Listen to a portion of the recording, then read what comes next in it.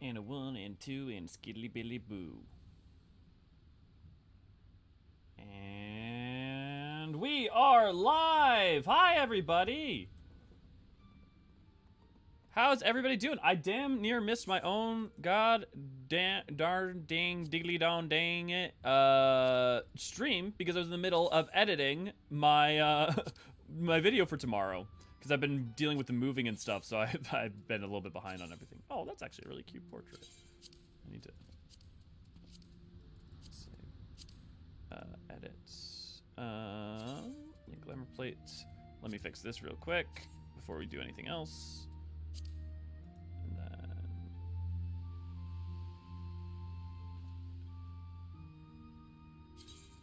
change it. Edit portrait. There we go. Save. Sweet. Okay. Hi, everybody! Ray, good to see you, glad to have you. Reminder, no spoilers. Not that there's much left to spoil, but basically just the bits we haven't got to yet. Kiko, good to see you, glad to have you. V, good to see you, glad to have you. Well, I made it to the last map of 6.0 last night.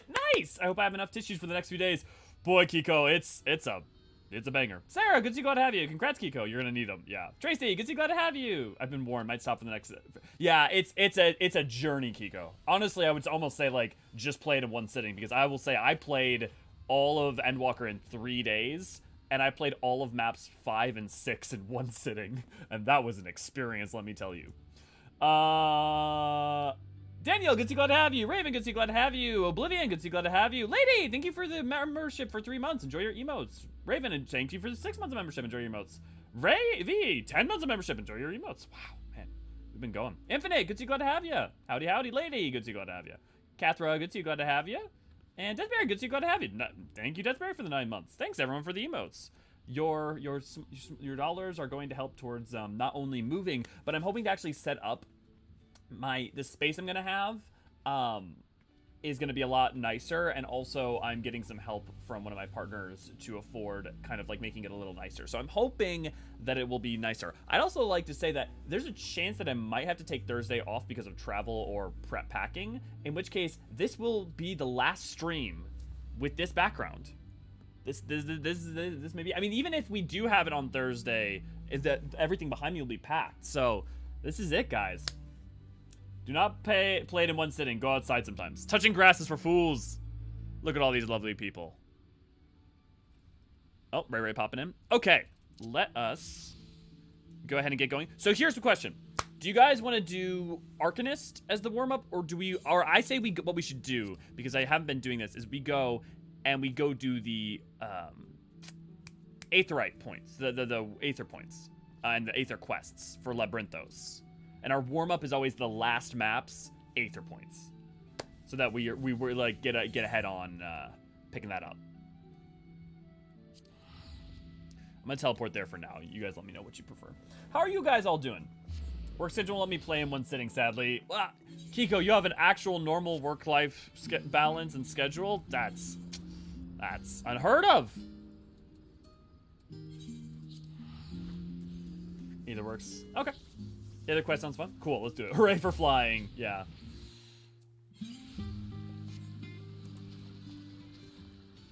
I haven't done it yet, so it'll be new lore to me. Oh, okay, yeah. Sweet. Okay. So let's see. What quest do we have? Lost Little Troll is one of them. Oh, interesting. Is there not most? Huh.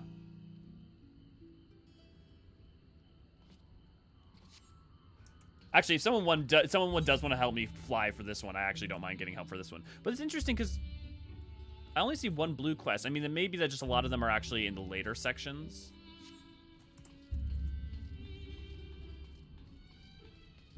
You got any more till later? Yeah, I knew there was only going to be half of them, but I'm surprised there's so few. Well, in the meantime, let's at least throw up the. Oh right, it's not in key items anymore. What is it even under? Is it under like Codex or something? Collection. Yeah, okay. Honestly, I kind of preferred it when it was a key item. Southeast. Feeling a little anxious myself, but I'm used to it by now. Oh, I'm sorry, Daniel. Background anxiety fucking sucks. It's like, you're not... I mean, like, sometimes you are so bad that it's a big problem, but sometimes, like, well, technically I'm not so bad that I'm incapacitated, but I don't feel good, you know? It's not a good time. Do you want to ride around getting the Aethers? Yes, I would love a ride to get them. During MSQ, I want to play it straight, but for warm-ups, yeah, it's fine. Ray Ray's on her way. Okay. Southwest.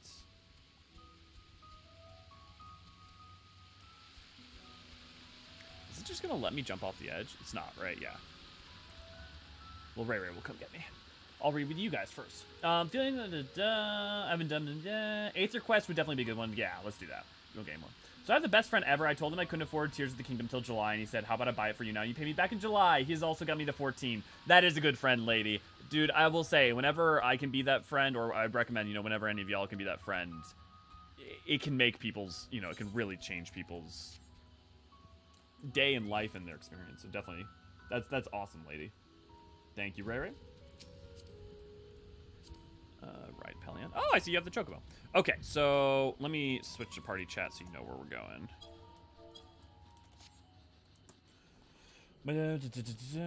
Oh, they're so cute, lady. Yeah. My tooth is hurting a little, like I said before. Sadly, I can't get fixed 3 bloody weeks. Oh, Raven, if it makes you feel any better, Deadpool's getting dental work done right now. So he's under anesthesia and getting a tooth pulled. So you're in good company with him. Would help with flying, but sadly at work. No worries, Deathberry. We got plenty. V could have helped. Ray Ray can help. Like, we're good. All's good. Lynn, good to see you. Glad to have ya. Anxiety never feels good, but you gotta power through sometimes.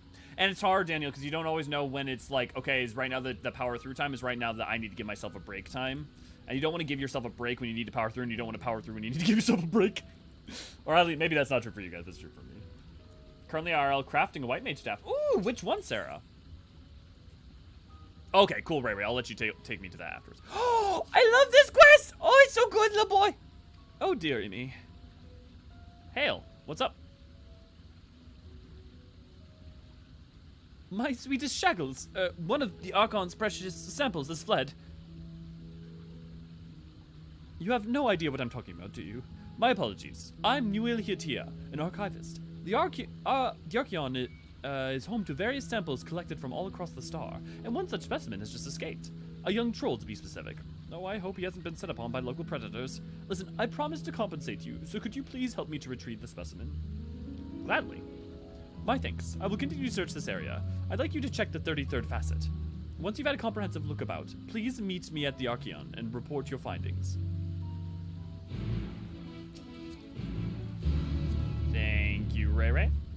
Hope the puppet feels better afterward. Yeah, me too, Sarah. He's gonna be way out of it. Where actually is that quest? He's gonna be way out of it, and when he's under and when he comes back, he seems kind of like awake, but he just goes like,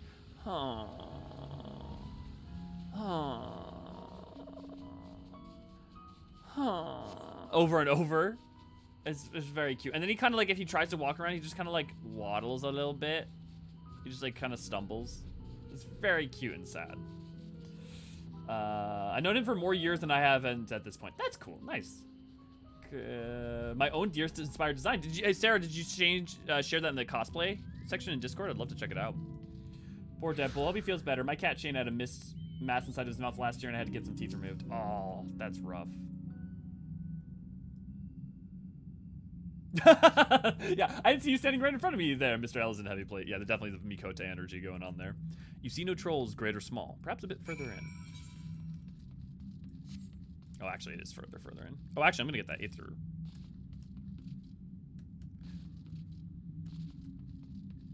Trapped in a crevice.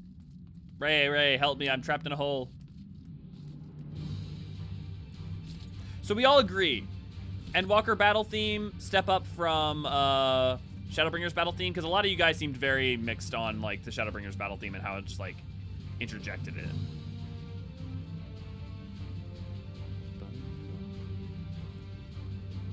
Okay, cool. Awesome, Sarah. Having dental work done for your pets aren't fun, but necessary. Yeah, you see. Good to see, glad to have you, by the way. Yeah, I always worry about it with him. I always worry about, you know, him going under, but it is important. I like all the battle themes.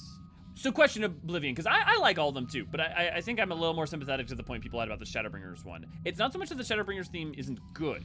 It's that the way it just like bursts in no matter what the vibe of the other music around it is. kind of feels a little off. I mean, like, even right there, this theme comes in hot and heavy.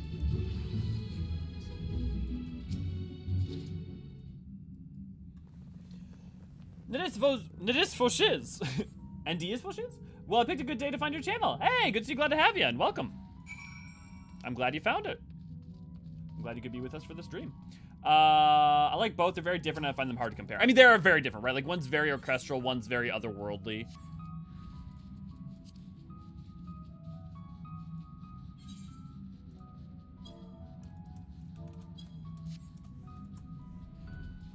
Yeah, I do think you could use a bit more lead up, but I still think they're all a bop. Yeah, they're all a bop, no question. I don't think there's... Is there any...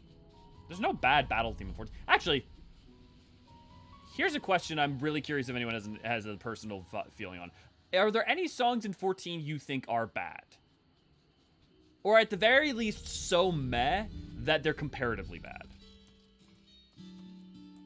Because I don't think I have any like that. I think I have ones that I love more or less, but even the ones I like the least, I still think are good. I see. I was unable to find the specimen either.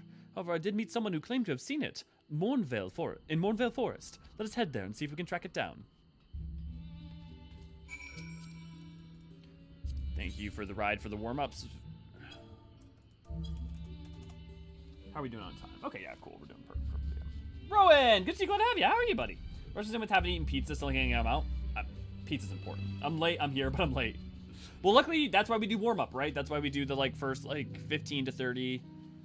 So it gives a chance for people to come in.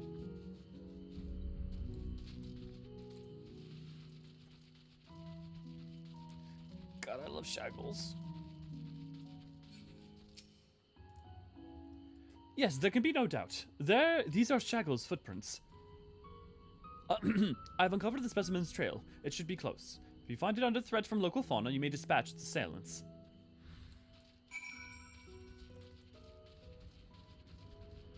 Hooray! There's a few I didn't put in my Spotify list, but I don't remember which. Interesting. Yeah, yeah, no, I mean, because there's hundreds of songs, right? So which ones you didn't put in? I feel like there are some I don't like, but I can't think of any off the top of my head. I mean, you know, if you have, like, hundreds of songs and only a handful of them you don't like, I mean, that's a pretty good batting average, right? I've yet to hear a song in 14 I didn't at least like. There are some that I have negative feelings about, but that's more due to the scene person they're associated with. Right. I mean, like, no one's sitting there just listening to Paradisical Predicaments just like, yeah. Right? Shackles!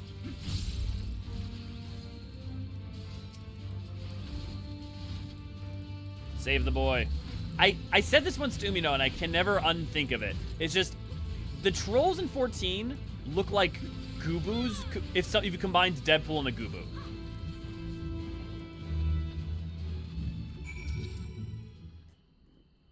And for those of you who are new, Deadpool is my dog.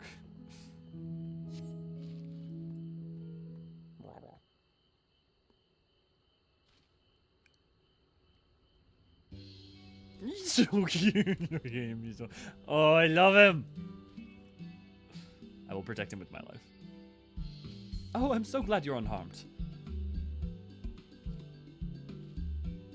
You're all safe now. Come, let's go home, sweetie. Silence, buffoon. What? The Archeon is still under threat. I must do something.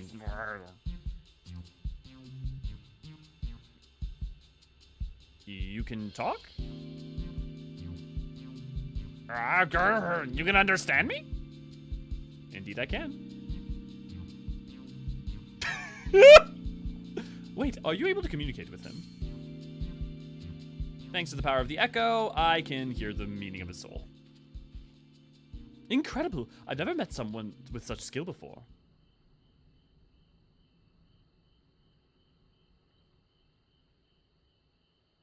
This bundle of joy was born in Labyrinthos. However, he was abandoned by his mother and in quite this state by the time we found him. He possesses a remarkable intelligence for one of his kind. We've elected to use him as a part of a study into the effects of growing up in an artificial environment. I had seen him making gestures that indicate he'd been reading the tomes here, but I thought he was just copying those around him. To think he actually understands speech. Though I do wonder exactly why you were able to understand him, and I am not.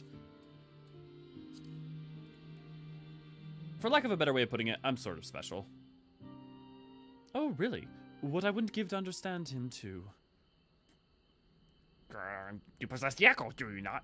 I find it difficult to the way your kind do, but I suppose it makes sense that you understand my general sentiment. I happen to learn of said power from the tomes in the Archean. Honestly, the buffoon over there is surrounded by a sea of knowledge, and he makes no efforts to engage with it.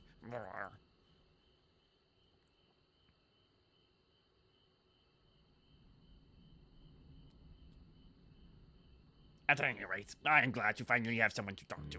I was saying earlier the Archeon is in grave danger. Some careless cleaner managed to bring woodworms in with them during a visit. If we leave them be, they're bound to cause irreparable damage to the materials at the facility. I tried my best to tell that buffoon, but it's with no use. That's why I took a chance and went in search of some of my own kind to see if they would help. But you saw how that turned out. Well, what is he saying? Well, there's woodworms in your books, and it's dangerous. Oh, dearie me. Still, it was most courageous of him to try and solve the issue on his own. Now that we are aware of it, we need to sort out this pest problem at once. Would you mind helping out a little longer?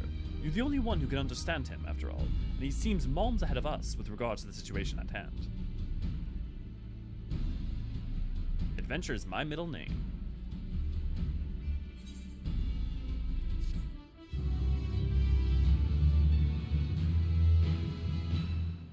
I love that they take advantage of the Aetherites being a starting point for a longer chain. So, like, now it's just a regular chain. Like, it's still a, okay, two things I'll say. One, do the Aetherite quests, always do those. But second, if you find a quest in Endwalker, and I think this is true, Shadowbringers, but in Endwalker that has a banner like this, and it's a yellow quest, these are the ones you want to do as a priority.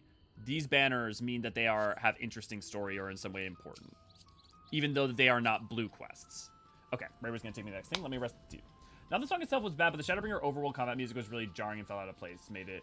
Yeah. Sophie, that was exactly what we were talking about. Made it annoying. Does that count? Yeah, no, that's exactly what we were talking about earlier with versus the Endwalker one. And, is that the song or is that the execution, right? Like, if they had more of a lead up into it, would it have been as problematic? That's hard. I love milkshakes, but I always end up with brain freeze. Oh, I'm sorry, Gathra. Like, under the weight, can't understand the word. Yeah, I mean, you don't have to understand the lyric just to, like, as someone who's super lyrically focused, I tend to like shit, but yeah, that's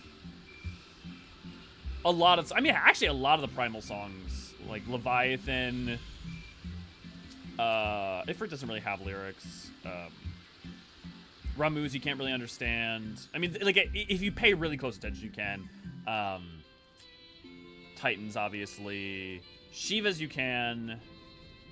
Who am I missing? We had ice, fire, earth. Oh, wind. You can with Shiva. Or with, Garuda. Now I can't see it. Thank you, Elio. Best reskin of a Gubu skeleton. Yep, they look like Gubu's wearing fursuits.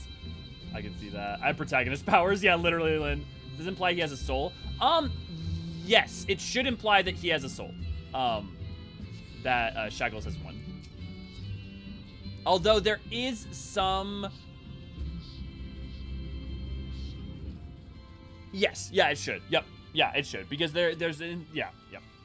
I had to think about that for a second because the fact that Alpha acquired a soul, but also that there's a reference to understanding land, birds, and animals as an echo power.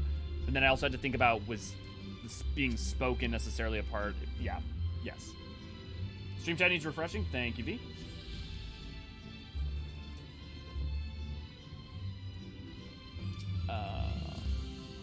Might be a hot take, but I do have issues with Torn from the Heavens. I probably heard it way too much. Really? I love... Oh, okay. I mean, yeah, I would say that is probably a hot take to an extent, Rome, but do tell me, like, any particular reason just because you've heard it a lot? To be fair, I don't know that it actually gets used other than for the hype moments that often. A lot of times it's Maker's Ruin instead of Torn from the Heavens.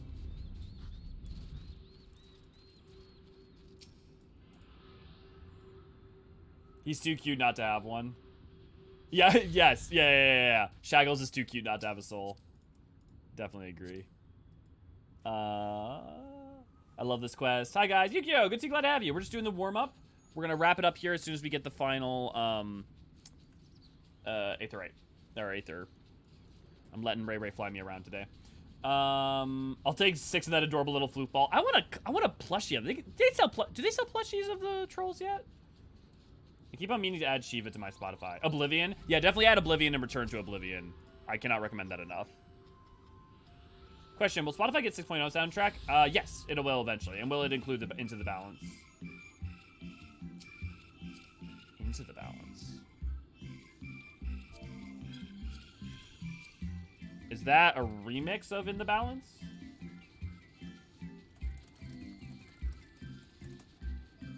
Or did you just... Oh, sorry, In the Balance. If you were just meaning In the Balance, then yeah. We'll get a 6.0 soundtrack. Probably In the Balance won't be in there. It might, but it might be that they're going to release the patch. Because sometimes they haven't done this, but it seems like they kind of... What they like to do is have it be... content and patch for the two different albums. We will get 6.0 in there whenever the next album drops.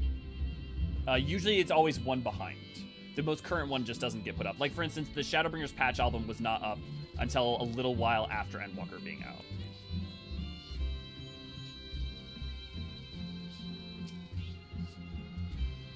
Question, do you want a troll plushie or a Gabi plushie? I want a Gabi plushie, right? I mean, the answer is Dochite Moi, right? Is why not both? But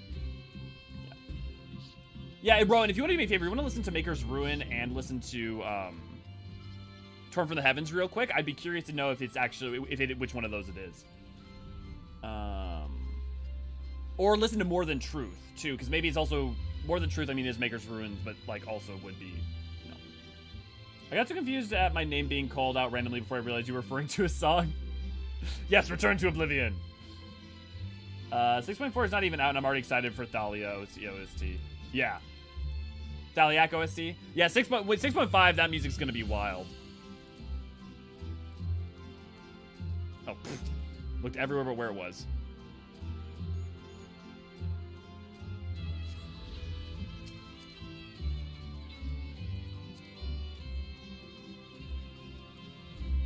Shaggle's becoming an auspice. I need it now. I mean, he basically is a mini auspice. Well, no, because he doesn't have the power of normal speech. But I mean, he's like a maybe not in spirit, if not in letter. It's really torn. Maker's Ruin still sounds fine to me. I don't know why though, but yeah, interesting. Okay, we'll keep an eye on that. I'd be curious to know if that. Because its usage... It's used as a leitmotif, but it's not crazy overused.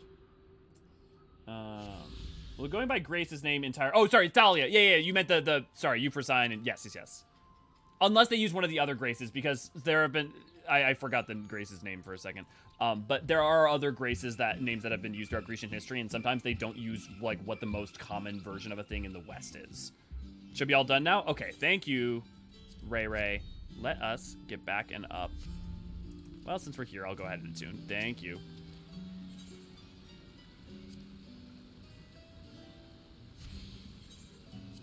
Let's get going. Let's get the story going, guys. Sea shanty music, I'm calling it. How can it not be? Sea shanty would make sense if it ends on Ocean or Lim Lane, especially Lim Lane. I think that is a good chance you're right. I've been pitching that since, well, actually since Agalea. Because since we've known the order, we knew pretty much how it was going to go. The only question is, do we fight Ocean? What with Derek and all that stuff being a little bit up in the air. And the fact that they made two of them one fight in Althic and Nymea means that, like, the pacing for the final one's going to be interesting.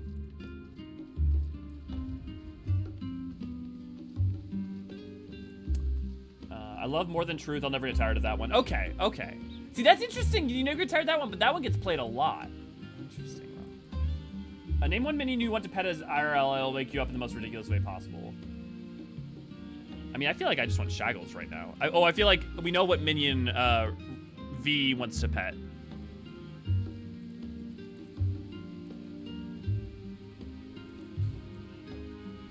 Earthball, good to glad to have you. I love the tile work in Charlian. Yeah, it is lovely. I'm really looking forward to the graphics update because I think they also are going to add some, like, they'll add even more detailing to some of the repeating textures based on the stuff that they showed us for Thavnair. Speaking of, who's ready to meet Emilians? Part of me thinks I should finish 6.3 soon, but also gestures to her Switch. Lady, you can do it in one sitting. Like, 6.3 is not that long. It's like 4 hours at most. I would recommend get it done so that you have it done, and then you can just full tilt, let yourself go wild into Tears of the Kingdom. Just my opinion.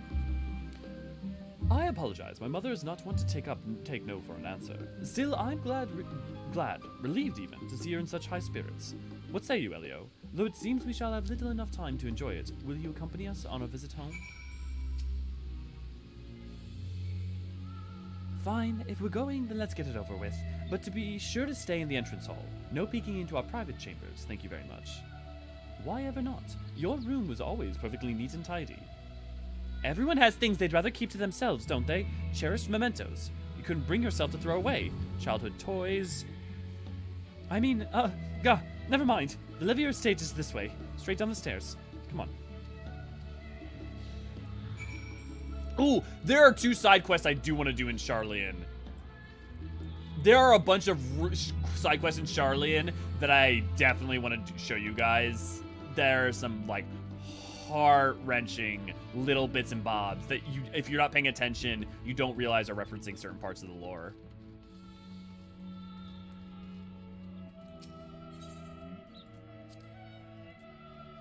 When Alice and I were little, this bridge was as far as we were permitted to wander alone. I say alone, but my mother or servants were always somewhere nearby to keep a watchful eye. And now look at us, traveling to different continents, different worlds even.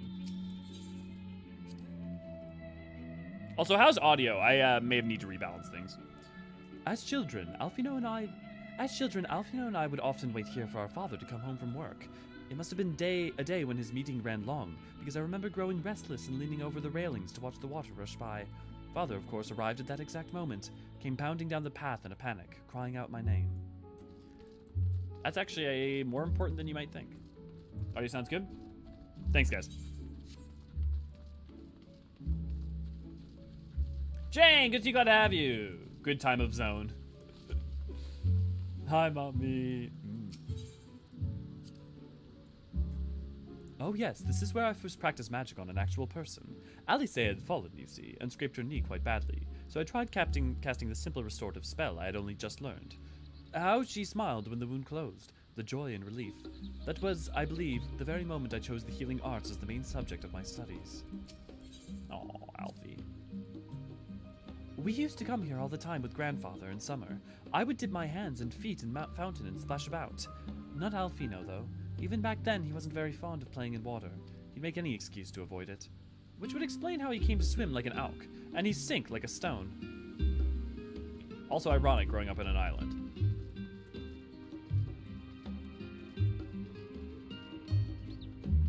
Yeah, no, I mean, it's not a malfunction, bro. It's just, it's interesting. It's always interesting to me the different things that stick in people's brains, right? Or like the things that, why you get tired of one thing but not another, or why Endwalker hits for some but not another, or you know. Alice is so adorable when she's flustered and also otherwise. I'm more confused in the context of the name of the Maker's Ruin. In Japanese, it's called Godless World, which makes more sense given the context.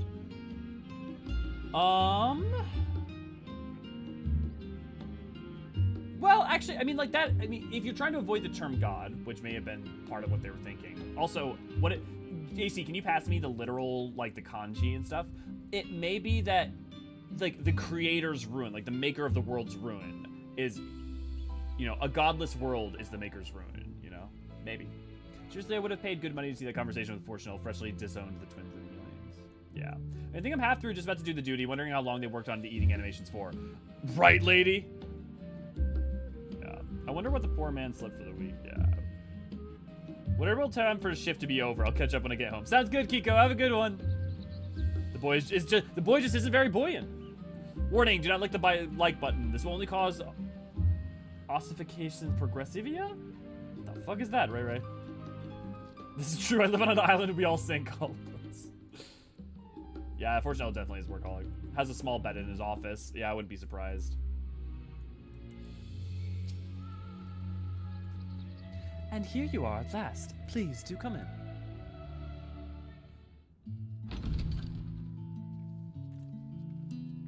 I love the Last Stand music. It's so good. Okay, I'll be right back. I've got the headphones so I can hear this, but I'm gonna go grab a drink. Welcome home, my lady.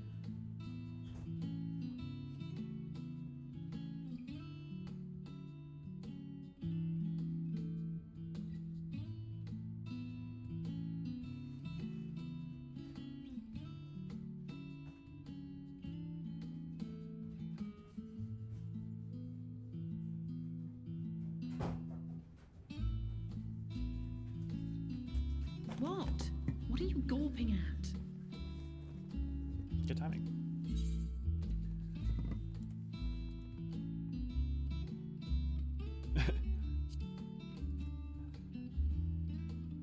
Well, how's love here and all this grandeur? Oh, gods, please don't.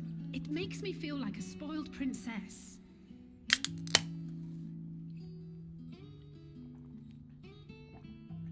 Honestly, the fact that Lord the twins turned out Fortuno as is good as not they to did is hear surprising. of this visit.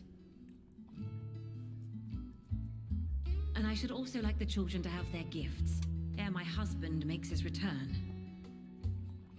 As you wish, my lady. I think that was Americ's voice actor again.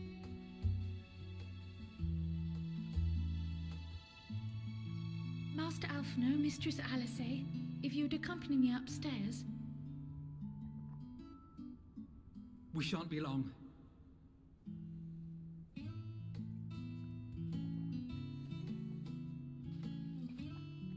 Yeah, world without God, godless world.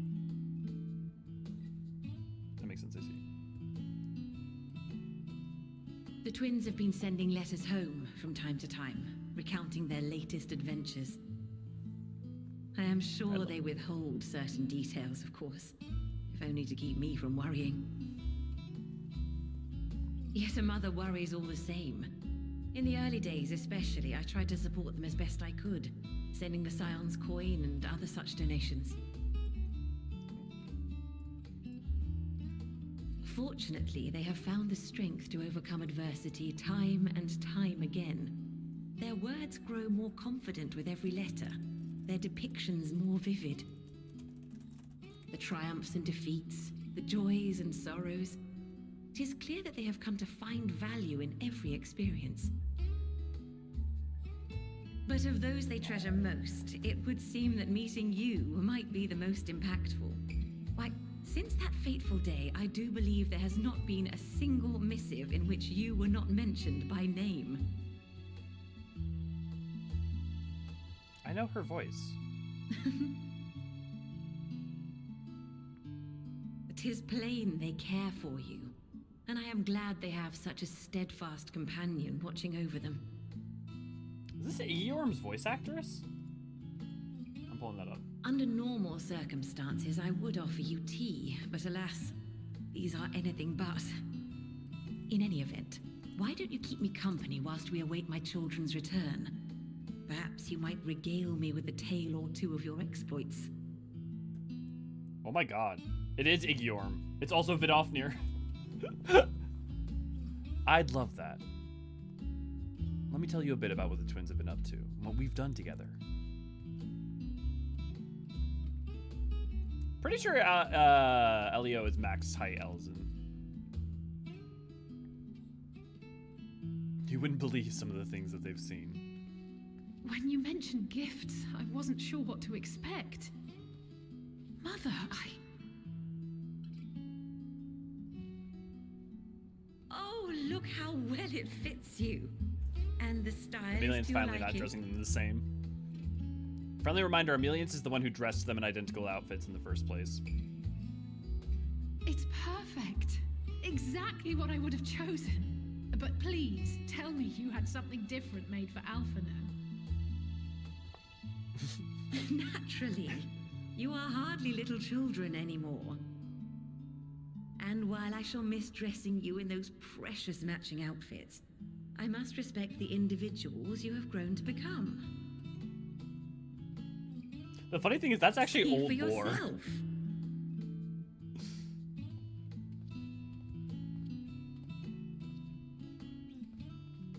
Thank you for the splendid clothes, Mother. Stylish, comfortable, and eminently practical. I am so glad you like them. They are, however, missing one final touch.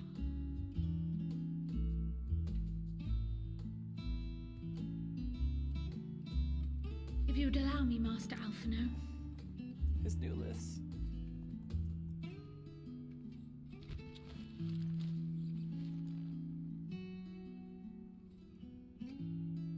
Oh, those new lists. I feel like I'm sad because new lists peaked with the very first new list. Wait. Are these... A sage's tools of the trade. They belonged to your father.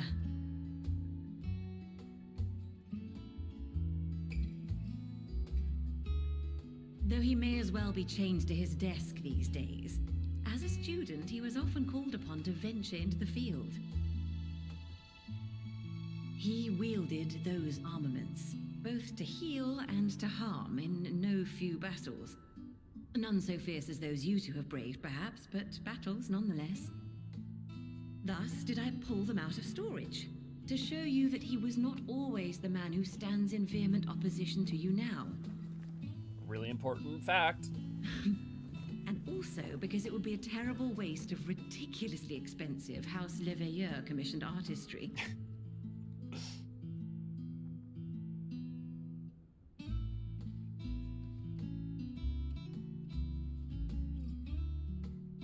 That's like a key piece of the puzzle. He wasn't always like this. Okay, everybody else thinks that looks like a tooth, right? Are quite difficult to master, but someone of your extensive experience should soon have them darting about with grace and aplomb. May the wisdom in that crystal serve you well. And please, try to find common ground with your father, that you might come and go without need for this awful subterfuge.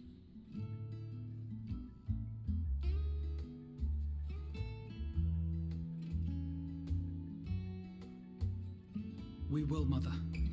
I promise. My final gifts to you, before you run off, are an observation and a suggestion. Firstly, Fortuno has ever been a serious man, but it was only after you were born that he truly lost himself in his work. I may not know the forum's inner workings, but I know your father's. The timing of that change in him holds some significance. Secondly, do not seek to best your father with words. Far better that you simply show him. Let him discover the merit of your actions, after they cannot be undone. I love Amelians. Amelians understands, Amelians pays attention. We shall take your wisdom to heart. Thank you again for these gifts, and farewell for now. Safe travels, my children. Eat well, stay warm, and keep your friends close.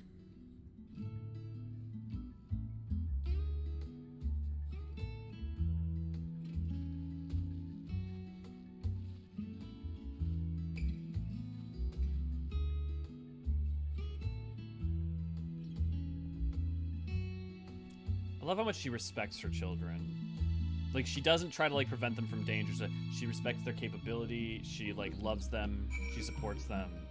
And she doesn't try to ignore who they are and what they believe is right. And that's just, that's good.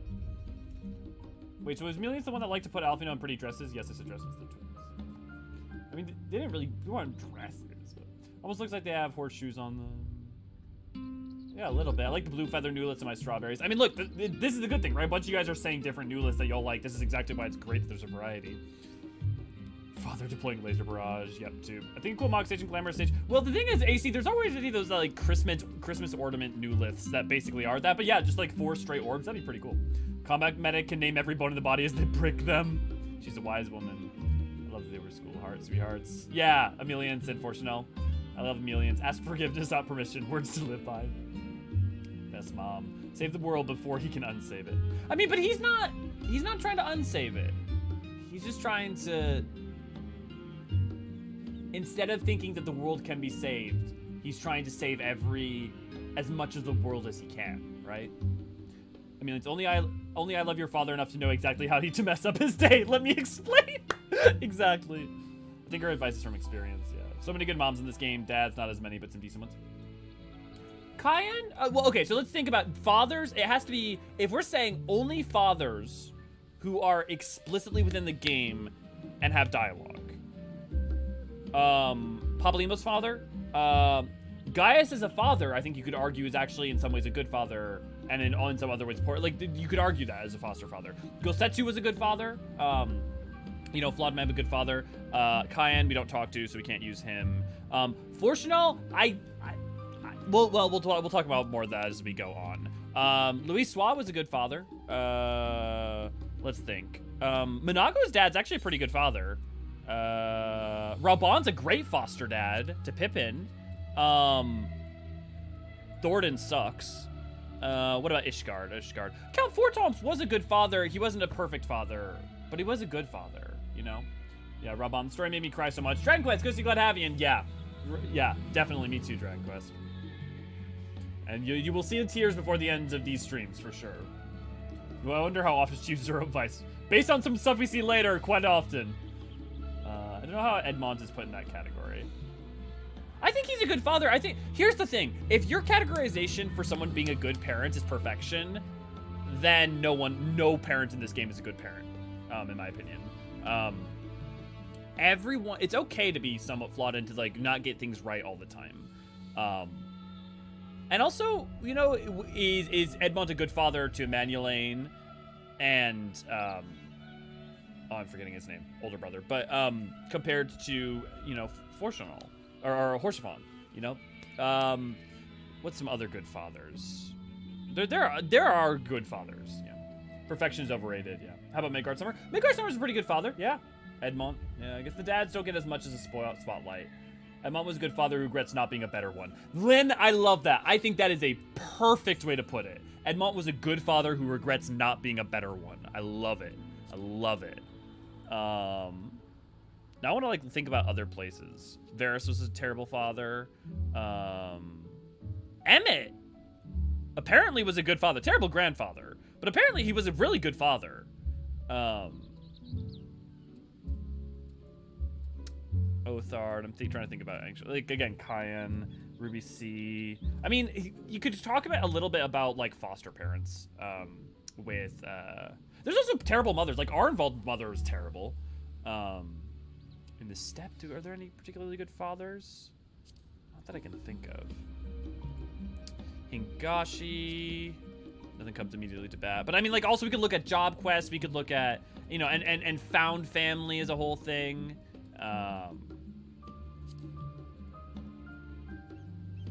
And also the adoption of, you know, like, Bahamut and Tiamat were good parents. Like, the First Brood and their children, they seem to be relatively good parents, even if they're hands off a little bit. You know, Curtis Hext. Yeah, Curtis was a good father. Thancred, good father foster. Emmett was a good father for the son that met his expectations. See, that's interesting, Jane, but I don't think so. So if we read that short story, my interpretation of that has nothing to do with, the son, because Varys isn't his son. Varys is his grandson. His son, in the short story that we get, he had a deep love for him, not because of his successes, but just for him. At least that's how he describes it in his internal monologue. On Ramses' father, totally blanking on his name. Ramses' father, I don't remember tactics very well, so. Set of parents, but spoilers to stop myself. Set of parents that would be spoilers from now. I don't know, but appreciate it, Earthblood. Thancred's best foster dad. Tiamat became hands-on recently, or even claws-on. Yep. The royal family line is fuzzy in my head at the best of times. Yeah, no good, Jane. Most people think Varys is Emmett's son, and it's a very common misconception. It's very, very, very, very common, because we don't ever meet Varys' father, because he died young.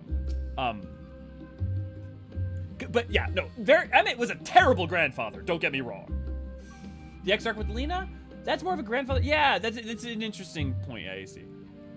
I thank you for indulging Mother's request. I can see it meant a lot to her, and I shall refrain from inquiring as to the content of your private conversation.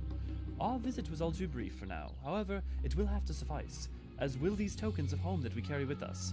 These gifts to help us remember who we are and whence we came. But enough of sentimentality. Let us return to the annex and join our companions. Is that Mikote supposed to be... Yeah, Jinx. I was going to say, that's supposed to be Jinx from... Actually, is the quest here? Daldash. Oh, the Daldash quest is here. Oh, I would have...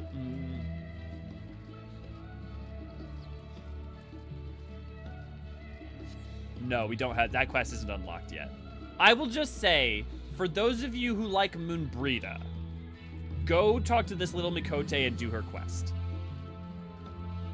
And also, I love that that quest has lore that was set up inside of Encyclopedia Eorzean Volume 1. Like, it doesn't... You don't need to know it, but if you knew that little... There's a little bit of, like, lore in it that if you know, actually makes, like some foreshadowing.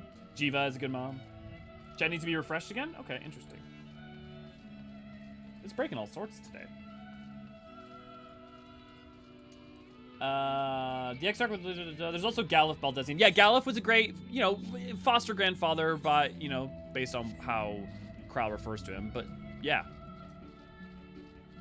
I think there definitely are good fathers. I think there's good parents and there's bad parents all over 14. Yutsuyu's parents were both terrible.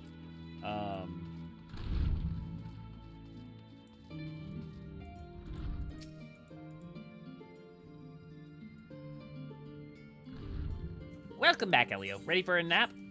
Actually, no. I'm here to meet with the Scions.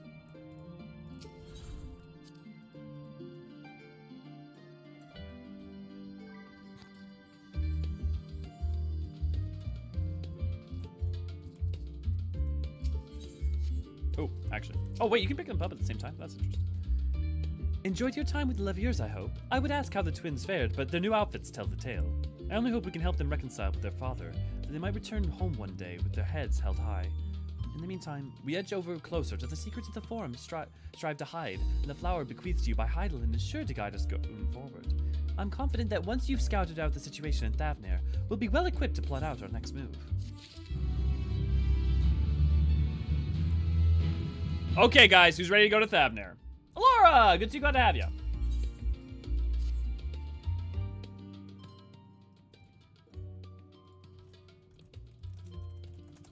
I have Kral's instructions in hand. Oh, give me a second. I have Kral's instructions in hand. If you are ready to set out, then so are we. Having been to Thavnair before, I can travel by Aetherite. But what of the rest of you? Another sea voyage would waste time we do not have. Kral was of the same mind and has already secured the aid of good folk of the Confluence. We'll take ourselves there. Oh, God, they set this up good. The Confluence, thou sayest. I'm afraid so, my friend.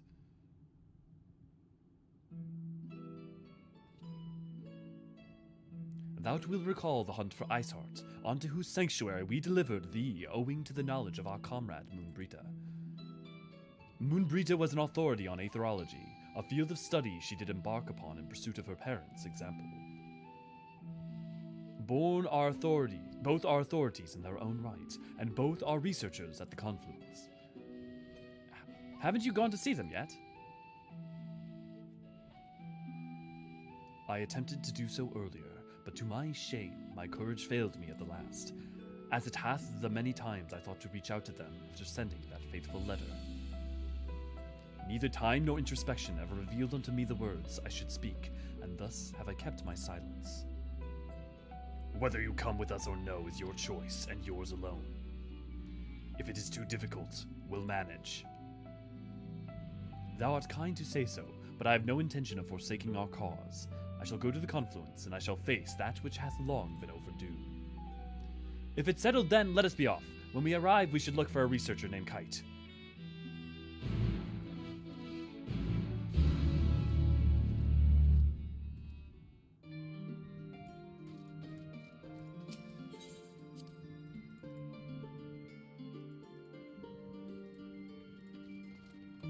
I love Estinian in this moment. Yeah, honestly, I really love how Estinian is still gruff, but like is caring in the way that he like is very caring throughout this expansion. He's incredibly, in his way, and for him, incredibly empathic, generally speaking. And I love that they do it. They don't give him, it's not about just giving him big moments, it's about giving him little small moments like that. Having him say that rather than Thancred just gives a little bit of insight into his progress as a character, right? Godbert strikes me as a good dad. Godbert strikes, you say? Yeah. I would say Godbert is a good dad in so much that the Mandervilles are down for what they're down for. You know?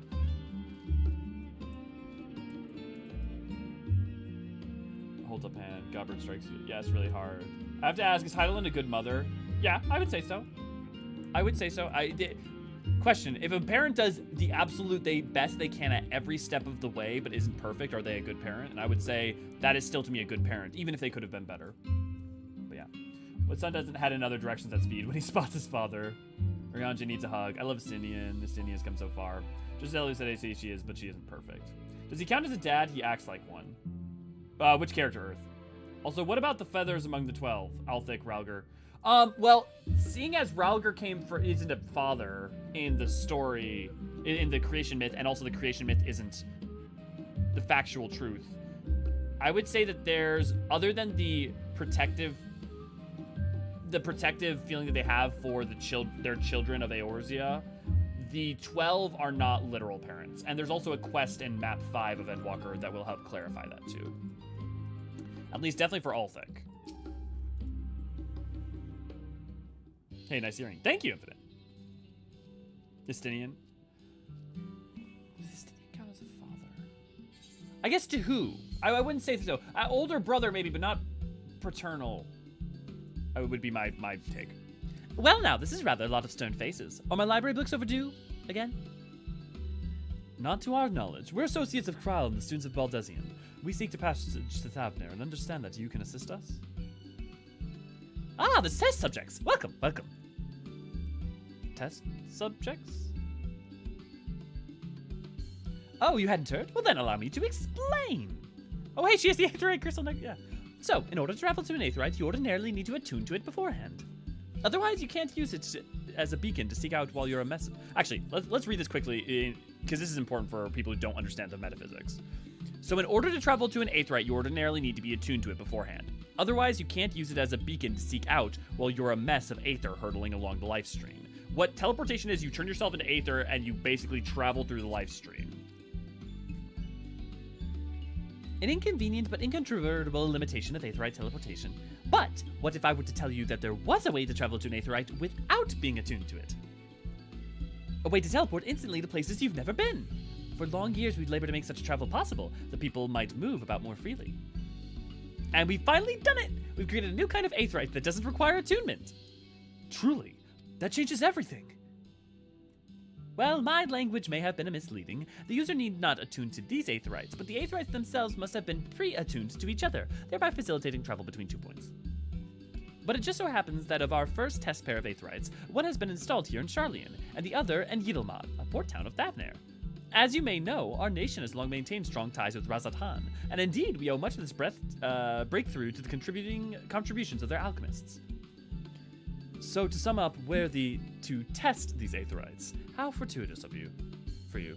I should mention that an accident has impaired my ability to channel Aether. Will this be a problem? Not at all. As a matter of fact, you might say these Aetherites were made for people like your good self. The magics imbued within will whisk you away without any effort on your part. A veritable dream come true, and far be it from me to worry about such things, but we do have permission to make use of your shiny new invention. The only permission required is yours, so assuming you're willing, we're all set. It may come as a surprise, but we're actually struggling to find test subjects. Most people seem to have an unreasonable fear of their souls gradually disintegrating as they drift helplessly in the live stream, in the statistically unlikely event that something goes awry. But it's plain that you aren't most people. Mr. Skryl truly knows how to pick 'em. If I might change the subject, are Master Wilson and Mistress Blowita not present today? Oh, you didn't hear? They recently resigned their posts. Their expertise was needed elsewhere. A large-scale project helmed by the Forum itself, as I understand. But I'm not privy to the details. I see. Any other questions? No? Then let's get going before you change your minds. Please, see to the preparations and head outside to the Aetherite Plaza. I'll be along shortly. If someone ever refers to you as a tough subject, tell them you're in the control group. As far as this here. Well, we'll find out in a second, lady, won't we? Flora, good to see you. Glad to have you. Hey, Leo, how's it going? It's going good. Does that mean that there can be no Aetherites on the 13th? In theory, yeah. Actually, Lynn, that's a really interesting point I hadn't thought about. In theory, Aetherites should not function on the 13th. Unless you're in a very limited scope and scale. So, for instance, the teleportation nodes that exist in the World of Darkness, I think could potentially make sense if you have enough coalesced Aether to have a mini spot in which Aether can pool that you could travel along. That would make sense. Now, they may have a justification for why it could still function. Maybe because the astral trails of tether Aether are allowed to tether between points or something, blah, blah, blah, blah. But I would say no. Actually, you assume no. Seriously though, why do Fantasy Knight armors have the butt cape? It looks so cool, but I don't know the exact function of it. I think for riding? Does it make your butt sweaty in the Thavnairian desert? Well, no, because, so think about it this way instead. The splits for riding. This cape blocks sunlight from getting on and heating up the armor. So it heats up the fabric, but the fabric's only going to take so much heat compared to the armor, which will absorb it and have it press close to your skin. So this extra layer deflects a bunch of sunlight and actually keeps you cooler over time. Welcome back, Kiko. Yeah, it's a very Charlene attitude, AC. It looks good is probably the thing. Armor is already so hot, an extra layer of cloth isn't going to make the difference. Well, again, remember, it's not touching us, so there actually is a benefit to that. They both explain this in Encyclopedia Eorzean Volume 2 and in the game. Emma and Zen are canonically close friends, I believe. Yes, they are canonically close friends. That is correct. Somewhat begrudgingly on it. I would say Azim is as close of a Emmett is as close of a friend to Azim as he is to Hythlodeus, but he's not always with Azim. That is what is communicated through short stories and other. And this is not Endwalker or later stuff. This is Shadowbringer short stories. It's a butt heat sink is what I'm hearing. You're not wrong. Misigo, good to see, glad to have you. And you can say that the movement is heroic presence and not gas. Beautiful Earth, beautiful. Yeah, exactly, lady, exactly.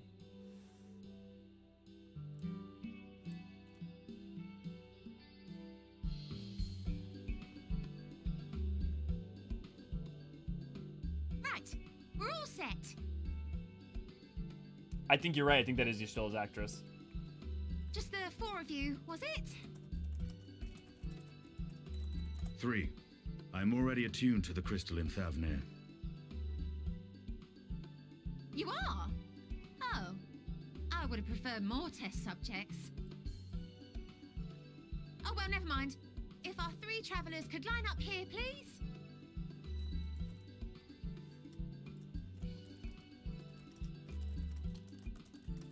It doesn't say online. I'm not seeing any. Someone said it sounds like whoever voices Tracer. Yes, right there is fine. Take a deep breath, and I'll soon have you soaring through the ether. Yeah, someone confirmed it is Robin Addison. It is Yashtola's voice actress. I love this part. Oh, and one last thing. You might experience a teensy-weensy touch of violent ethereal sickness. Good luck! What? I remember when that happened and I fucking lost it the first time. Oh my god. The fucking what? This is so good. Jackson, good to see, glad to have you.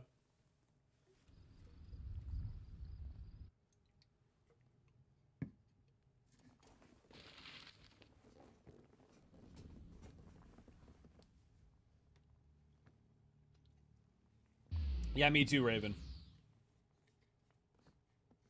I love that they do the map thing. This is, for anyone who's like not super familiar with the geography of the world, I feel like this is a really smart thing that they've done. Although I wish that they would frickin', they need to, if they do not up-res the map with the HG text treasures, I'm gonna be mad. Home to city-state Rads at Han. Rising from the southeast waters of the Bounty, this Isle of Plenty served as the battleground for a conflict between 2 peoples. Their cultures bled into one another until a unique amalgamation was distilled from the chaos, in a process not unlike their precious alchemy. Once solidified as a single nation, an adamant stance of neutrality would hold invaders at bay. For a time. I love that their deities are humans with beast heads. Now and beasts with across human this heads. vibrant isle creeps a fog of malice. What choice do you have?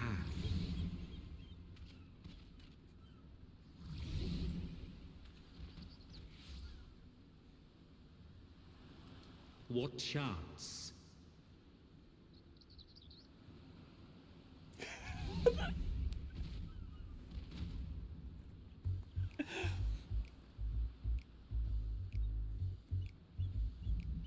I also love how this is the Eorzean group.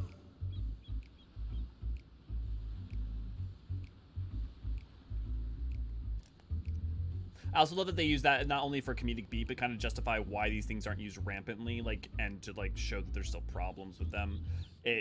Because the thing is, if the Aetherites don't have limitations, they kind of break things immediately, and there it's okay to break it in the future, but they have to kind of eke it out a little bit.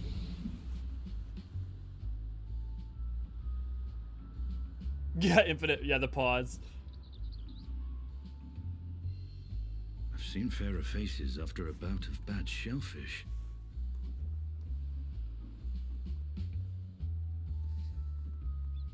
Who says he's not, Jackson? Let me bring you something to drink. That should help settle your bellies. Think about it. Last time in 5.0, our Bert was watching us.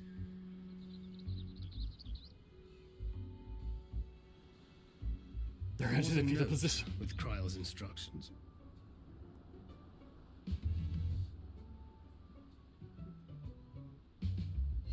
Don't let Estinian roam the markets alone. He's alarmingly bad with coin. I love that it's a literal plot point that he's bad with coin, and a literal plot point of him getting better with coin.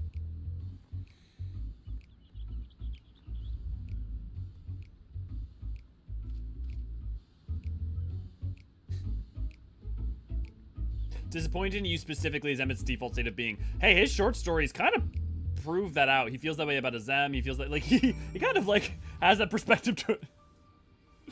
And thus we learn someone is worse in coin than Alfie, though. Yeah. I want an AK map of Hydaelyn. Yeah, me too. Well, me too, Oblivion. I have an up-resed one that I made, but like, and that's like better, but it's still not perfect. Now they're not going to update the map, just anger you, Elliot. Well, I'm sorry, guys. Thavnair's the only region of where I can... Oh, I forgot that it actually does the effect. Thavnair's the only region I can think where the name of the region is used more than the name of the city-state controlling it.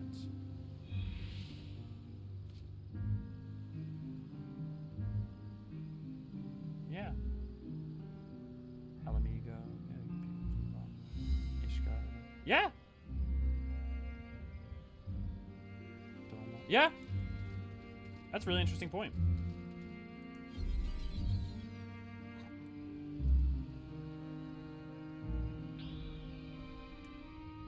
Yes, I would definitely say the closest is Mango Lost. I see, yeah. Krau leading Estinian, or 7.0, would it be Krau?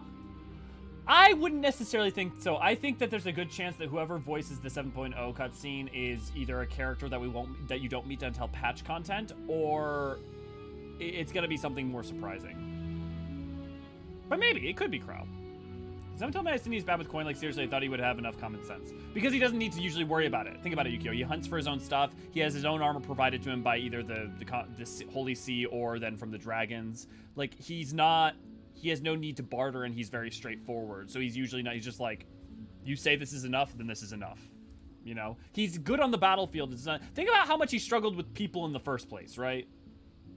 Because he had a sugar daddy named Americ, let's be real. Yeah, Estinian has been on an expense account his whole adult life.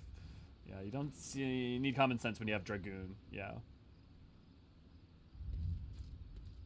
I'll let you guys explain that. I think you guys got it. You there. I need 3 drinks. Something that will help with aether sickness. By the Manusa. A traveler. Or, I mean, greetings. Greetings and welcome. I don't think I've actually ever tried to do an Indian accent. Greetings. I should have practiced. I should have, like, actually thought about that. You are wise, good sir, to come to me. My special Amara lassi, made with only the finest and freshest ingredients, is famed for calming unruly bellies. By the way of a warm welcome to a Thavnair, I'm pleased to offer it. And for I'm not just, I'm not going to do any accent right now because I actually just realized that my mouth is not prepared to do it. For the low price of 19,800 gil. For not one, not two, but 3 bottles. A bargain amongst bargains. The price is highway robbery, and you want to say as much to Estinian, but you realize any words of warning you cry out would be accompanied by your last meal. You must stand before Estinian and using gestures deny the deal is fair.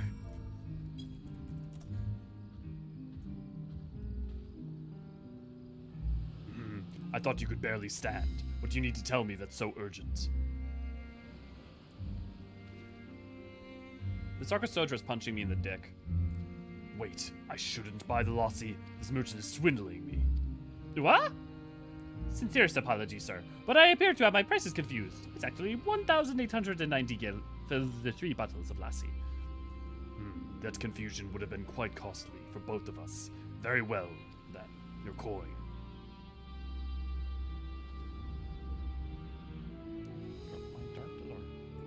Here's a bottle for each of you. Take them to the others and get some rest. I'll be back after I've explored the town. Do you think Alice is good with money? I'd say so. No impression that she's not. Alice says bargain hunting is a life and death. I would, yeah. Yeah. Yeah, Raven, I think what I'll try to do is actually practice that as an accent later on. I never did got the, like, Alamegan, oh my god, not Cockney, what the frick is it?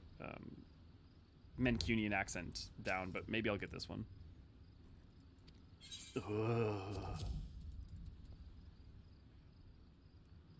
Finest and fresh ingredients. This Amaral flavored lassi is boasted with settle unruly stomachs. It's true. Mango lassi does help settle. I will say lassi has helped my stomach settle. Praise be the 12. My stomach doth loosen its death grip. My heartfelt thanks to the Estinian and to the fine fruits of this land. You were in time? Excellent. You spared us Tataru's wrath.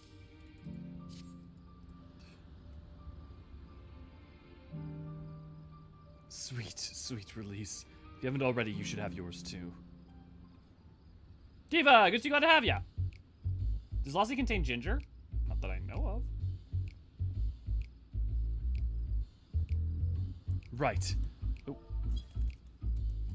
I'm ready to get to work with the lassi. That lassi truly worked wonders. Back on your feet, I see. Thy hair. Oh, that's when he does that. I've bound it. 'Tis the most I could do against this heat, short of shredding my armor. May I ask where you got the cord for it? A local vendor. The man said it's a Thavnairian weave, tough and not easily unraveled. And how much did it cost?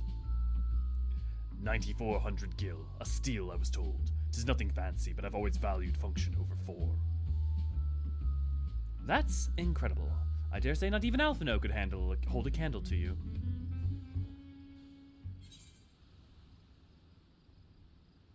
Oh, yes, it's in the... It does! It's in the Eorzean cookbook. Oh, cool! I should have pulled that out straight out. I didn't even think about that.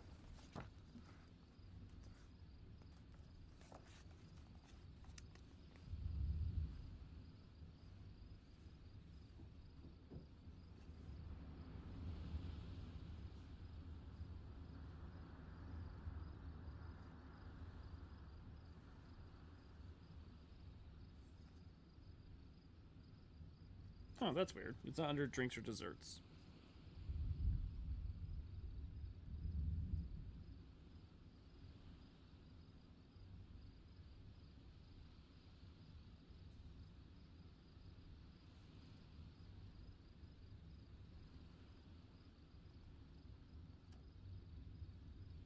Huh. That's weird. I don't see it in here.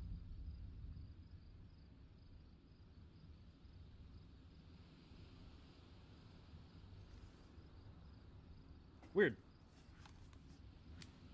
Would have thought that would have made a lot of sense.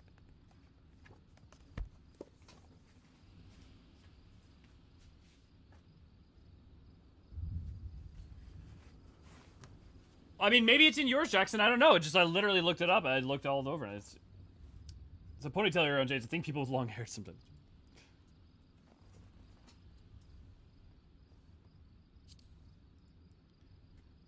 It's not uncommon for merchants to sell at high price, but all this seems rather excessive.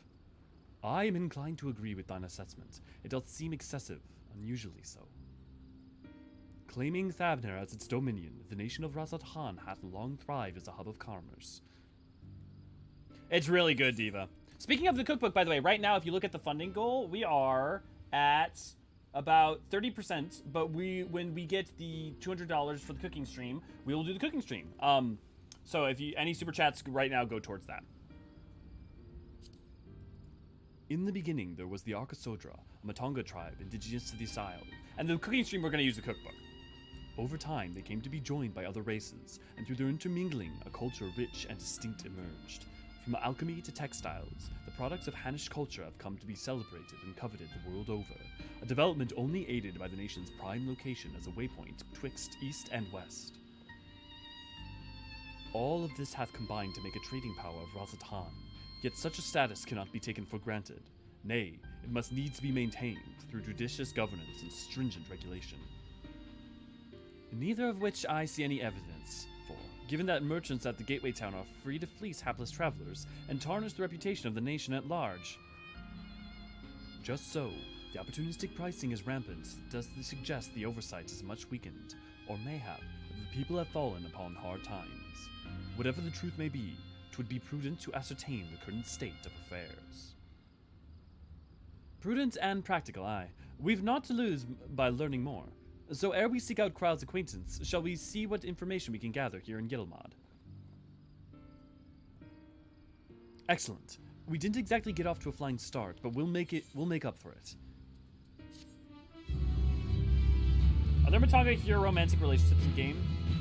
I want to say that there's at least, well, I don't know if it's here, but I think that there's at least one Matonga, non-Matonga romantic relationship. I think a specific Archosodra one. I can't remember. I don't remember where. I'm sorry.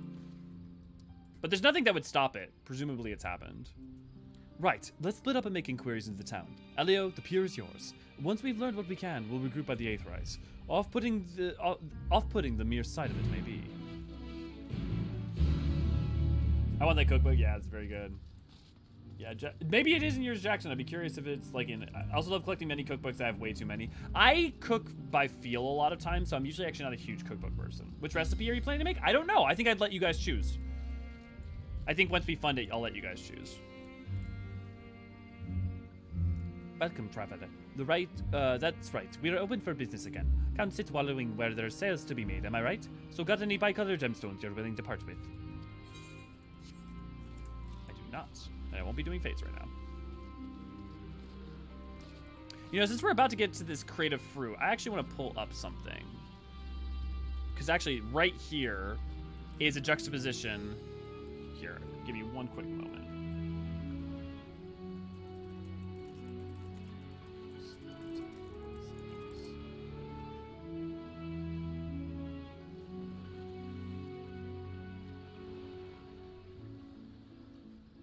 Here it is.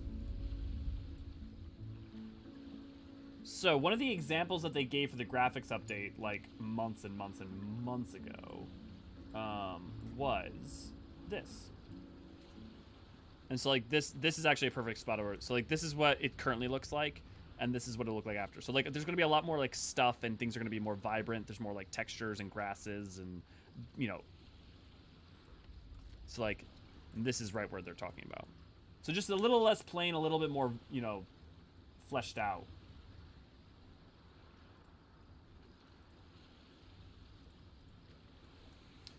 One of the quests has a Matonga wondering how to approach an Awa girl they fancy. That's, I think, what I'm thinking of, Jackson. I think that's what I'm thinking of.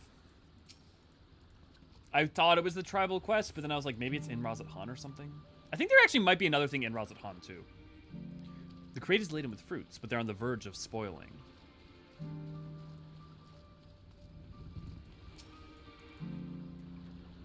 Oh, well now, it isn't a traveler. You're a rare sight in these unsettled times. People have been giving us a wait berth since the accursed tower suddenly appeared on Arunar. If it had just stood there and loomed up ominously, perhaps things would be fine after a fashion. But no, it has to be spawned fell fiend as well. Still, we have all our lives to thank the Radiant Host. But business is good as dead. What will become of us? Only the gods know. Look, those towers are evil and they're bad news, but I have to say they are really a striking sight on the horizon, especially like during the nighttime.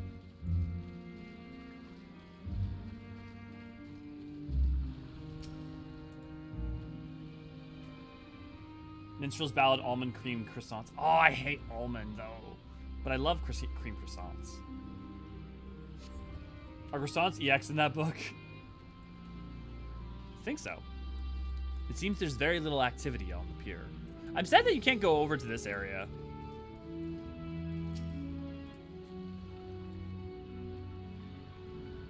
Hi, is anything up? What am I doing? Oh, recording my sales. Still do it daily out of habit, though I don't know why I bother. Hardly sell anything these days. Businesses have never been this terrible, but I suppose things could be even worse. I could have a consortium to keep afloat, like Khalzal. I don't envy his position. Better to be alone with my little operation, I've come to realize. You're a traveler by the looks of you. If you have a moment, perhaps you could play Khalzal a visit. He'd be glad for the tidings from abroad. Like as not, you'll find him in the Saltwind Sails, the harbour guild building across the water from here. I vote for lemon blueberry waffles. Are you trolling me, Jackson, or do you just not know about this whole long history of a thing where I hate desserts in my baked goods and, or I hate fruit in my baked goods? Unlike the almonds, I can't eat those. Yeah. If the tower evil, then why pretty? Because you think something can be evil and beautiful, terrible but beautiful to behold. You know, I think that's absolutely. I think if you can't recognize that, I think like. I think that's part of life, you know. I hate cooking. If you ask me to cook something, you're gonna get a piece of bread, and you're lucky if I give you butter for it, because I'd be salty. You'd ask me to cook it in the first place. Jesus, Rowan, you're going hardcore. Any particular reason? I love cooking. I like cooking for other people. I like cooking like a set of like I like about like 20 to 30 recipes that I love cooking. Yeah, I think I like to cook. I don't know that I like, but only if it's. The goal has to be for eating. The sheer act of cooking by itself isn't fun, but cooking so that I can eat something very delicious, is fun. Or Yotsuyu. Yeah, Yotsuyu. What about crepes? Crepes sound good. You can make the exquisite spisu. It's yummy. Maybe toss Elio some sourdough bread. We'll make him happy. Maybe I'm just grumpy because I'm hungry.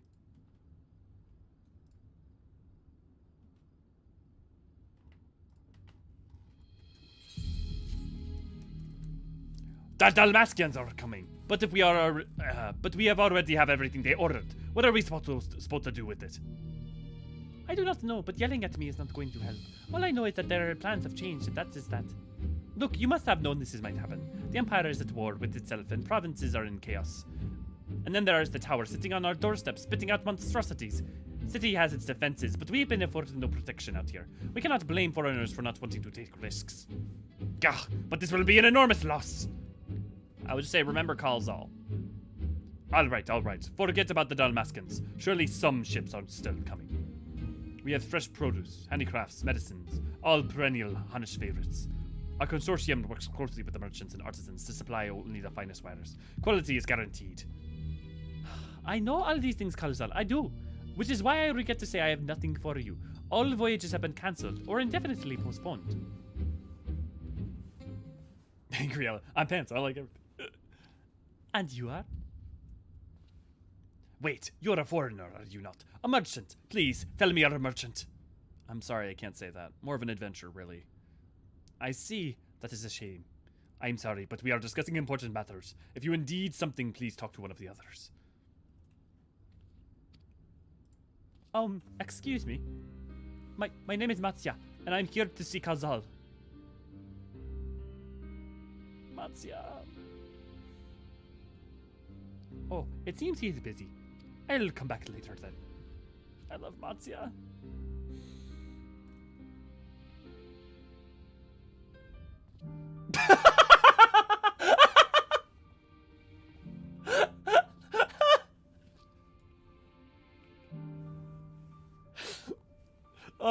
Lynn. I see you grew up on Disney films.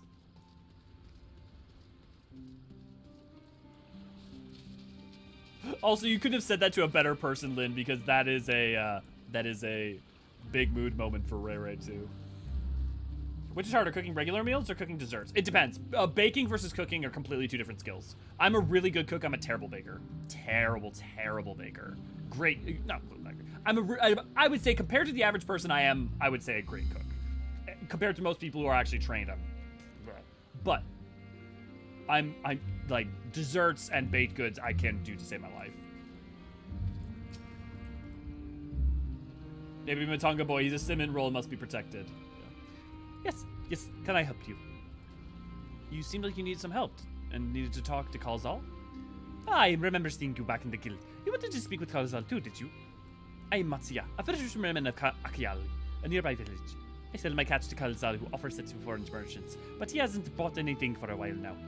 When I heard the consortium had been struggling, I became worried and decided to come and see him. Just as soon as he's free anyway. He's a hard-working man, and I dare not disturb him.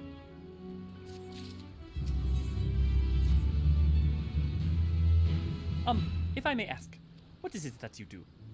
Well, I'm mainly an adventurer by trade. An adventurer, you say? Oh, I fucking nailed that one. And you travel the world helping people.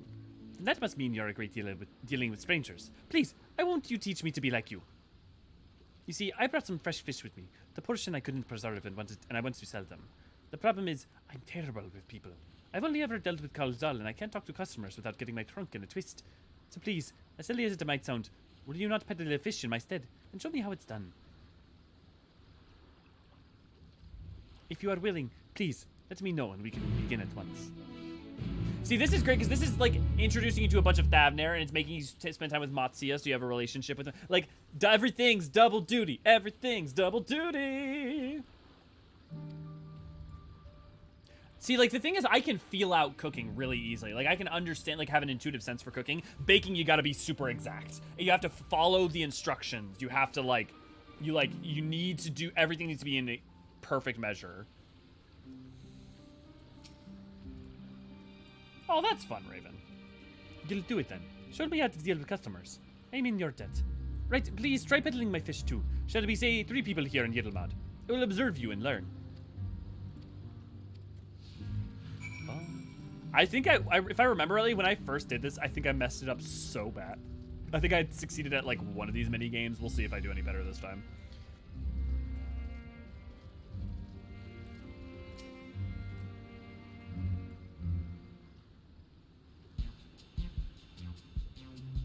True, Deathberry, true. Yes.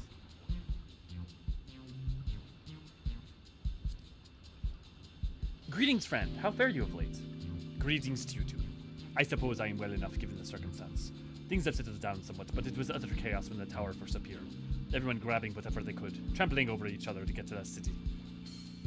Many remain there now, but I could not stay away. Had to come back and continue with my life, such as it is. Whether or not it was the right choice, only time will tell.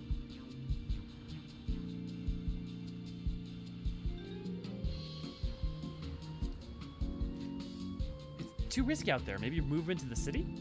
Well, I'll make sure to keep well clear of the tower, and when monsters emerge from it, I heed the Radiant's host instructions. No place safer than the city, of course, but if everyone up and left, what would happen to Yiddelmad? Dangerous though it may be, I will keep doing what I've always done, to the extent I can. I understand. Worry at me, I would carry on the best I could as well. What do you do for a living, if you don't mind me asking? Well now, a fishmonger. Do you have goods with you? If so, I'd like to buy some. Like me, you're doing your part to keep things normal. I respect that. Hey! I think I failed at that the first time. I'm getting better with people, guys! I'm getting better with people! Thank you for your custom. The catch of the day is Shallow's cod, delectable stewed in coconut milk, or baked with a sprinkle of salt.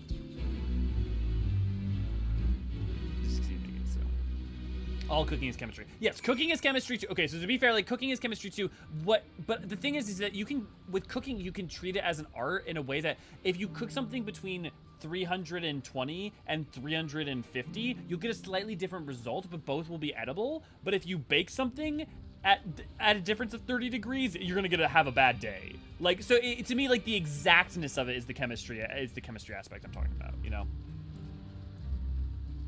My high school chemistry teacher literally said baking is chemistry. Yeah, I mean, it is, right? That's why I pair culinary and alchemist in the same group. Ada and Imanfa, and Yotsu. Imanfa? Who the heck is that, Rere? How do I not?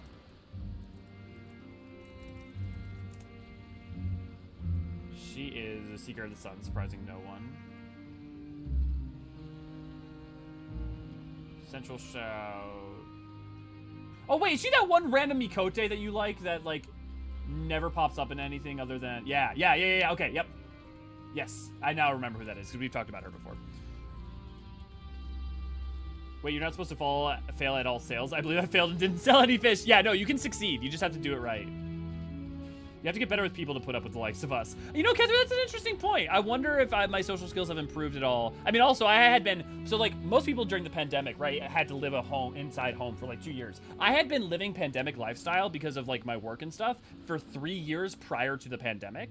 And so, my social skills had been down at 2 because I just wasn't seeing people in the reg. She's in one cutscene, yeah. Let's see if I succeed at all of them, though. I'm hesitant to be... A hawker, are you? Do you sell fruit by chance? If so, I want to buy some Amra. Let's say a dozen. They don't need to be export quality.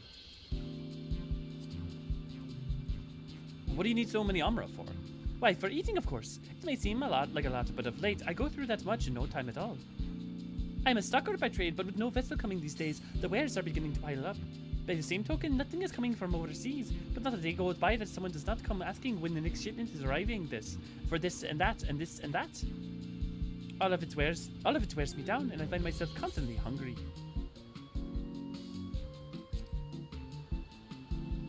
I know how you feel. Thank you. A pity you don't sell fruit, but I enjoyed our little chat. It took my mind off my troubles for a moment. Okay, you actually tried to sell. See... Never mind. If nothing else, you left her with a positive impression. Let us move to the north side of the town, shall we? See, like, that's the thing is, like, sometimes I feel like, are you supposed to push it or are you not supposed to push it? You know? Now I feel like I'm going the other way compared to the first time, I think, where I, like, pushed it each time.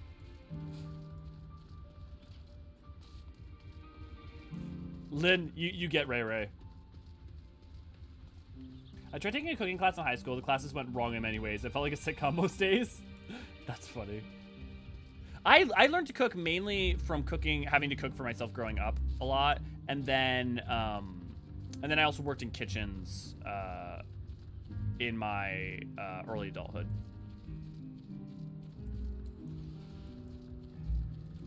I cooked in a Japanese kitchen for a while. Learned a lot of good Japanese recipes. My specialty for cooking is basically a lot of American comfort style foods and Japanese cuisine. And sometimes they combine the two. Like, imagine this, like, okay, imagine like golden curry with potato, carrot, onion, and beef. Tonkatsu with sushi rice and mashed potatoes. Not mixed together, but like all like separate things on a plate.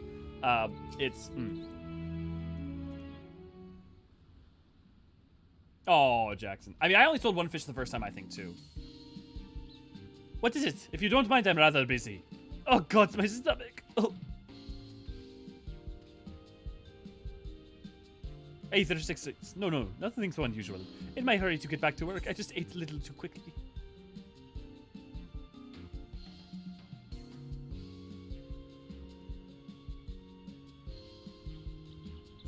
Fuck. Ye's food a little too quickly. You should take it easier. Save your food a little bit more. Would that I could, but I can't afford to be idle. Like as not, circumstances will surely get worse before they get better.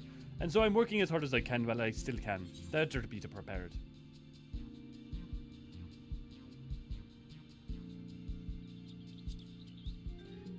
How do you intend to be prepared?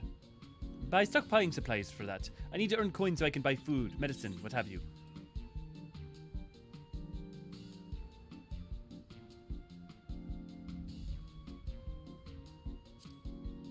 How about some fish for your supplies? They're fresh caught.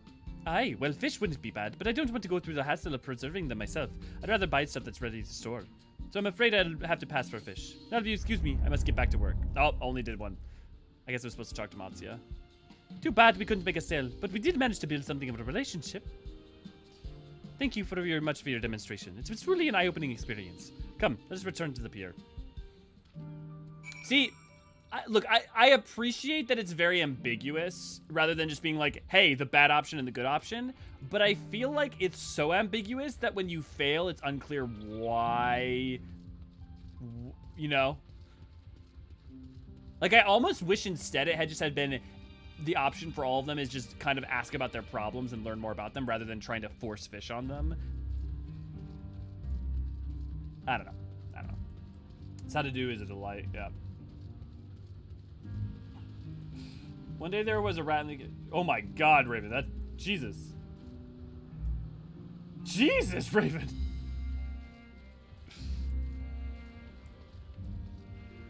Indeed, Lynn, yeah. See, so Jackson and I only got one... I only did one too, so you're in good company.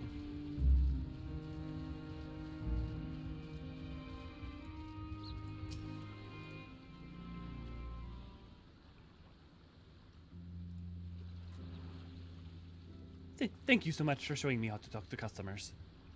You managed to sell one of the 3 people you approached. It was difficult, but when you put your mind to it, you succeed. Though you did fail too. But there are lessons to be learned in both successes and failures by applying yours. I'll endeavor to become a better peddler. Forge ahead. Still, there's only so much I can do alone. I hope that things will return to normal for Khalzal soon. I thought I heard a familiar voice. And who should it be but Matsuya?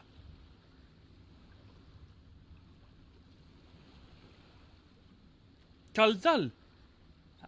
Have you finished your business at the guild? So you were there too.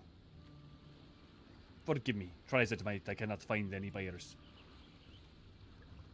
With no ship coming in and hardly any going out, there simply aren't any options at this rate. So, you cannot buy my fish anymore? I am sorry, Matsuya. I truly am. But for now, you must peddle your own goods. But by myself, I can't. I want to help you, I do. But as it stands, I can barely help myself. I poured all into my consortium, and I'll be damned if I'll let it fall apart. I have friends and families depending on me, and I can't. I won't fail them. The sisters as my witness. Khalzal. Not to worry. Using what I've learned from you, I'm sure I'll manage somehow. I love that they make one of like this, like some of the like the most sympathetic, emotional characters in Endwalker are fucking Archosodra, giant elephant people. I love it. Well, I had best return to my village. Thanks again, and please take care on the road. Of all the time for it to start raining. I mean, not even just themes, Lynn. Also, like, plot beats. And also introduces you into Thavnair. The thing is, like, it seems deceptively like it's just setting up Thavnair and the goings-on currently in, like, what the tower and how it's affecting things. You know? They're actually quite small for elephants. Well, the giant people with elephant head. Fair, fair, fair. I've seen you be busy. Managed to learn a tidbit or two, I trust. Well, a little bit from some Archosodra and a little bit of the plight of things at current. I see. We also heard that the tower is affecting many local livelihoods, but to think that it would be to such an extent. For another notable, if not unwholly unexpected, discovery, disappearances and kidnappings are disturbingly commonplace. As before, the culprits are almost certainly tempered Imperial soldiers. And as before, they mean to use the faith of their hapless thralls to call forth the Lunar Primal. Business as usual for the Telofroi.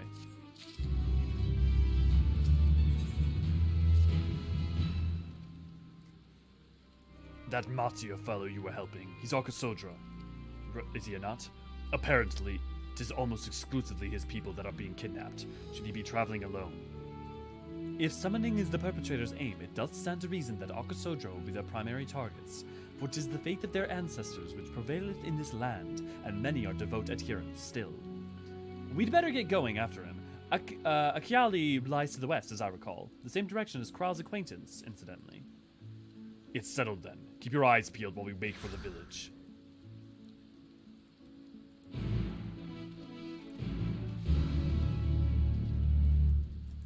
Wait, this isn't the set of Codename Kids Next Door. One random scene from an animated show 20 years ago, and I still can't forget it.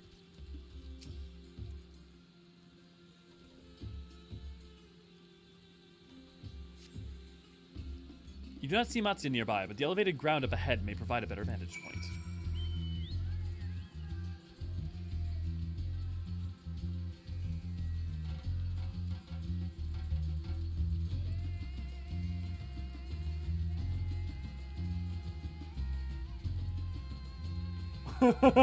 V, are you around currently? Oh, I'm gonna get aggroed. Aggroed, don't get aggroed. Okay.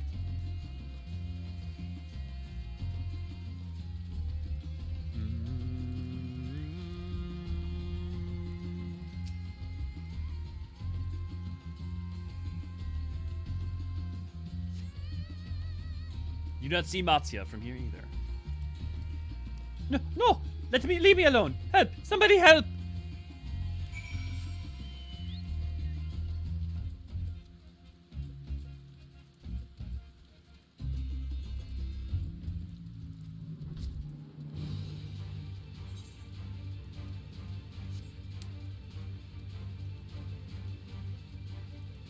They just unlocked a primal memory, Elio.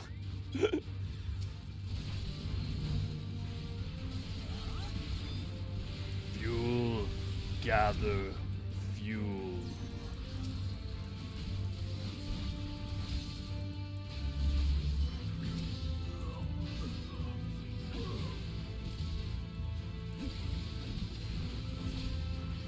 Oh god, I love reworked Paladin so much more.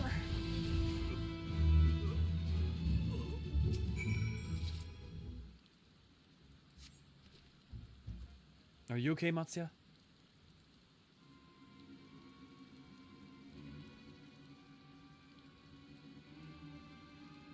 Huh?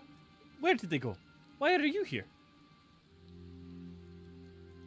I see you found him in time. We were searching for you. We were worried that you might have been kidnapped. You and your friends came to look for me. I don't know how to thank you. On my way home, I took a moment to stop and rest, think about what to do, about, well, everything. And then those men came. Kidnappers. We heard that the Okasodra were being targeted. Surely you have as well. Perhaps it's best if you took refuge in the city. We've considered it, me and the others, but fishing is all we know. The ocean all we have. I see. That's your decision to make, but you should take care not to travel alone.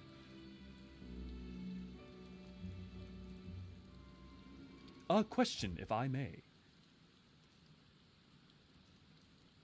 'Tis our understanding that strange fiends have emerged from the tower. What canst thou tell us of these beings? Not much, I'm afraid. I have no idea what they are, but I have heard that some bear an unsettling resemblance to our divinities.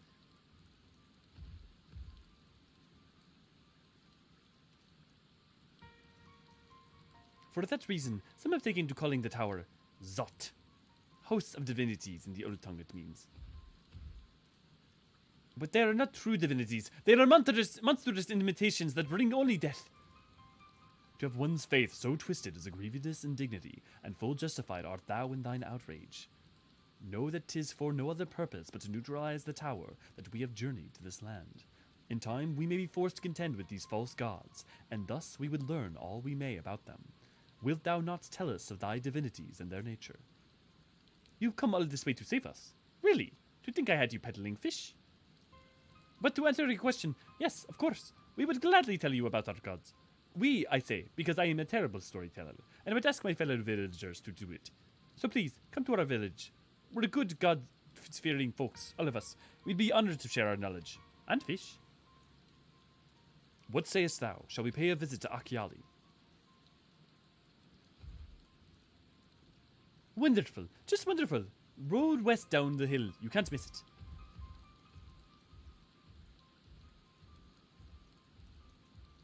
How many of you guys have done the Arkasodra quest yet?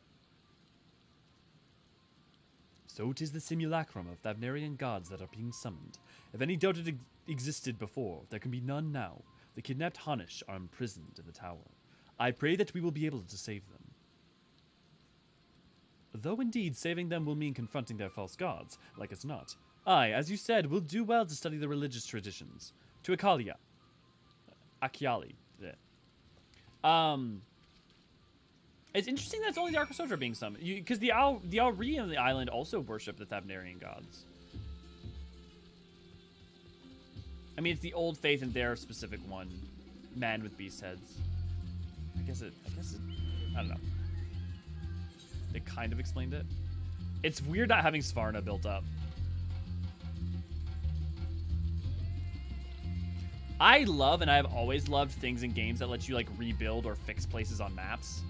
And what I love that all the tribal quests allow you to like reconstruct, build, or fix, or make things better. I just wish there was more of it. I mean, I understand why there isn't, but back downside of watching streams on my phone, sometimes I have to make shudder phone calls. Oh no, lady! Maybe they have the strongest faith. Yeah, I mean, maybe like, it would. I wonder if we'll get a little bit of that while we're here too. And I maybe have just missed it the first time around. Actually, let's try to talk to people quick. Sure, I can catch a few fish to take on the boat out, but I've got nowhere to sell them. And even though I do what I can to preserve them, all they end up doing is filling my storehouse instead of filling my pockets.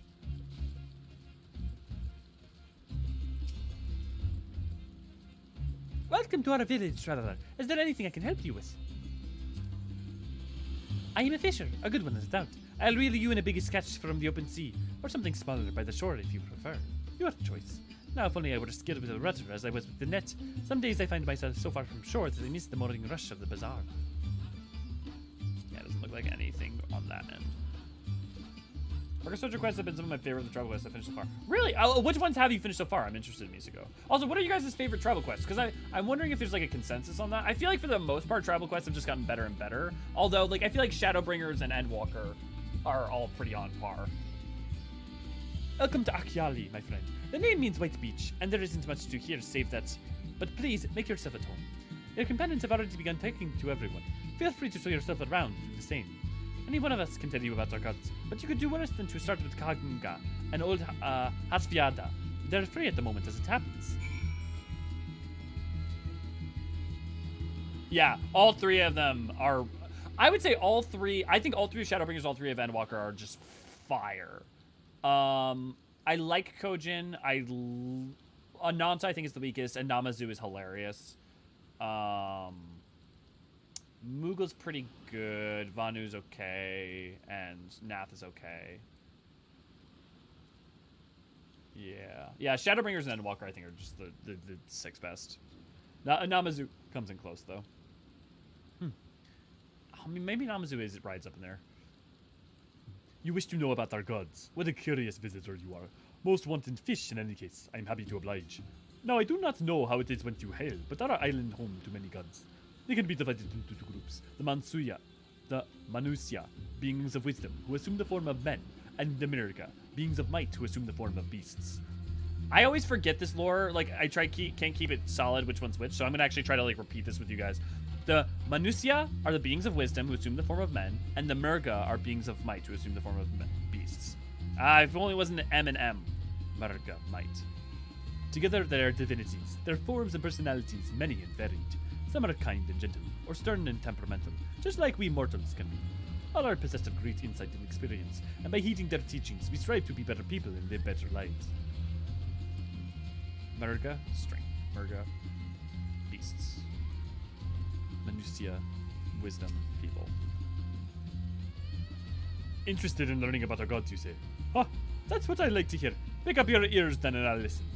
In ancient times, the Manusya and the Mirga deities who look like men and beasts respectively were locked in conflict. Eventually, seeking the wisdom of the Manusya, the Mirga cast aside their own heads and took up those of their foes.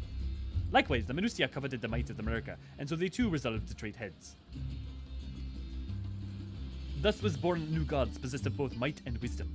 They ushered in an age of harmony between the two factions. So the Mirga then had human heads on beast bodies, and the Manusya had beast heads on human bodies, which is important when we get to the boss of Zon. From then on, the signs that they're esteemed for one another. The Nemusia have worn animal faces, and the Merga the limbs of man.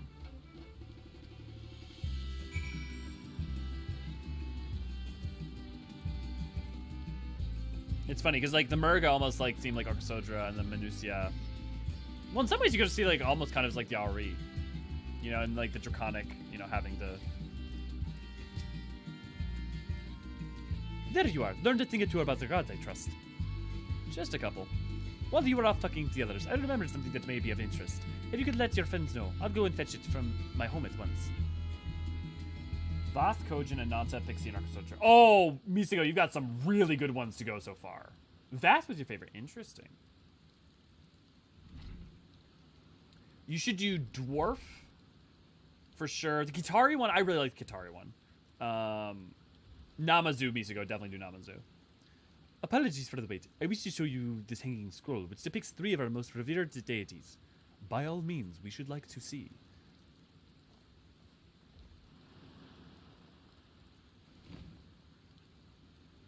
I just saw you guys' Legend of Zelda joke. It's the Magus sisters. And you see, like, their masks. So they're humans, but with the masks of beasts. Which makes them the Menusia. They're Menusia. You heard about them already, yes? 3 sisters. The centered one is the eldest, Siduruva, the goddess of wisdom. For this, alchemists hold her in the highest. So Cindy, Sidurva, I'm just going to Sindurva. To her right is the middle sister, Sandurva. As the goddess of wealth, she counts many traders among her followers. So she is Sandy. So Cindy and Sandy. And on the left is Mindurva, the youngest sibling. She presides over the crafts, so is beloved by the weavers. So, Mindy. Although each is worshipped for different reasons, the sisters are usually portrayed together in their works, which people keep in their homes for good fortune. Sinduruva. In like fashion to the Mansuya, the deities of Eorzean preside over myriad aspects of life. And what of the Merga, may I ask? The Merga hold power over nature in ages past. They were revered as guardian deities in times of conflict. If you have occasion to visit our temples and ruins, you'll find their images there. Among them is a god who possesses a Gaja head, and he is venerated as the progenitor of the Archosodra. And then there are dragons, that they occupy a special place in our history. You worship dragons, too. It is said that an ancestor of the satrap, that the rulers of the Razatan forged a covenant with the dragon divinity in ancient times. This divinity has since acted as the guardian deity of the satrap. Legend holds that if ever the satrap is in need, his dragon ally will fly to his aid. Dragon ally. You claim to be a terrible storyteller, but nothing could be further from the truth. The passion you bear for your faith is plain to hear. I'm confident that the information you've given us will serve us well in efforts to deal with the tower. That is very kind of you to say. Thank you. I will pray for your success.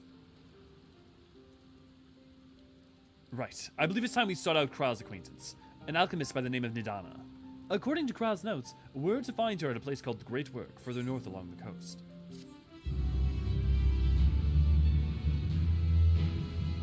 Yeah, the AR ones, Misago, are all slow going and too slow going, and there's just not quite enough meat on them.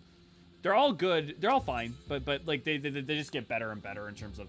I cannot recommend Dwarf. Do the Endwalker ones for sure, because the Endwalker ones are all so far have all been pretty amazing. Especially the crafting and gathering ones were phenomenal. Dwarf and Namazu as well. Huge recommend on those. Did you say you're going to see Nidana? How I envy you. She is brilliant and beautiful, kind and understanding. And did I say she's beautiful? I could stare at her dainty ears and adorable trunk all day, and those eyes when you meet her. Take care you don't drown in them. I know we're only on zone like 2, but I'm already getting excited for zone 3 in a certain quest. Yeah, Oblivion. I mean, like, I'm excited for what we're going through, and yet I'm also excited for what's to come next. I'm excited for zone 3. I'm excited for zone 4. I'm excited to talk about the complications of zone 3, because I think a lot of people, not a lot. I think I've met people that have misread Zone 3, and I think some people have read Zone 3 fairly, but I just like there's a lot of things I want to talk about when we get there. I just started Endwalker Gathering Tribal Quest last night, actually. Good, yeah. That one is beautiful and heartbreaking and heart building. Every time I see Eorzean, the intensity of his eyes always strikes me. Yeah. Lady, I don't know if you were there for it, but I did an Eorzean cosplay for a stream a while ago that I made. I just thought I might bring up some of the old... I did Exarch for when we were in... for 5.3, I think. We did... or 5.0, I can't remember. Oh, no, it was the reveal during 5.0. I did Eorzean. I did a maid stream. I have another cosplay I should put on. Yeah. Hey! Liminar. Also, you can see the staff for that back there. I love this cutscene so much. This was so ominous when I got here. Sorry, give me one quick second. Nope, but you saw the beard though. Okay, you were in the tail end when I was still using the facial hair. I mean, man's got a good eye. Nadana's a catch. I mean, he's a fisher. How is the boy? Yukio, he's currently undergoing dental surgery, so he is not home yet.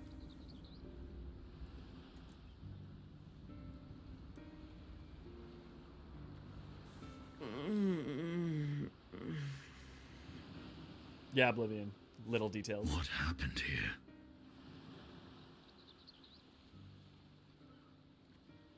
Their dress marks them as alchemists. I see no evidence of injury or poison. Thinkest thou they but slumber? I believe so. Whether it is by True. choice is another question entirely. True, Ray. True. Oh, we have guests. Is the boy? You must excuse the poor welcome. Long days and longer nights have taken their toll, as you can see. You know what? I'm gonna go with Varshan as the commentator for 7.0.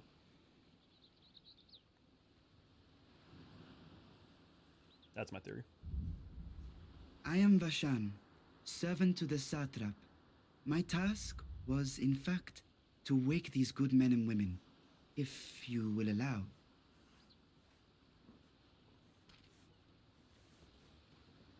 This game has a sub-theme of scholars forgetting to eat, truly. People of the great work, I come bearing new scales. Scales? We have new scales?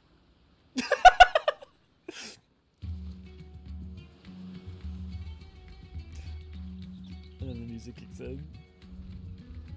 Yeah, that pause. Yeah, that pause when Varshan looks at Estinian's spear and I have them right here. And he can tell it's covered in dragon blood. Oh, happy day.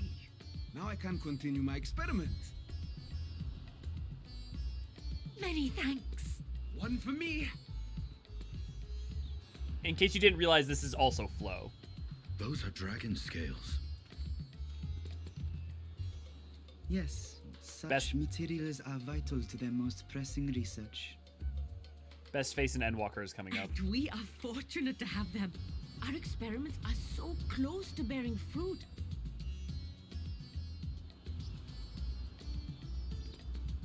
Soon we will have a talisman capable of nullifying the etheric emissions from that accursed tower. Did I say something wrong? Are you not here with Varshan? Wait, who are you people? Nadana. We're adventurers here to deal with the tower, and also Kryle sent You're us. the one Kryle sent. The warrior of light we've been waiting for. Ah, this is a day of celebration. Praise be to Cinderuva. The winds have shifted. I feel it. The end to our toil is near. Sandaruva. I feel it too. My head hasn't been this clear in days. Tell me, how did you acquire those scales? curious that it concerns you so. But worry not. They were freely given by the dragon with whom our satrap has forged a lawful pact. So who knew what Varshan was immediately? Because I totally guessed it right away, just from the eyes. That is well. You must be quite familiar with Dragon King, yes? Is this their congealed blood I see on your weapon? Speaking of dragon blood, you yourself have been infused with it, have you not? I should like to draw a file or two, if so. Now, see here. Come along, come along. I must insist that you visit our laboratory. Cease your shoving. Oh. So help me.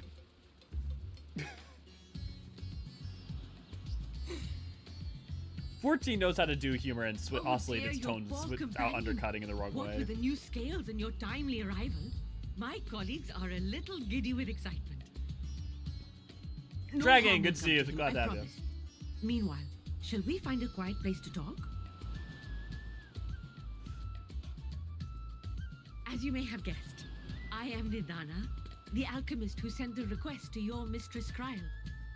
We have workshops across the nation collaborating on this research project. But it is here, at the Great Work, where I collate our results. Come with me, all of you, and I can explain the crux of the situation.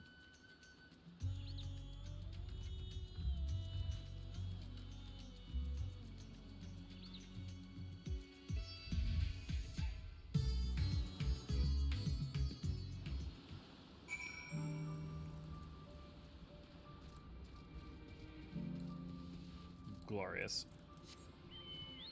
I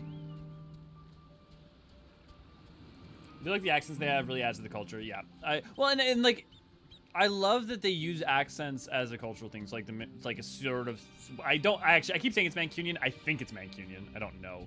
Accent for like Alamigo or a certain type of like, you know, they use like poshness versus like more like Cockney for the difference in class and Ishgard or Doma. They use, I mean, honestly, generally vaguely Asian accents, frankly. I mean, often mainly Japanese, but yeah, I love that there's a I tried to open my glider.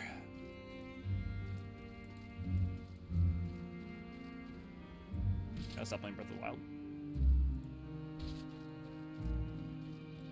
Weird question. If you're in Ishgard, does it take one vial of Dragon's Blood to change you? If you are of the line that consumed Ratatuskar's eyes and you drink Dragon's Blood, yes. But you have, there's like, it's not, there's some prerequisites involved. Attune? Oh, attune.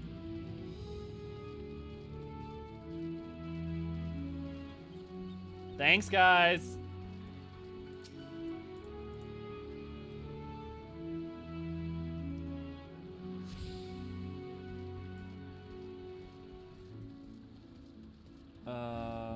My goodness, the speed and depth and specificity of Estinian's character development and Endwalker, it's mind-blowing how much they're able to pull off so quickly. Well, but the only reason they can Misago is because they've earned by the point of 5.55 him being where he's at the start of Endwalker, right? Because it's not that Endwalker takes him from a very low place to a much progressed place. It's actually more that his experience and stuff is already existent at the point at which he's at by 5.5, even that speech he gives to Alfino, and then Endwalker gets to pay off all that experience, you know?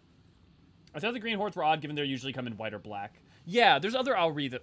Are there other Auri that we see with that? But yeah. I don't remember what it said or just imagined, but I believe the blood of Nidhogg seeped into the spear. Yes, that is true. That is correct.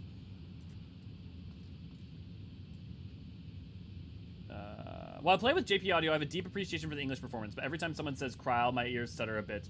Oh, Kururu, yeah. I prefer the Kryl rather than Kururu. Allow me to thank you for answering our call. Many towers have appeared around the world, and we are grateful that you would assist us with ours. Though Kryl herself is tied up with another investigation, Elio is an eminently capable substitute, and will spare no effort to aid you. So, if I understand correctly, You seek to make talismans that can nullify etheric emissions? Indeed we do, and you know, the tower emits vast concentrations of aether. One cannot go anywhere near it without being tempered. As such, we only study the tower from afar, and are powerless to deal with it in any consequential way. In order to strike back, the satrap bade us like alchemists create enchanted talismans. Talismans that will allow our soldiers to venture into the tower, even should they lack the innate protection. Could such a thing be possible? Admittedly, we are still in the midst of testing, but we are quite confident. Even prior to this, our people have long pursued countermeasures against the etheric corruptions of primals. Of the methods tested to date, those utilizing dragon scales proved the most promising. Owing to their etheric density, the scales are highly resistant to disruptive forces. The mightier the dragon, the greater the resistance. We seek to amplify this protective property through our alchemy. So, dragon scales are resistant to tempering, and especially from like general primals, but for instance, a warding scale can break, right? A warding scale can be overcome. Dragons can be also overcome in terms of etherically being, like if you took the first brood, a member of the first brood, and Zodiark tried to temper them, I'm pretty sure Zodiark would succeed. Thanks to the skills provided by His Excellency, we have been able to make steady progress with the talisman. Soon we will be ready to conduct a field test, and here is where you and your blessing of light come in.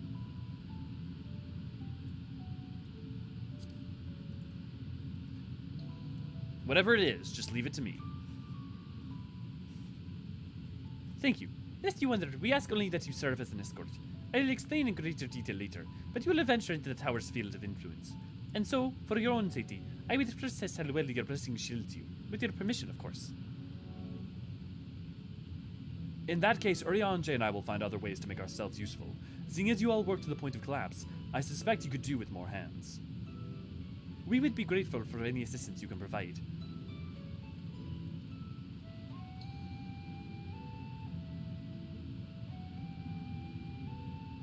If you are ready, then let us put your blessing to the proof.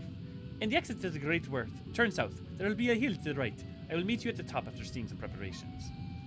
I wish they would really specifically clarify the differentiation between Echo and Blessing of Light. Like, they kind of have, in terms of specifying the Warder's Charm, but they like, clearly the Echo gives protection, but so does the Blessing of Light. And, like, I've spent a lot of time reading every single line in this game that has the Blessing of Light and the Echo in it, and it's not... And they're used interchangeably somewhat by people who don't know better, but also to the extent with which the Echo is a protection in and of itself can be confusing because, for instance, the Ascians did not have the Blessing of Light. But the Resonance, people with the Resonance also don't have it, but they also have protection. So it's like, okay, so clearly the Echo does provide protection. And also some awaken to the blessing, to the Echo without Hydaelyn granting a blessing onto them or empowering it with the crystal. So clearly the Echo provides protection. Yeah. Isn't the Kudu a type of bread? I mean, Tiamat was tempered. Yeah, exactly, Lynn. Thank you. Yeah. I think someone had a point, was trying to make a point during 5.55, like, oh, well, Tiamat shouldn't have been able to be tempered because, and yeah, and that was what maybe was making me think about it. Arianel's VA is also Icelandic as well as based on his name. Yes. So yeah, most of the time they like are very consistent about using actors who are either from a place or can do a specific type of accent. So like all the Vieira use Icelandic accents. Lena does too.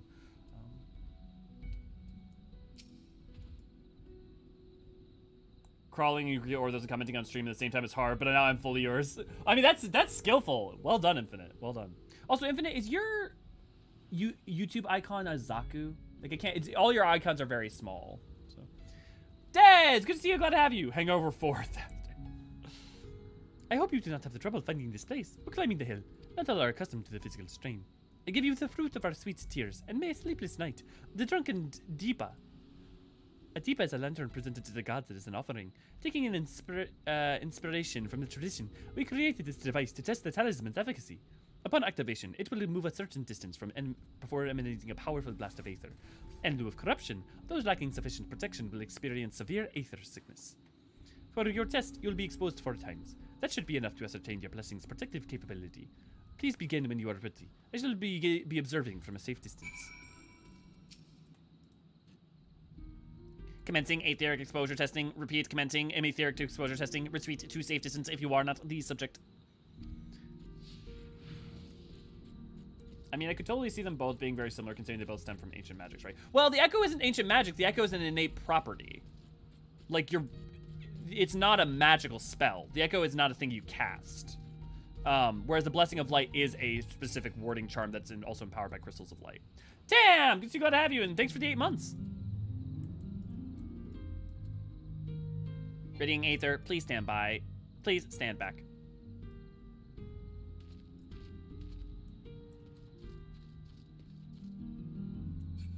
Ready to discharge. Warning, discharging Aether. How you doing, Tam? You were struck by a powerful blast of Aether, but it suffered no ill effects.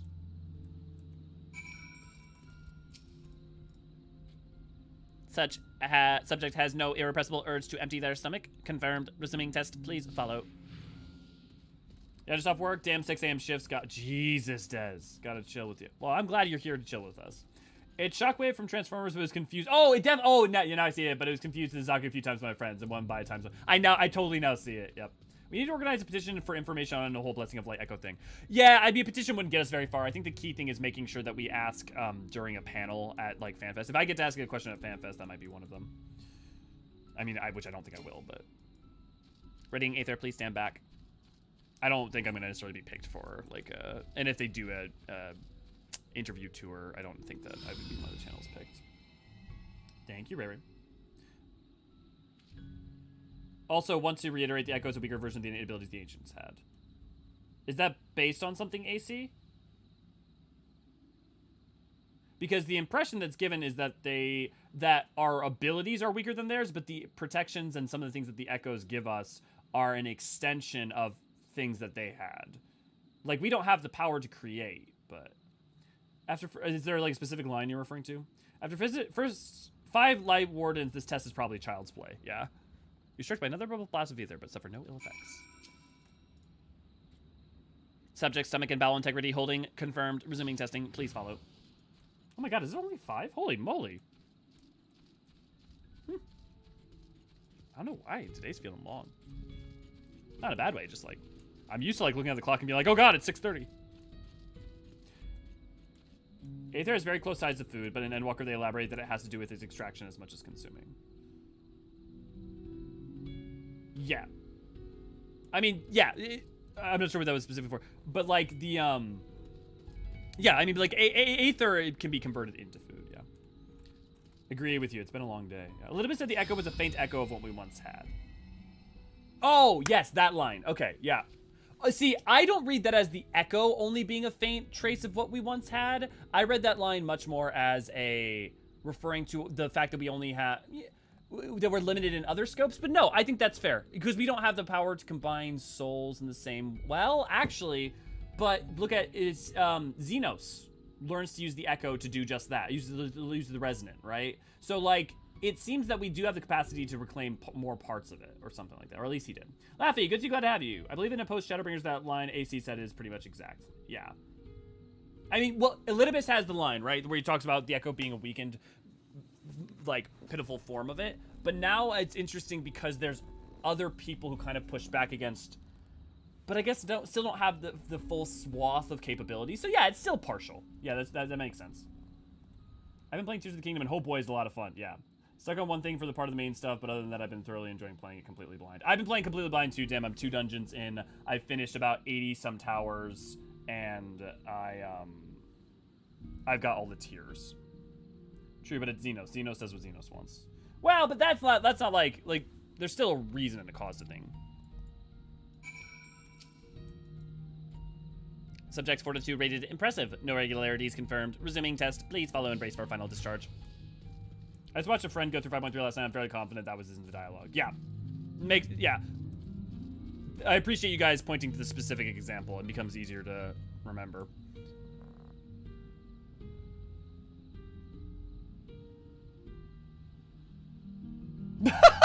Infinite.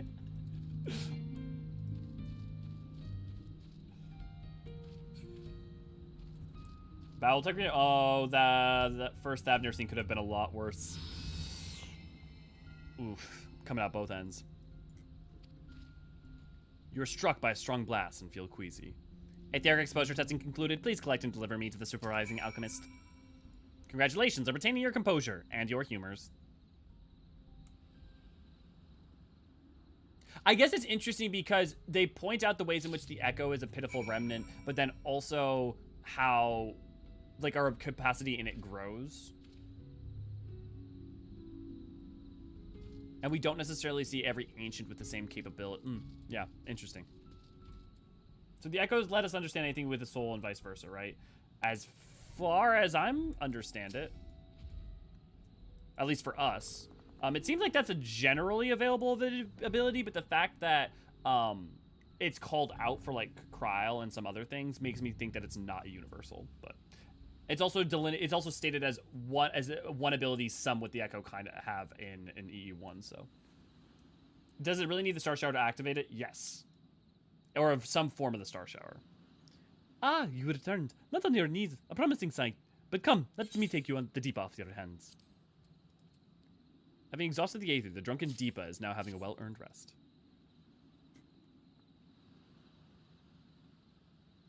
You got the twirlies, mate. Thank you. I shall replenish its Aether for when we test the talisman. So no dizziness or nausea of any sort, anything of the sort. You're feeling perfectly fine. Yeah, for the most part. Can't say anything was up. Then the strength of your blessing is beyond doubt. There is no risk that the tower will corrupt your Aether. With this, we can request your aid for the task ahead with easy hearts. I wonder why they added this quest. I guess to just establish you have the blessing of light and communicate that very specifically and clearly. You're a capable warrior too, are you not? Would you be amenable to assisting you with another errand? You see, our talisman requires the use of special ink, but we have exhausted our stores of key ingredients for it. Spirit weed. The herb grows not far from here, and I would like to go and harvest some with the recent spat of kidnappings, however. We are Sotra travel alone at our peril. Will you not come with me as my escort? I would compensate you for your troubles, of course. Leave it to me. Let's do it. I am in your debt. Without further ado, let us head to Kajia's footsteps. It is situated in the road which runs east of the Great Works. For the people who skipped or forgot about the blessing, I think you're probably right, Laffy. I will say there's also multiple, like, you've got Montes Shane's lesson later, right? And all sorts of other things where, like, throughout Endwalker, they're trying to, like, very specifically make sure you understand certain aspects of the metaphysics. Kind of like how they have the 8th Umbral, or the Umbral and Astral explanation in Shadowbringers. So that it all makes sense. Or, like, the reflections, it very clearly explained, despite the fact that they technically had been explained prior in the story. The United Sky the secret, but T for teen, by the way. A secret. Damn. Does it have to be the Star Shower or anything from the final days? As far as we know, it's the Star Shower. It's the site of the Star Shower and the raining that causes it. The fact that we don't necessarily see anyone awaken from our version of the final days, makes me assume there's, but, you know, maybe that does happen. I meant the nose. I'm not sure what you're talking. Good night, Tracy. Have a good one. I thought the understanding others, even if you are logically aren't supposed to do, is connected to the power of gathering friends, because you have become friends easier if you understand each other. Yeah, but that doesn't take, you can be the best friends in the world and not speak the same language, right? And, like, you could be very close friends, but it doesn't mean you can understand someone if you don't speak the same language. Or magical PowerPoint and ARR. Right, in the patch content, Lynn. Yeah. I may be simply be imagining it, but I feel as though we are being followed. Look out, Elio! Subdue. Capture.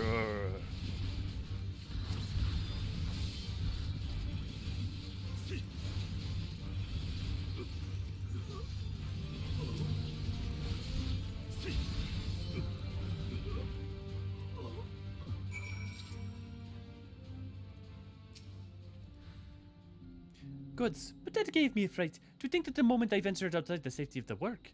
Thank the sisters I asked you to come with me. You're right, I hope. Good. Let us continue, then. It is far from now. Just through these pillars up ahead to the rise.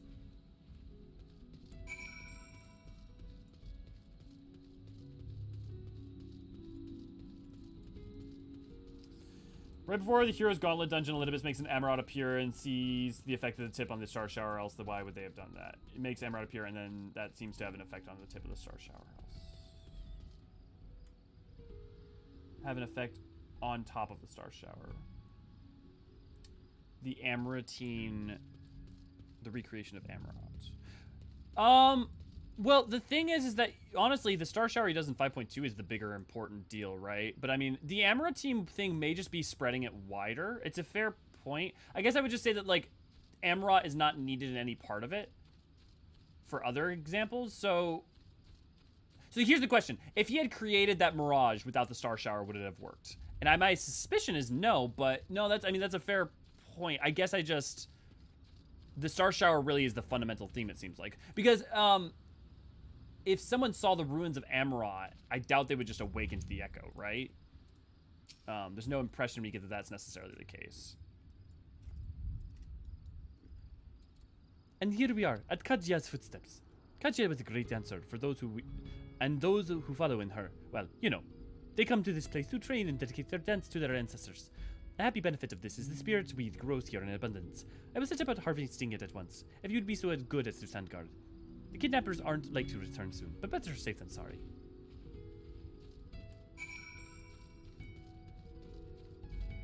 A lot of new gen Echo users in the future patch content. Yeah, it's possible we may. I wouldn't be surprised.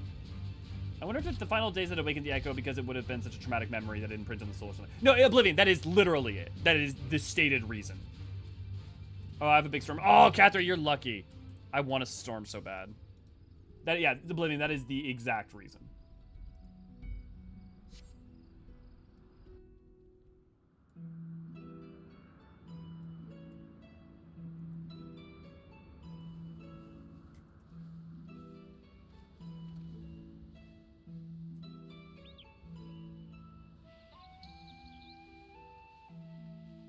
Yes, that would be Radzad Han. Hardly anyone has been allowed in or out since our troubles with the tower began.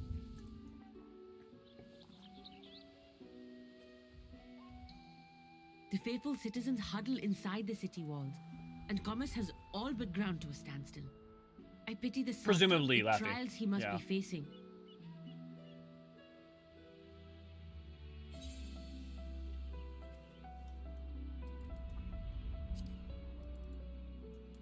What can you tell me of the satrap, and do you trust him? Well, he is the most important person in Radzad Han.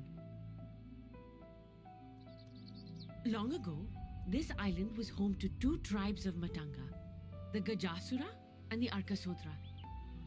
When the Aura came to these shores, it was the Arkasodra with whom they joined forces. Together they defeated the warlike Gajasura, forcing them to flee Thavnair altogether.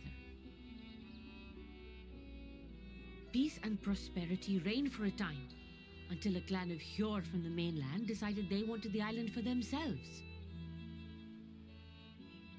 It was a direct ancestor of the present satrap who arbitrated that conflict and welded the warring factions into the nation we know today.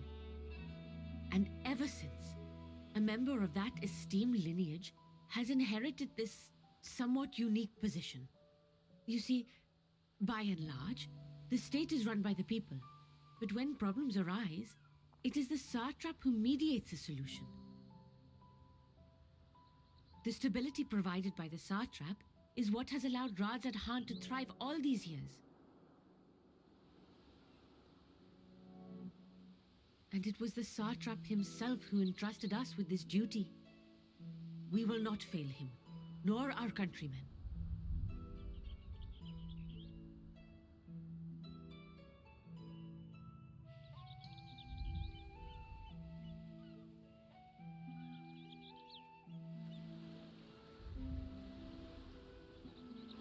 What is the delay with the vessel? I told you I need to adjust those ratios.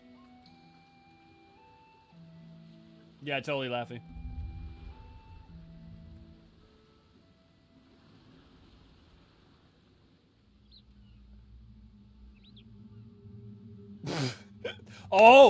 Yes! I come all this way to admire one of my splendid towers, and what do I find?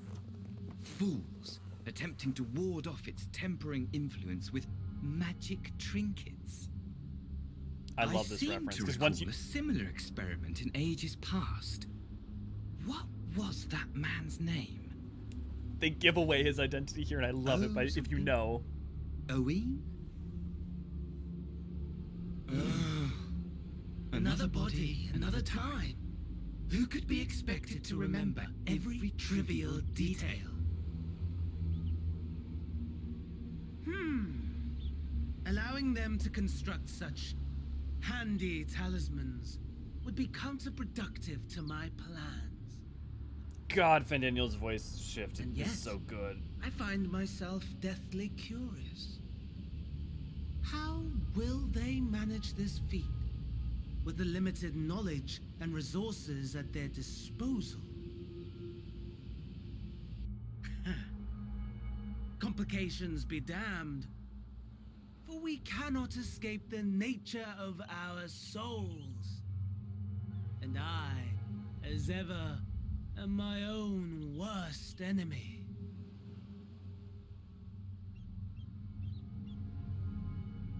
Tells you everything you need to know. Oh. The voice actor who's playing him right now, his performances in this game are so good. Bramble, good to glad to have you. Elio's Pizza, Elio's stream. That's right, I thought you said homophobes. Good shit, but I can post this. Yeah. Yeah, the Argus requested. Imagine it takes at least some Aether for Athians to teleport, especially all the way from Garlemald to Thavnair. Presumably, I think, but to be fair, Laffy, I think he's just being extra, you know? Yeah, lady, yeah.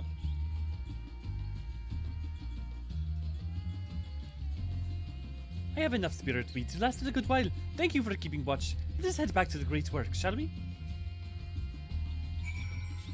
Yeah, there's Infinite. There's something about it that's just deeply foreboding, and I love that. I actually do love that they changed it. I love that they didn't like just have it the elf voice, because it makes it feel like Fandaniel's way more steps ahead than you think he is, and he is messing with you, and I love it. And I love that he is unfurling parts of his plan piece by piece, but he's like, what's up with him?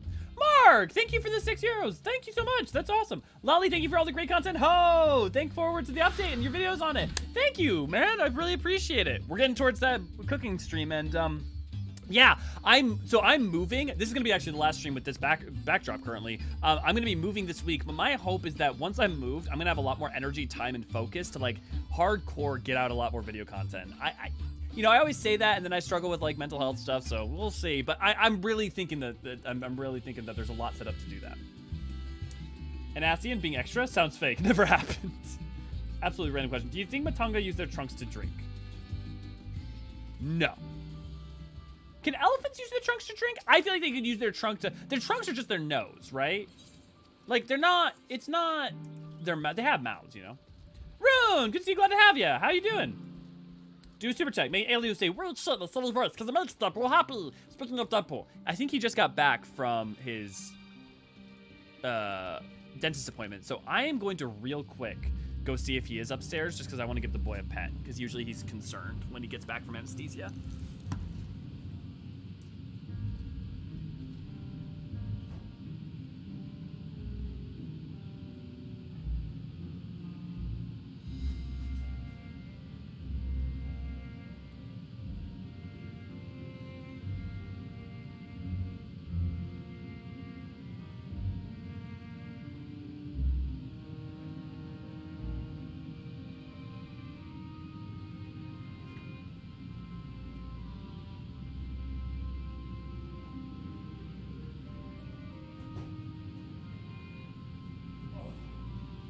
Okay, I'm back.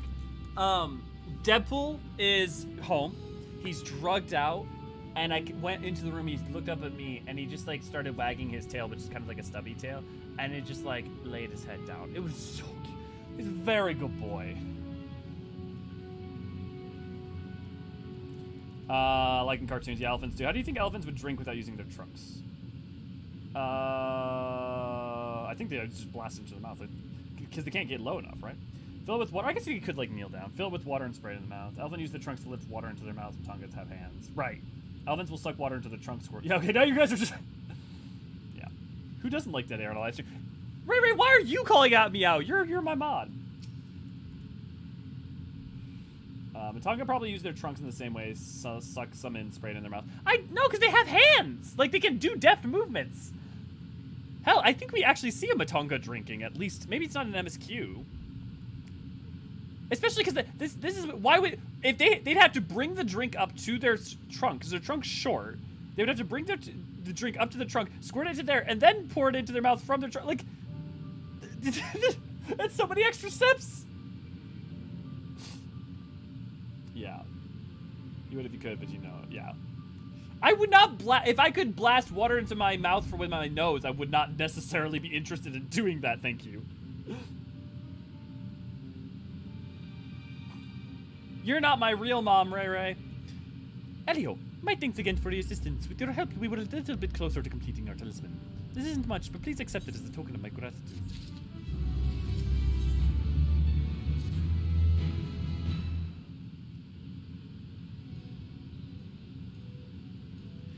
If you'll excuse me, I shall return to my work at the talisman.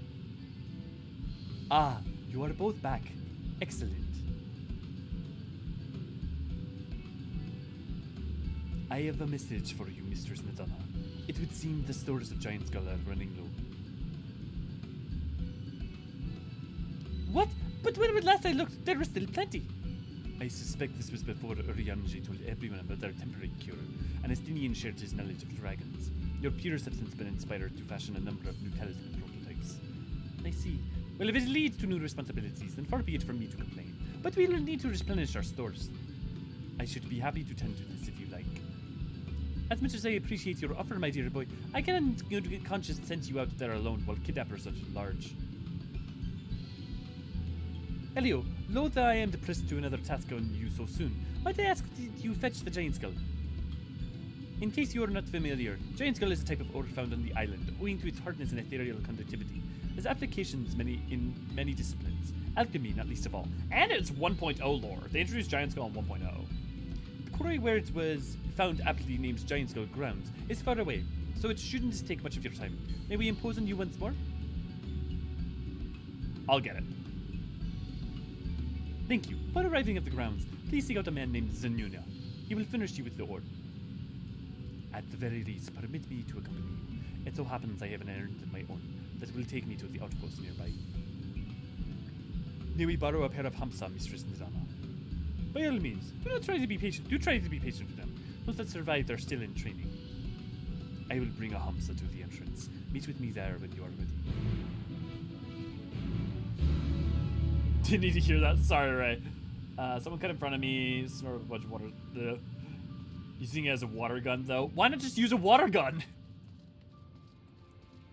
Their trunks may have shrunk since standing on two legs. Yeah, that's interesting. Well, that's assuming that they went from being an elephant to being like a Matunga, right? Like, they may have been always like this. They may have been a byproduct of the Sundering. They've been around for a long period of time. It's bad enough to get choked and drink have to come out of your nose. I should have wanted to suck something. Yeah, I'm with you on that, Kathra. Your real mom wouldn't put up with as much shit as me. Ray Savage. We got a clear answer in EE3 for the Archosodra. I would assume that that's not going to go to 6.0. I mean, maybe laughing. Maybe I'm wrong. Maybe they'll put it 2 and 1, but I honestly would think that they would just do 3.3 and then 6 because like the amount of stuff for the first that could go in that book is just one book. But if you're trying to do both those books, that's gonna be insane. But maybe they'll do it. Here are the other Hamsa, Elio. If the creatures look familiar, it's because they are close kin to Eorzean dodos. Hamsa have long been kept as livestock in Thavnair, and many a hatchery may be found here. Alas, the largest of these was recently raised by monsters from the tower. On account of said hatchery being situated near the tower, the Radiant Host repurposed its remnants as an outpost. That is where my errand takes me, and your own destination is but a stone's throw away. If you have no objections, let us first make for the outpost. We set forth at your word. You are ready? Then let us depart. You need only relax and ride my bird. I will take the lead, and yours will follow. Let us be off. If you haven't ridden dodos before, be warned. They have a wobbling gait. Yeah, Ravens, Jovia. I would hope they have little gloves for the trunks then, because I imagine it's pretty unsanitary. Isn't long, tactile, flexible, and part of your upper lip. That spectacular formation stretching out over the water is the Kada. The sword legend holds was wielded by Manuzia against America before it was cast down at the conflict's end. I actually can't hide that.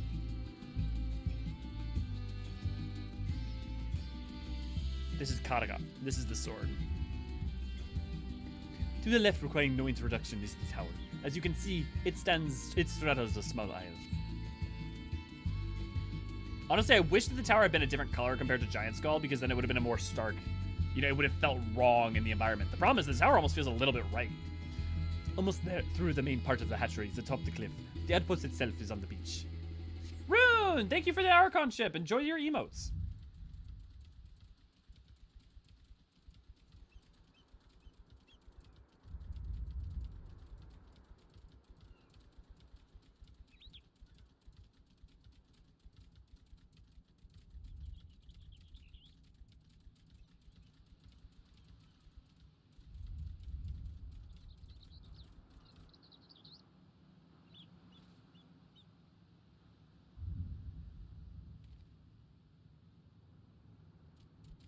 Luffy, thank you for Archon. Enjoy your emotes.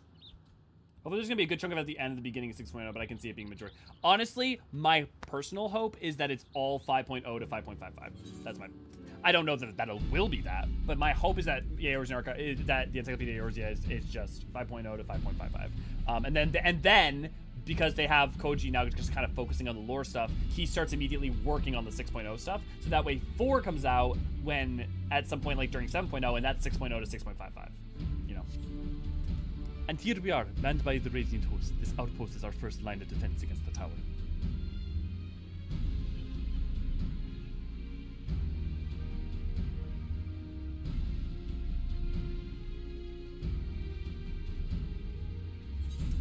Extra. Oh, I see what you're saying. Yeah. In terms of, it should start at 4.4. Yeah, it should start at 4.4 because Stormblood ends at about 4.3. Well, 4.4, 4.5. It gets a little bit of the Evilisian stuff in during 4.4, so it's effectively 4.4 or 4.5 onwards. Which, I mean, seeing as 4.4 to onwards is still all, for the most part, focusing on a lot of 5.0 stuff. You know, it would still be pretty apt. Well, who should it be but young Eorzean on an errand to the satrap? I am. His Excellency bade me to come to collect your report. He also wished to express his heartfelt gratitude to the brave men and women of Radiant Host for their unflagging dedication. We simply do our duty, but we are honored to receive His Excellency's regards. And yet, for his boundless benevolence and his treatment of one so young, could be regarded as callous. Though we have enjoyed relative peace and calm these past few days, this remains the front line of battle. No place for our children. Your predecessor too often traveled alone. It's been, what, 2 years now since you took over? I wonder how the fellow is faring. Like those before him, he went on to represent the satrap in foreign lands. Wherever he may be now, I am certain he is well. As for myself, I assure you that all I do of my own volition, and gladly. I pray you do not think ill of His Excellency. Certainly not, lad. Oh, I forget. This guy actually doesn't have very much of a Thavnairian accent in his voice. Certainly not, lad. Whatever happens, my faith in the satrap is unwavering, but I still worry for you. We would be overcome with sadness if nothing were to befall you. For you are as a little brother to us all. Take care, do you hear? I will, Nabdeen. Thank you.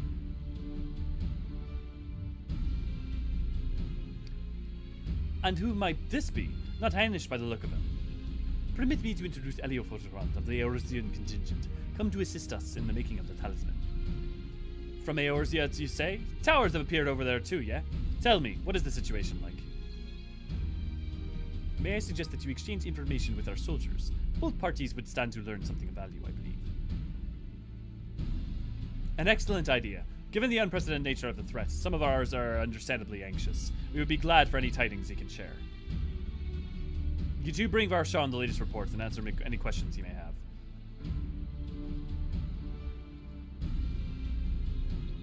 Does it cover Omega Tier 3 or no? You know, with the ultimate in hand, I bet you there's some nod to it, Laffy, and then I also bet you that there is because there's relevant ways you can tie that back into Dynamis. So I would assume so, but my assumptions on that and how they end up like choosing to do it aren't always in line, so just because it seems reasonable doesn't mean, or logical doesn't necessarily mean it'll be what they do. As I've heard about you, but also, since they have 4.4 onwards, plus 5.0 plus 5.55. Can you imagine if they try to put any 6.0 stuff in that? Plus, there's like such a huge section of it that's the abbreviation of the MSQ story, right? So like, you know, does E2 cover 0912? No, it does not. I don't believe so. No. Actually, well, here. Actually, because I remember seeing the Omega twins in here in the art for here. So actually, let me check that. Yeah, the battle with Omega. No, I think it does. With the battle with Omega looming, Sid entrusted the Warrior of Light.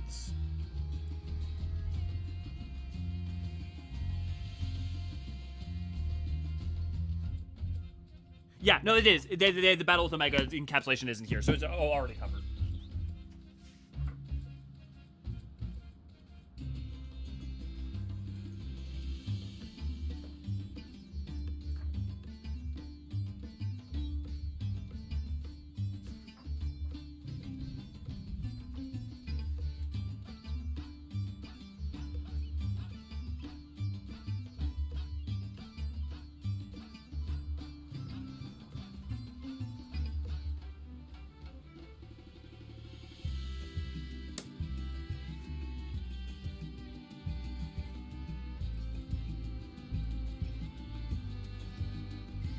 What's interesting is the MSQ synopsis doesn't seem to have 4.4, but it has all of Omega. So I think they had most of 4.4 stuff in there, or they had 4.4, some 4.4 stuff in there that was like for encapsulating all of Omega and stuff. But they clearly like took out 0.4 and 0.5 for the MSQ and stuff to put in the later thing, and putting in for the Shadowbringers one makes sense because they're all conjoined into one thing.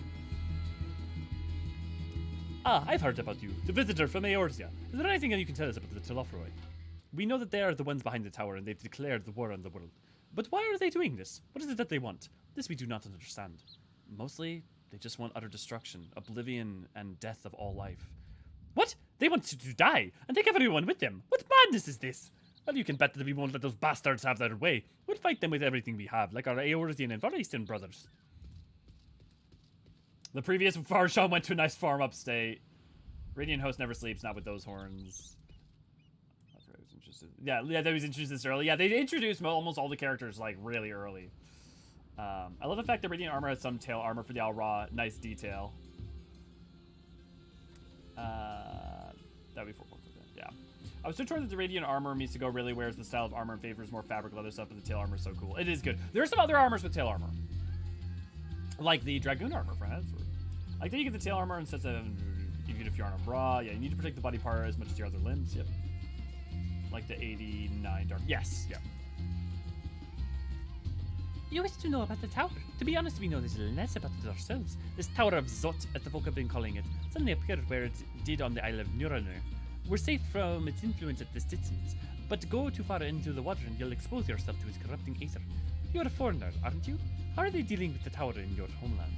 Well, mostly just keeping people away and using tempering solutions to try and prevent things from getting worse. Our struggles are not unique then. Then our hopes still lie with the talismans. We must keep these monsters contained until they are ready.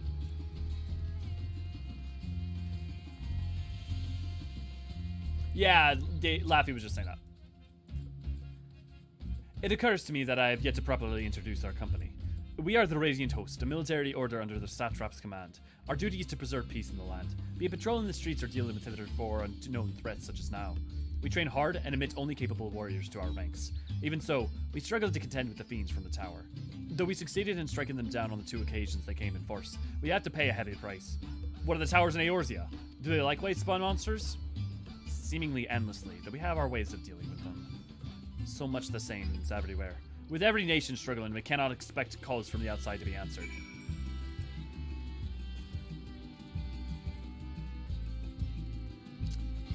I don't think 80 has a tail. Oh, I don't have the glam move. Actually, wait, it should have it. I'm not in this. Oh, crap, I'm not in the city.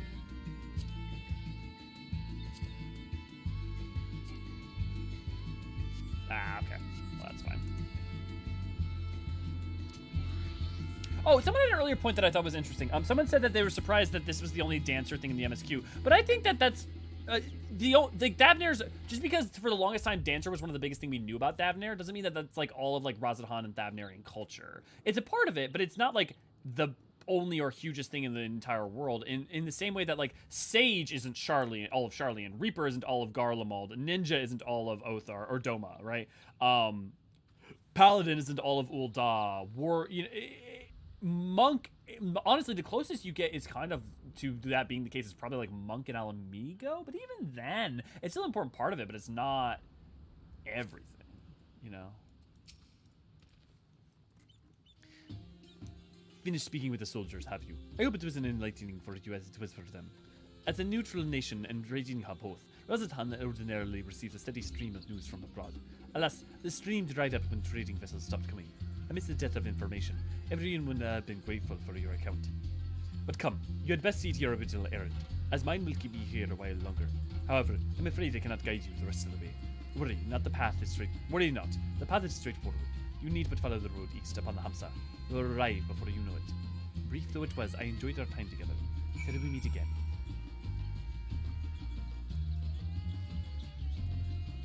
Right, the Hamsa?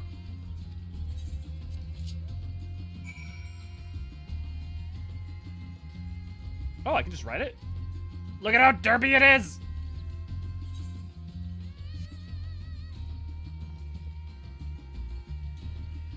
Kind of interesting there are no Echo users in Thavnair that we know about. I mean, that's true of a lot of places, though. Like, we don't, like, get a lot with, like, Alamigo or, you know. Like, I mean, the Resonant, obviously, with Fordola, I mean, technically. But that kind of happens quite a lot. The Echo's supposed to be pretty rare. What's Shadowbringer Dark Armor called again? I can check. Yeah, I mean, if you guys want to check.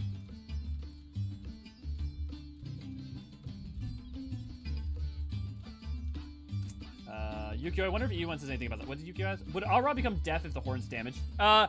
It not necessarily if they're damaged alone. E1 doesn't have anything specific about them in terms of, like, that in particular. But if you removed Alra's horn, it probably would affect their hearing. But, so for instance, if you cut off their horns, it might be akin to cutting off an ear, but someone could still potentially, like, even if you cut off the outside of an ear or damage the outside of an ear, someone could still potentially hear some, right? So I don't think just, like, cutting off a horn would make them deaf. Depends on how badly they're damaged. Drilling holes in them for earrings seems completely fine. Yeah. Gunbreaker is all of Bosnia. Gunbreaker isn't all of Bosnia, though. It really isn't. Like, Gunbreaker is just a part of Bosnia, but it's like the Queen's Guard. Other than that, there's tons of Bosnian lore and tons of Bosnian culture that has nothing to do with Gunbreaker. I know Dancer isn't the Thavnair thing, but a lot of Dancer Quest themes resonate very well with the Endwalker MSQ. Yeah, but they're still there. You know? Like, the thing is that if you take time to go focus on that, you have two options, right? Okay, you go take themes from the Dancer Quest. What happens if someone hasn't done the Dancer Quest? You're now building off of a thing that a bunch of people haven't done, which case you're backfilling them. And if you're backfilling, you're annoying the people who've already done it. So, like, it makes more sense to expound upon it and expand upon it broader rather than just to keep getting hyper-fixated. I also think it's, like, a bad habit of fan-base culture that, like, we like a thing or know a thing about a thing, and, like, we want just more of that thing, and then we kind of, like, define the thing as just that thing. It's, like, kind of like in Star Wars how every planet is just one job. Like, you know, like, all Trandoshans are bounty hunters, you know, or shit like, stuff like that. I think breadth is important, you know? There's only 2 Dancer NPCs in Radz.Han, if I recall, and Meredith and Mayhem, yeah. But they aren't really dancers because they don't have chakrams. Well, no, dancing can be more than chakrams. I feel like the practice can be beyond that, though. Just because they don't use it for combat, right? I mean, I know the chakrams are part of the broader practice that the traveling troop uses that we go with, but I think all Ra use, like, ear cuffs. Yeah, I think that would make sense. Dancers, but not dancers. Can you get that mount? I think you can get a version of that mount. I'm so glad I'm not the only one who thought rides this ship buff. 80 Dark is called the Bale Sense. I think that's right. How exactly do the horns function as appendages to allow them to hear? It's an internal lattice structure. So, like, it's a hollow lattice structure inside, so it, like, reverberations. It's effectively just it's like an eardrum, you know? Abyssal Bale Ignominy. Ignominy does, yeah. Ignominy is, like, kind of draconic. Yes, Yukio, yes, we will definitely get it back. Once I've moved, we can start looking into doing more of that. Yeah, basically they're large eardrums.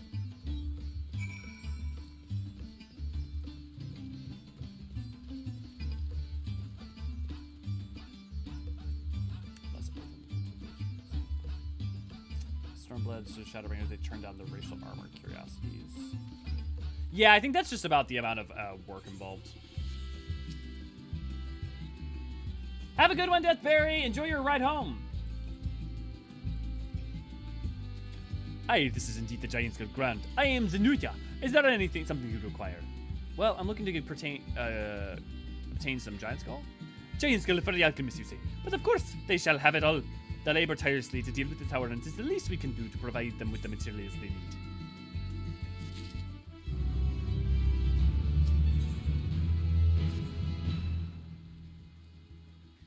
Here you are, a sack of pure Giant Skull. We always set some aside for our alchemist friends.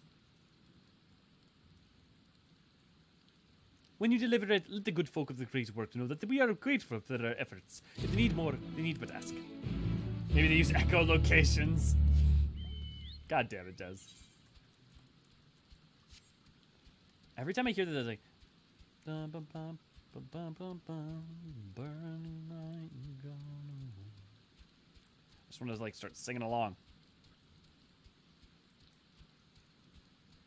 Heart of amber wrought in time, cooling swiftly, bleeding light, smoldering softly, biding time, marching forward, left behind. There's something about it that's just so sing-songy. I love it. Love it! Actually, I can probably just teleport back, can't I?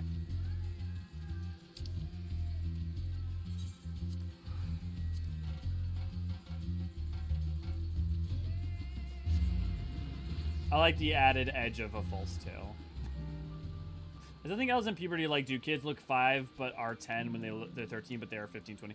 No. So they basically, there seems to be like 2 forms of puberty, because there's Elzen children that look like Alice and Alfino's age, and then there's Elzen children who look younger. I think sometime in between, probably, this is generalizing, but like between 10 and like 16-ish, they grow from, 10 to 15-ish, they grow from younger child to like Alfino and Alice size, and then at some time in between about 15 to 16 to 20, they have their growth spurt. That's basically what we know. I don't know if puberty and growth spurts are necessarily the same thing. They are not. Puberty is yeah. Walt's footfalls is new to me. I want the twins to hit puberty already. I love them, but please grow up already. Yeah, I'm with you, Rune. I'm ready. I'm ready for them to... Ah, welcome back. Elio, there I hope you have the Giant Skull.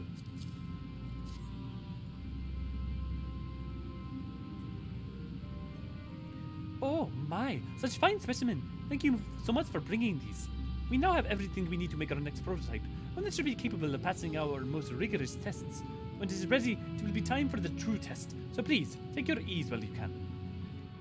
At current pace, we might actually make it to Zot. We'll see. Oh god. Music, don't make me cry. Don't play Flow. Oh, this scene, I love this scene. This is a really good scene for setting the tone, and also over and over again, Endwalker conveys its story, its narrative, its focus, its themes through multiple characters saying similar things, but in their own way and in their own way that they found it. And this is that scene for some of these characters. I see our taskmasters have allowed you a moment's respite as well.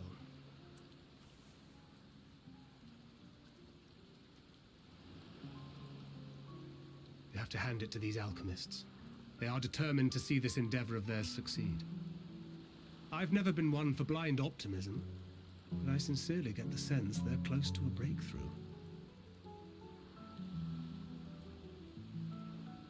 They had better be, or all this effort was for naught.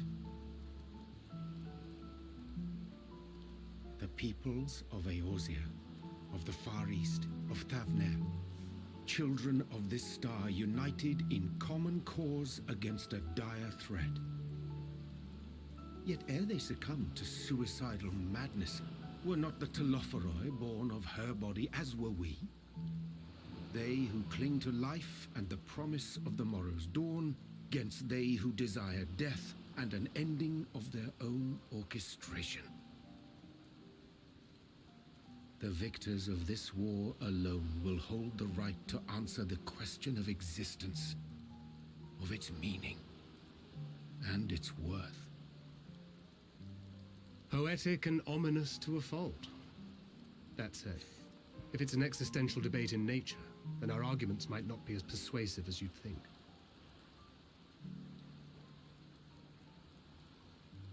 Fandaniel wants to die and take everyone with him in an orgy of pain and suffering.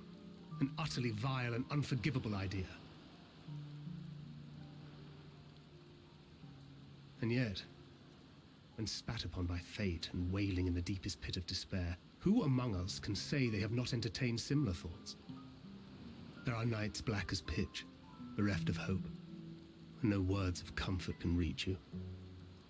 And it's all you can do to grit your teeth and choke back the bile. The more you see and suffer life's injustices, the more difficult they become to bear.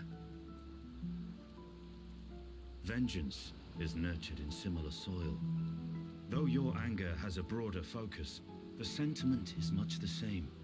A fervent desire to destroy others, to see them drown in torment, as you have. That about sums it up. The will to endure is not always as strong as the urge to burn it all down and salt the earth. Survival be damned. It's a struggle, often close and brutal. Indeed. Well, I, for one, shall pray survival proveth more appealing in the end. As will I. Besides, our chances are much improved when we've the company of others committed to the cause of life. Our vengeful dragoon here is proof of that.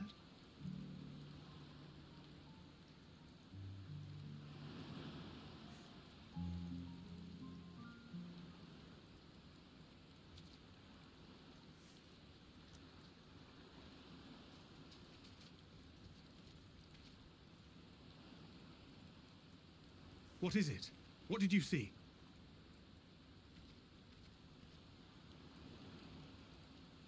I saw Fandaniel. I don't know where he ran off to. Are you sure? If he knows we've been working on a countermeasure. It holds. The vessel holds. This is the one. At long last.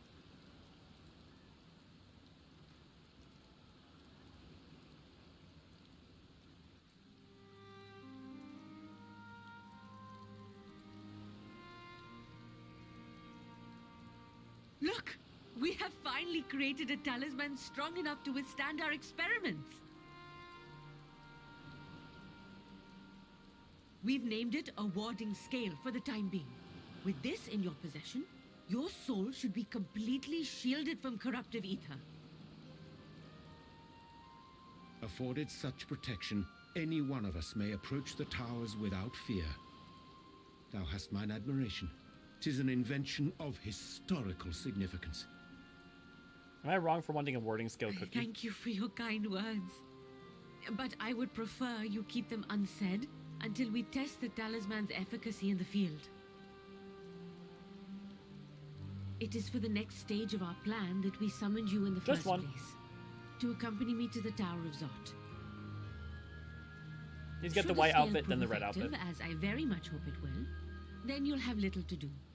But should the effect be weaker than anticipated, I must ask that you restrain me, or knock me senseless.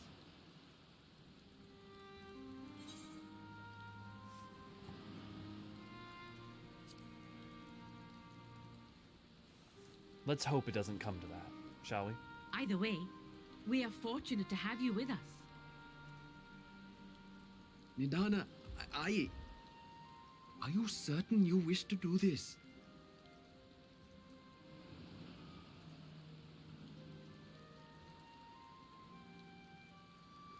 If others are to trust our creations, then we must have faith in them first. And as the senior researcher, it falls to me to lead by example. But should I fail to return, then learn what you can from this attempt and apply it to the next. Our work must continue. Is that clear?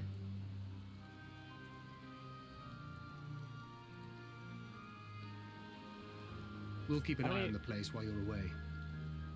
Assuming Fandaniel is lurking about, there's no telling what mischief he has in mind for us, or you. Be on your guard. Fandaniel has 2. Shall we be on our way? I'll have one of the soldiers at the hatchery prepare us a boat, and we can set out from the northern shore. I'll see you there.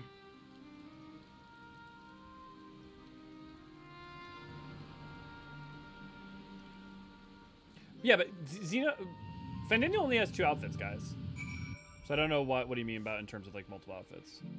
He's only ever wears the white one from 5.4 or 5.3, and then the red one.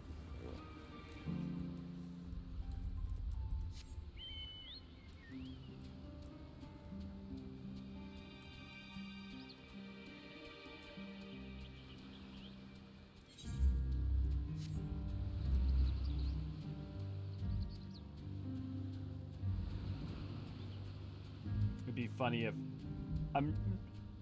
I don't know what you're referring to, Lynn. I don't know what would be funny.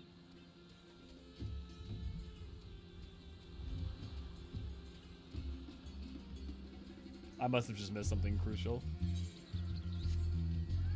I was too engaged in the emotions, the sincerity of the moment, in the realization and acceptance of the struggle of life, while also agreeing that it is better to push forward, not only to endure, but to make a better path, rather than burning it all down. So I couldn't laugh at the memes. Wording scale cookie would be so cute, yeah. Could probably 3D print molds and like make some like popsicle or something. Okay, yeah, imagining him going through that? Okay, yeah, I follow. I'm pretty sure that's literally the opposite of what this game says and literally the opposite of this expansion. Like, literally apathy and emotionlessness is like literally is the exact opposite of the point.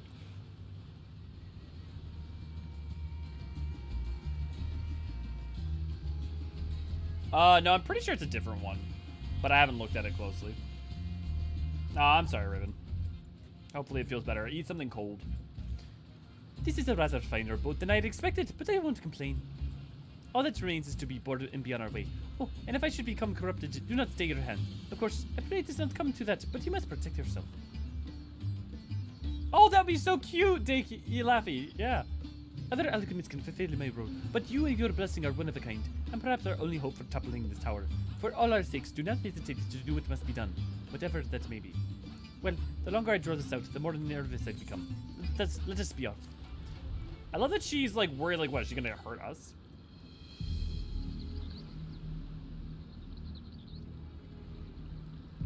He should, Lynn, yeah. We should soon cross the threshold of the tower's influence.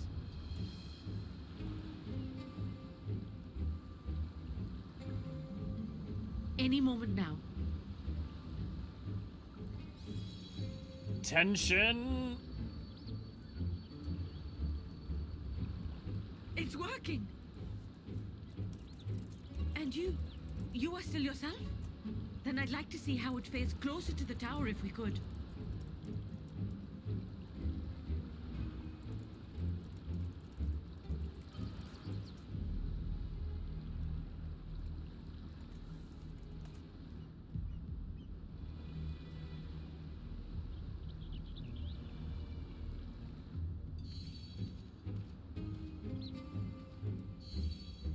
So far, so good. The scale's protection appears to be holding.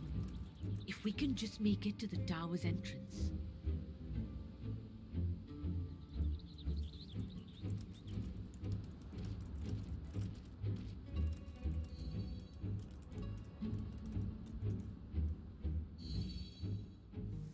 A few more steps. Come on, everything's good. Praise be to the sisters, we made it! And the scale has proven itself to be everything we hoped it would be. Now we can focus on production. Once we've equipped and returned with an entire survey team, this menace will soon give up its secrets. Yes, but can you get back? Let's just like, come on, like, but yes, but back here. Fuck.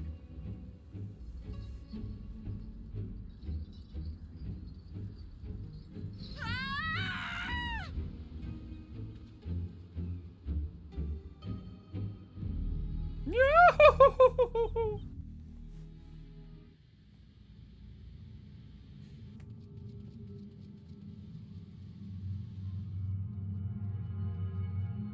Because it wasn't enough to use body horror, we thought we'd make it the buildings too. Notice that these sections all look like vertebrae and purple stuff muscle tissue. I'm actually pretty proud I came up with that on the fly.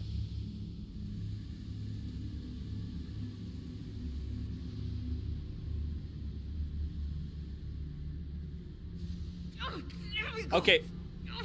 Let me go! Oh, do calm down. You'll only hurt yourself thrashing about like that. See, I love that he switches back. It's not just like a... Oh, you can't do this! Please! Like, not to make light of a serious moment, but this is somewhat suggestive.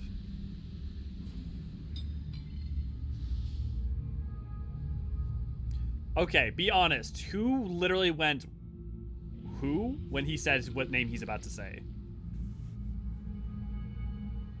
Oh.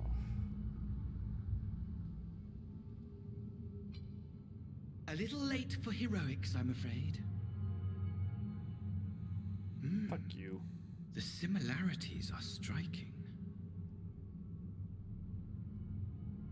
Ooh, interesting line. My, such hostility. Never before has my artistry so displeased. My patrons of old would have positively squealed in delight, though, between you and me, I find gushing praise exhausting.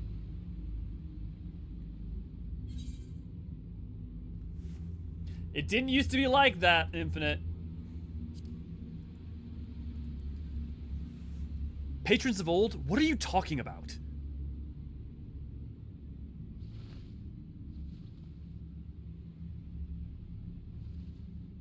Allow me to tell you a story. Surely you've yet to hear the one about Vandaniel, the sundered Asian. I inherited the position and the soul of the Vandaniel who sat on the convocation in the time of the final days, theoretically speaking. Practically speaking, that fact is of no consequence. I was born and lived as, well, me. Eventually, I was recruited into the Asians and imbued with the former Vandaniel's knowledge and memories, but I never felt that they were truly a part of who I am.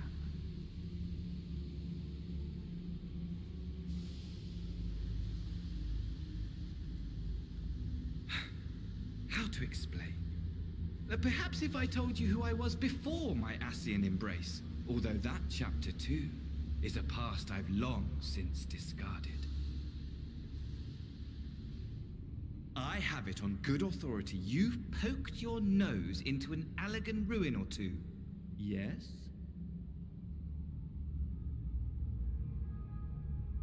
Then I expect you've heard of me. The old me.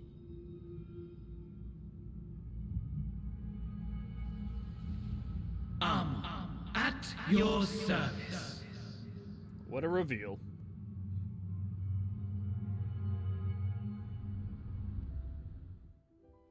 Imagine a nation of unbridled prosperity. Every need met, day after day of unbroken, unshakable peace. Existence fulfilled and ripe for decay. You are a genius without peer, Amon. However do you conceive of such delightful experiments? That fool was beside himself with panic when he awoke with the head of a bull. Even his cries for help emerged as so much guttural lowing. Oh, the memory of it. My poor sides. My friends and I were so consumed by laughter we struggled to breathe.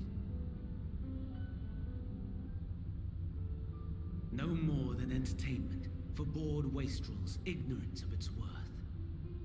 My all-consuming work. But it was not their only indulgence.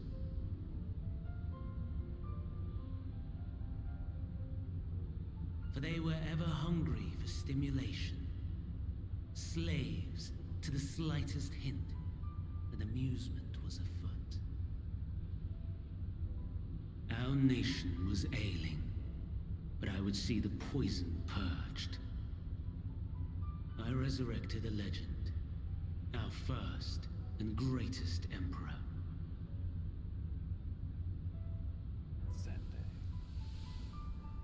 And just as I had planned, he set our wayward empire back on the path of conquest. An inexhaustible ambition carried us onwards, always onwards.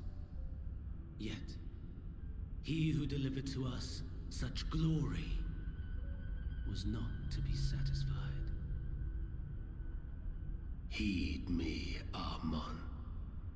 No matter how vast one's empire, or full one's treasure vault, all is rendered meaningless by death. In the end, wasn't a heart.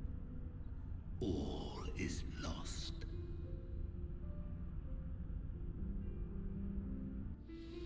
You know as well as I that the Emperor stands to lose this war.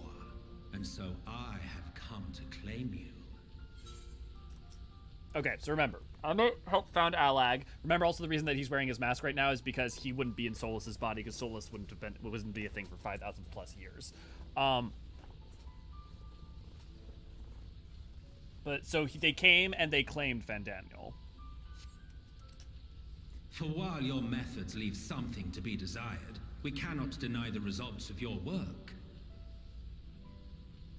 And as fortune would have it, the seat of Fandaniel, your rightful seat, lies vacant and waiting. Take your place amongst your peers, rather than die a pointless death amidst the ashes of your doomed nation. Send one of your clones to the Crystal Tower that you might see for yourself. See what lies ahead.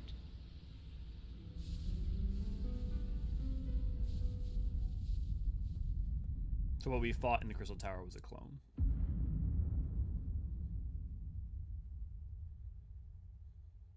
The fall of the Empire affirmed the truth. Majestic and tragic, as the Emperor foresaw. Scheme as you like, build as you will, nothing endures. What is life but a brief jaunt ending in emptiness? In the short, if it's going to end, what's the point?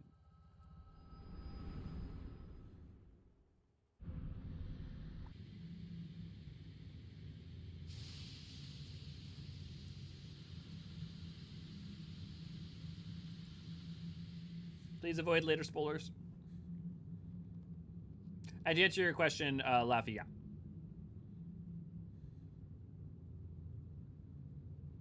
They're... So easily distracted. Why, I almost left without saying farewell. As for your friend, you needn't worry. These pawns are far more useful to me alive as fuel for the primals.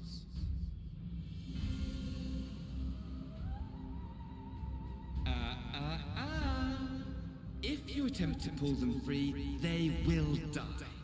So, enjoy tackling that conundrum with your comrades. We shall meet again. Not in one of these mind spires. Oh, no.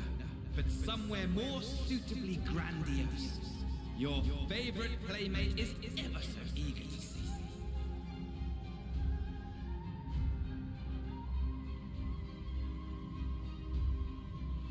Yeah, persona, the body, everything. The Asahi effect, yeah. Xande didn't so much poison Amon. I mean, like, Amon fell to despair, and that despair affected. Or Xande fell to despair, and Amon was already disaffected, and Xande's disaffection also affected him even more deeply, combined with the disposition of his soul, which I can't say whose it is, but yeah. You know, honestly, at this point, I'm starting to wonder how many people are intra-playing Endwalker and also going to watch the stream. I think Temple has very specific trouble for, you know, reasons. Yeah, fair, that boy needed therapy. Also noted the music at the Airmaker Research Facility. Right, yeah. It's the Heavensward music. Well, I mean, one of the reasons that I love it is that that music is also really resonant both for Thavnair as a theme. Like, there's a lot of Thavnair that's rooted in the relationship between Thavnair and, like, Ishgard. I have a hypothesis that I've never really, like, worked out into a full thing, but if you look at each map, they kind of have a relationship to each expansion. With, like, Charlene and 1.0 and Twins and stuff, the Thavnair and Heavensward and Dragons and that relationship, and, you know, map 3, Stormblood and the War and Garlemald. And then I can't talk about the other ones right now. Are you returned? But where is Mistress Nadana? She was captured and taken into the tower. Manusa preserve, just when we had succeeded in making the talisman. I must report to this at once. Meanwhile, please retreat to the great work.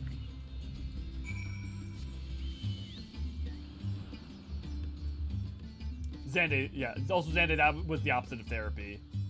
Yeah. I'm playing FF14 much. Yeah, I'm just wondering, Jackson, has anyone in stream currently not beaten Endwalker, but gotten to Endwalker and is also watching this stream? Not like yeah. It's fine, I believe, to be in the middle of Endwalker as long as you're ahead of Elio. Yeah, because I'm just curious, like, that's got to be like a very limited number of people, right? And even fewer who are probably watching. Good, Raven.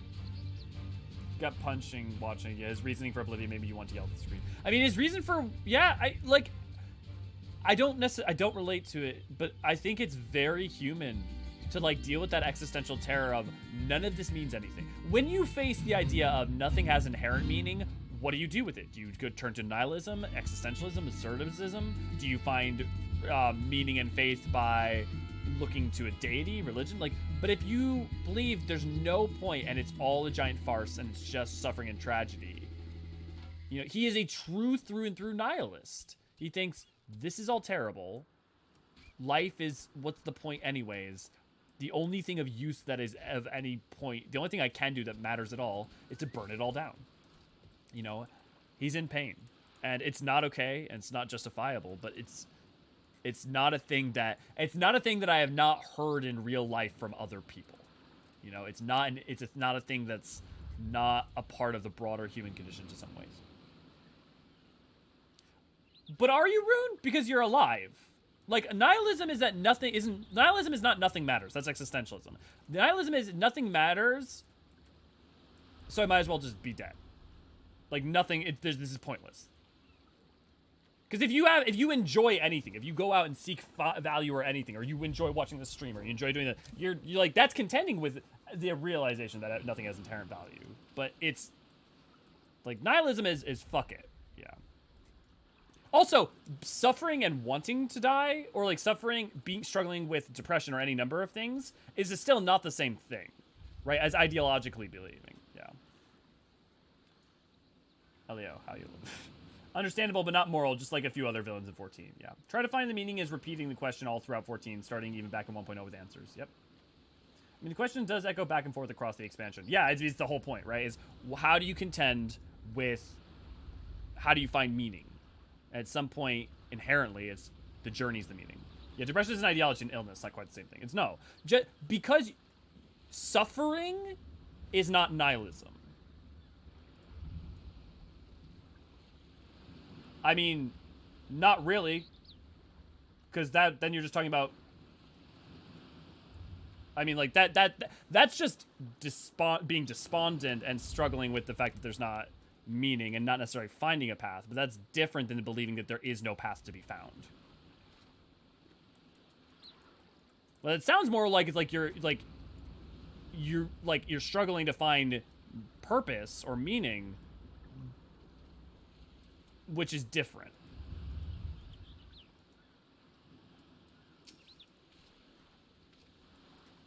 Something's gone awry, hasn't it? What's happened?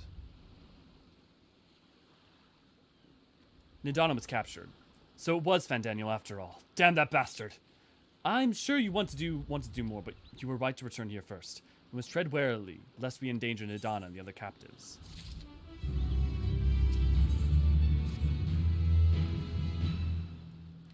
First, we must inform everyone of the situation, Nidana's colleagues included. I'll call them together for a gathering, but I think it would be best if you were the one to explain. Yeah, but Lynn, okay, so I'm actually I have a stance on this, because if you're talking about classical nihilism, you're right, Lynn. I would say, though, that at this point, it is not only in colloquially, but, like, literally in the way that it is used in any form of conversation to talk to people, that is the way it's using. Right? So, like, while I understand Nietzschean, like, nihilism is more akin to what we would commonly use as existentialism, if you communicate with people at this point, no one, like, that's not how it's used. You know? It's also expecting Fandaniel to look at the screen and break the fourth wall every time we see him. I mean, with his character, he's, you know, he's aware of the story he's in to an extent, so I don't think it's that weird.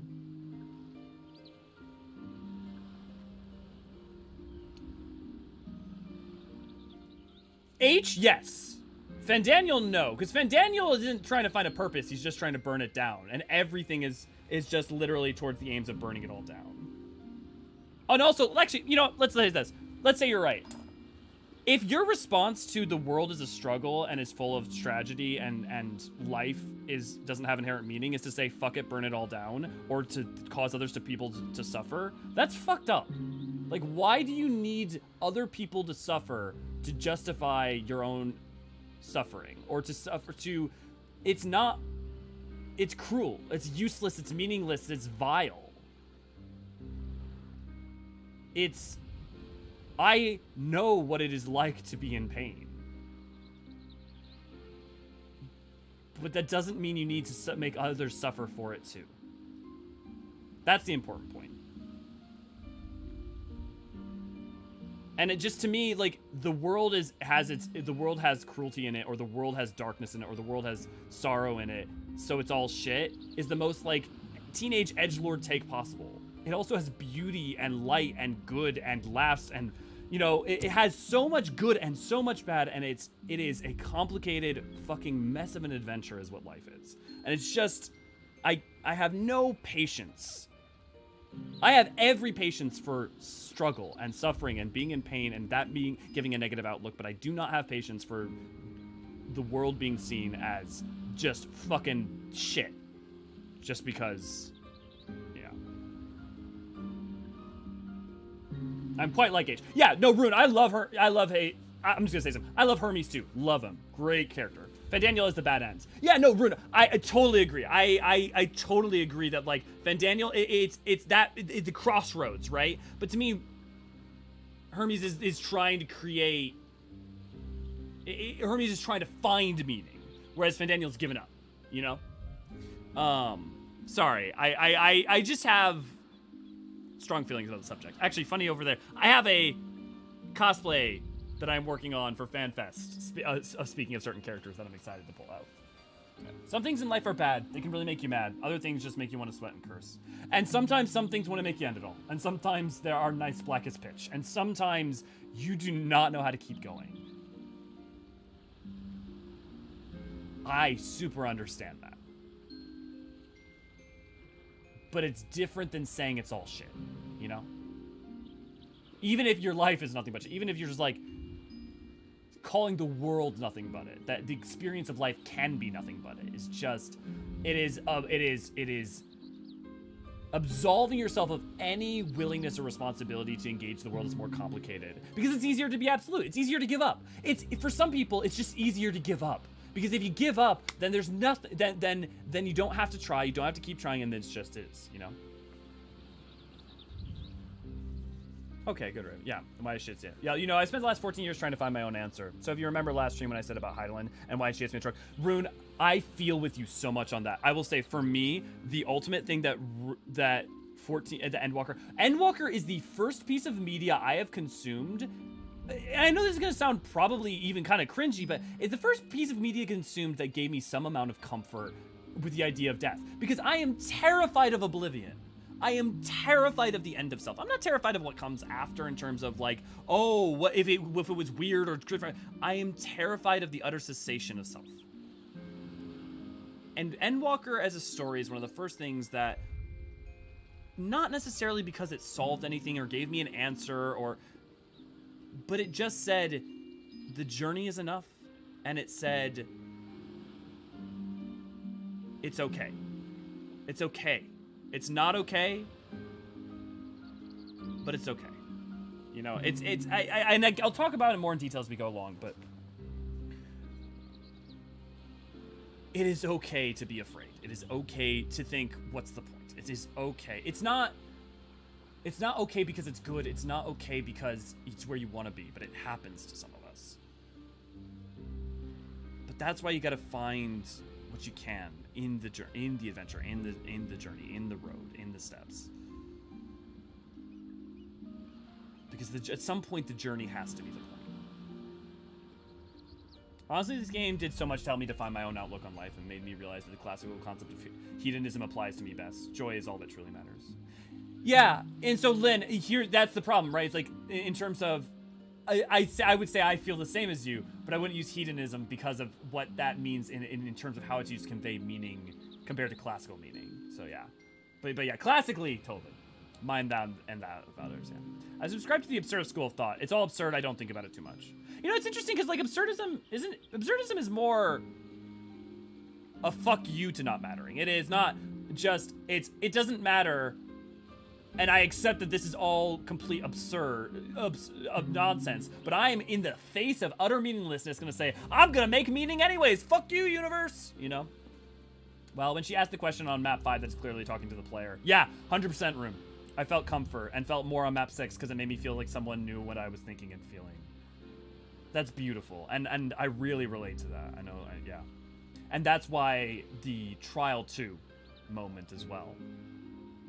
And Walker helped me during a really hard time in my life, and his message hits me just right at that moment. That's why Endwalker's my favorite expansion. And I'm perfectly ready for Endwalker to stay my favorite expansion, because frankly, so much of it is rooted in specific things that connect to me and themes and things I struggle with.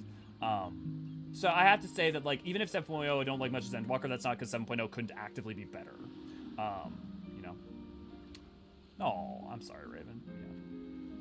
Yeah. Sometimes it's good to cry, especially if it helps. Felt comfort. Yeah, that's what I meant. Poorly worded on my part. No, cool. No, don't worry. No worries, Des. Look, I'm not. I know. I'm doing the thing where I'm very impassioned and have strong thoughts, and so I'm like clarifying or being pedantic or like saying like, well, you know, no, it's this, and I'm sorry. The more impassioned I get, the more, you know, the more I speak, the less I listen. Yep, that's the name of the song. Says so. Exactly, Rune. Yeah. There's 3 very different outlooks that you seem to find in 14.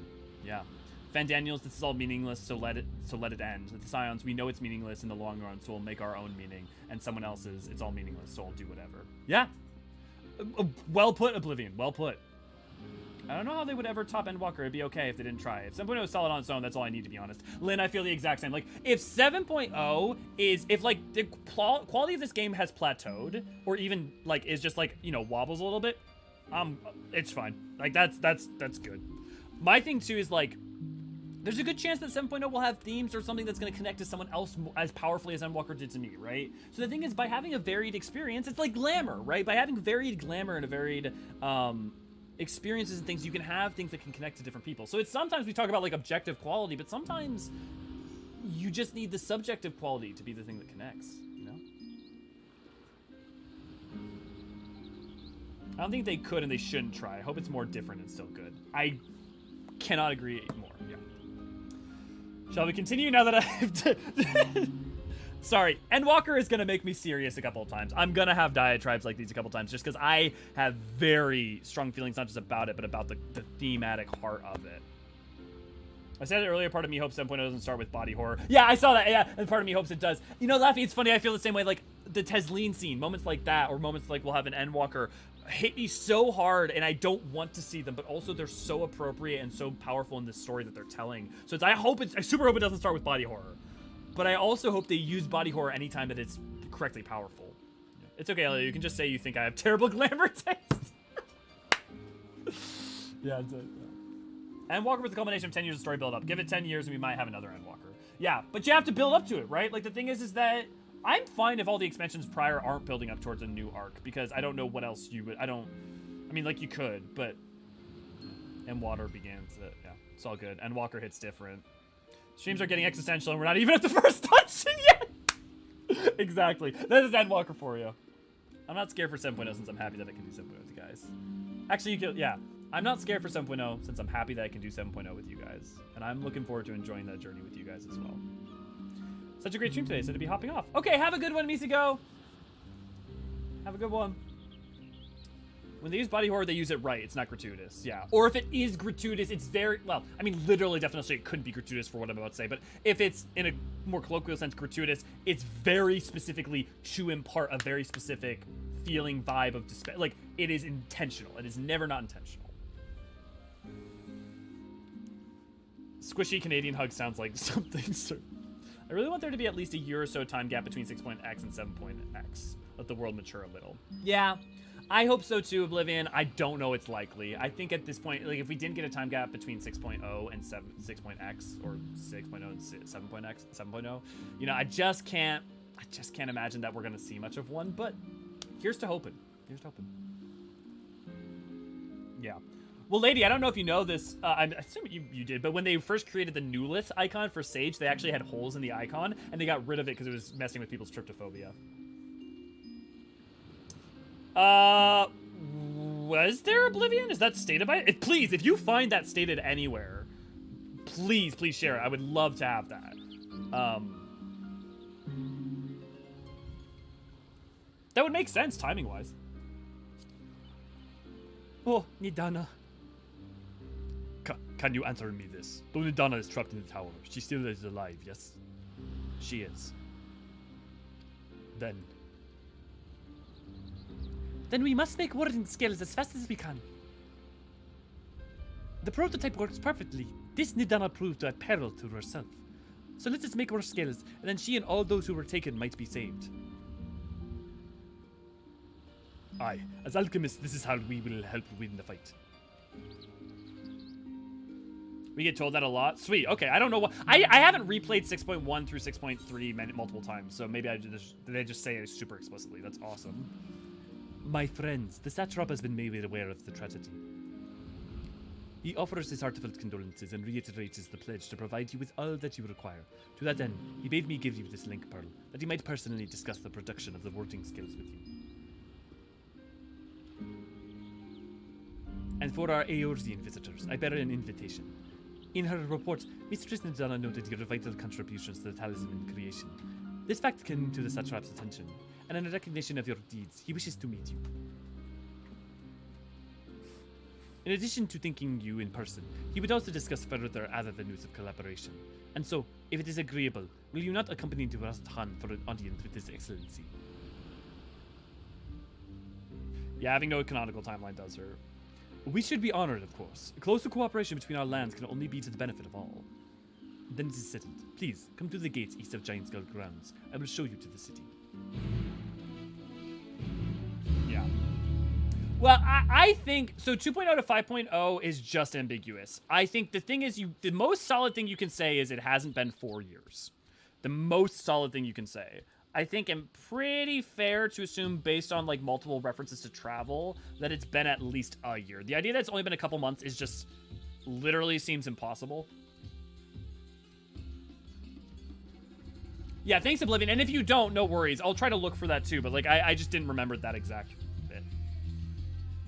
I honestly, what I want to do someday is I want to like sit down and I want to like get I want to like Control F every use of the like term day or week or moon or anything like that, and tally up every single time someone's referenced the passage of time, and then tally up how long it's been from AR to 6.0. If we went to the 5th or some shard, would it just be like, oh, it's the same difference as the source in the 1st, or are they special circumstances than any of the other shards other than the 13th? The 5th would be like the 1st, except for different history, obviously. Its history would have branched, and it wouldn't have had the flood. So as far as we know, the reflections when they sundered all have the same physical geography. So what I would look to is basically just think the same way the 1st has a branching timeline from a certain point in history. So with the 5th, the 5th like wouldn't have Ixal, for instance, right? But it would have Amalja or you know, the spoken races. I'm squishy or fluffy, as one comedian says, and Canadians are squishy Canadians. Yeah, more time passing. Probably the twins, let's be real. Honestly, yeah, the twins need to grow a little bit older would be nice. All we know is 2.0 to 6.0 is less than 4 years. Yep. We basically only know that Shadowbringers happened in like a week. We don't know. We don't know how long it took. I mean, like Shadowbringers, you could, if you took every example of them saying time has passed, I think you could say it's been at least a week. Honestly, a month I think makes more sense. But and if we're talking about 5.0 in specific, like our time on the 1st initially probably has to be more than a week just because of travel time. And the amount of times we sleep, but like the boat ride from Limsa to Kugane realistically would take weeks at least. Yeah, exactly. To be fair, how much happened in 2020 and 2021? I can't believe all this could happen in a year. Fair point. Fair point. Because of travel references and every time an NPC says it, because it's been months since. Yeah. It's not often that it's been. They say a moon, but it's rare that they say many moons. But yeah, none of the shards have Mughals, right? Oh, I'm remembering something. I have the knowledge about this. What is it? I feel like Mughals are on the 1st, but someone explains why they aren't. Or are they? Oh, fuck. What is it? I'm trying to remember. I just looked into this a little while ago. Someone else may have an answer. Can I add you? Like the orange? Oh yeah, Rune, where are you? Yeah, you're more than welcome to add me, and I'll definitely add you if you want to meet up in Roslet Han. And just in general, if anyone wants to be added to the friends list, I like seeing people around. So there was a shard that suffered an ice calamity and was completely engulfed in it. There would be a Lalafell turning into the largest ski resort ever. My estimate for 5.0 is it's at most like 1 month. I would say at least 1 month, but you know we're arguing semantics at that point. So frankly, I just go with 1 month, but. Yeah, I think that's a fair guess. 1st has Nutsy and post Mughals. That's what it is. They do have post Mughals. Thank you, Infinite. I was like, wait, we looked into this a while ago. Someone made this point. So yeah, Mughals I think are a byproduct of the Summerdering, which makes sense because they were on the source in the 1st Astral Era.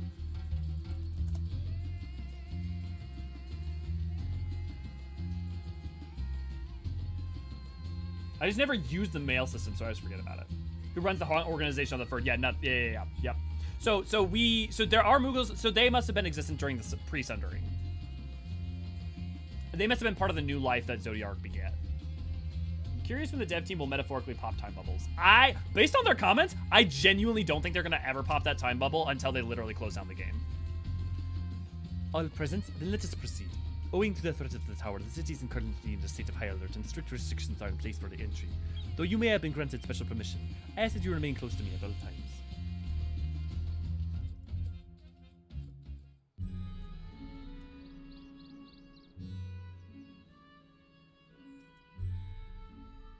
A vast rock squats upon Thavnair, and to its stony surface clings the city of Rhodes-at-Han. Cooking with Mogomog predates Alag, though. Alag's 3rd Astral Era. He's 1st. Ye who enter here are subject to the scrutiny of gods, the gate's most watchful eye. The orb which beholdeth the truth of all things.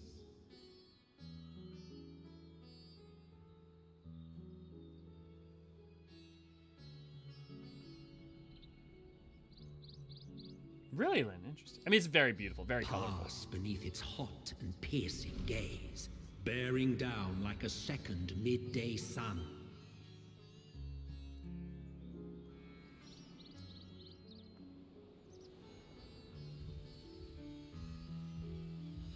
Memories of days gone by. The fragrant haze, a mixture of sweet incense and acrid smoke. The cries of merchants mingled here with lively melodies accented by dancers' feet. Dancers. Travelers seduced by vivid sound and colors were once swallowed up by patchwork streets.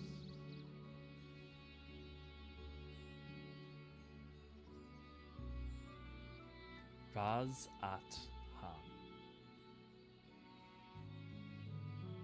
I love Raz at Han. I don't know if it's one of my favorites, but I love it, and I love that. No such scenes to savor now.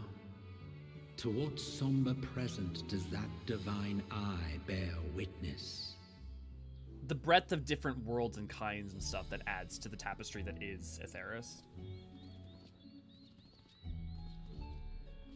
Yeah, Rune, definitely.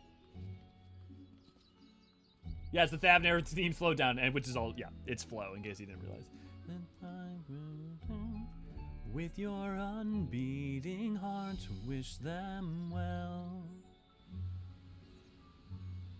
That's the nice part about doing the lyrical lores, is that I get, like, I actually can, like, start hearing the parts. Here we are, Megaduta.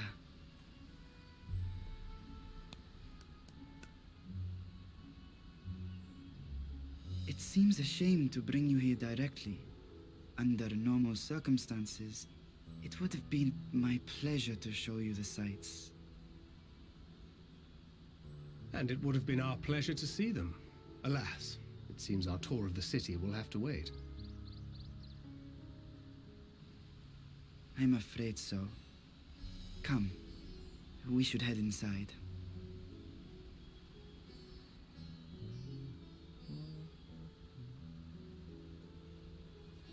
I always assume they're escaping the Sky Laboratory teaches what I know. Yeah, this is why it's always worth reevaluating things you know in 14. Reread lore you think you know. Go, like, ask yourself questions that you already think you know. Like, it does it. Hanish housing when? Because it's the B-City, Tam, probably not anytime soon. But I wish. Yeah, the food is definitely yummy there, Raven. Your Excellency, may I present our honored visitors? Ah, splendid. Most splendid. Yep, Allow primarily me to Kathra. Introduce myself. I am Ahawan, satrap of Radzat Han. Fucking best. Our dude. alchemists tell me your assistance was invaluable in the creation of the warding scale. Such deeds ought to be recognized in person.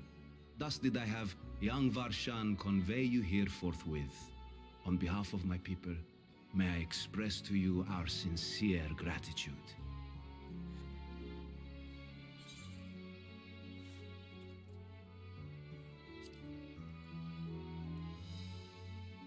Not everything went to plan. Nadana was taken. I assume you speak of Nadana. A regrettable incident indeed. Her colleagues insist that we honor her wishes and trust in the talisman, that it will be instrumental in saving Nadana and the others. I am eager to hear your opinion on the matter, so let us not stand on ceremony. Come, sit. I think not. Fucking love this this charade idiot. has gone on long enough. Show yourself. You ain't buying the shit. Forgive me, but were you expecting musicians, perhaps?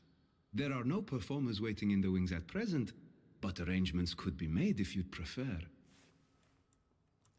Nay, he hath the right of it. The time for Friendly artifice is past. Raise the curtain. Friendly reminder that As you Retread's voice wish. actor is Gosetsu.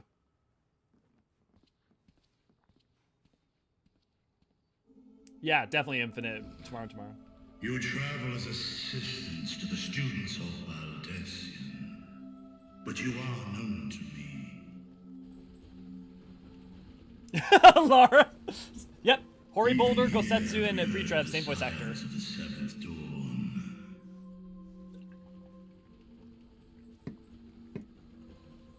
I was waiting for it to happen. I was excited, but... And for years uncounted hath this isle served as mine abode. Vritra, of the first brood. sibling to Hraesvelgr and Nidhogg. Gotta look primogenitor. Mine elder brothers, of Midgard's Sorma's spawn, I was last to hatch. Well, isn't this a surprise? We were told Rods at Han had an alliance with a dragon. Not that a great Primogenitor worm rune. sat in the Satrap's own hall. A necessary subterfuge, as the true tale of our nation history illustrates most effectively. Contention is the flying theme, which has In the primogenitor beginning, has part of the rock contention in upon it. which our city is built was home to Vitra, and Vitra alone. In time, the ancestors of the Matanga came to the island and established a foothold. But never did they dare disturb the worm's lair.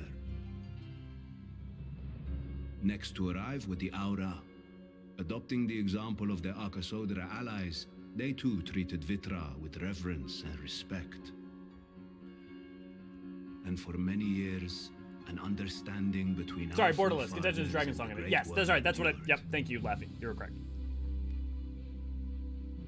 I flipped them around. Until marauding heroes from the mainland came, threatening to shatter our peace and tranquility. When it seemed all would be drowned in blood, Vitra himself came forth and quelled the rising conflict. A peaceful accord was reached, and oaths sworn in Vitra's name. Thus began the dragon's governance of the fledgling state, which was to grow into Rads at Han. And notice that no one summoned primals. But because everything if was working Vitra is well. still here, then your position as Satrap is just... A charade. Dragons have no gender and they can produce asexually, And so one yes. which my family has Yu-Gi-Oh. performed faithfully for generations. Many envy the great worms their power. Sorry, they have no Were it sex, known but they that do I choose ruled, genders. Then the fires of war would burn without end. I would not be the flame which consumeth my people. Those few who join me in laying our country's foundations were, perforce, sworn to secrecy. Your eye. It was taken.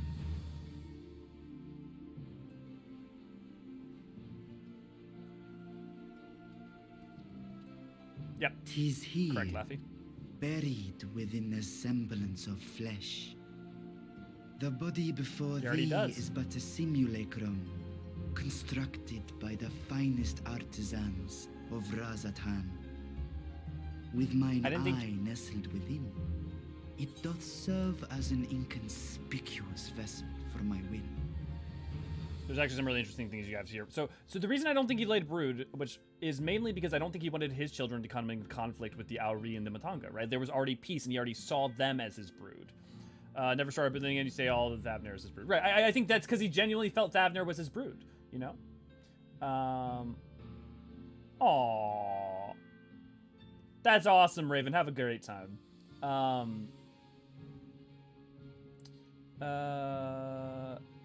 Is Vritra the only member of the first brood that doesn't have children? Technically, Asdaya does not. Radatoskar's brood was kind of brought into Nidhogg's. Hraesvelgr does.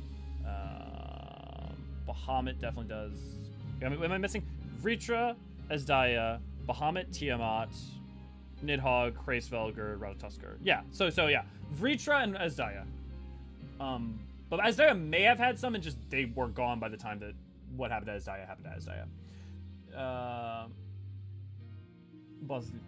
Bostonian style working in this game. I could totally imagine that style working in it does for like the New World or something. Also, someone had a point about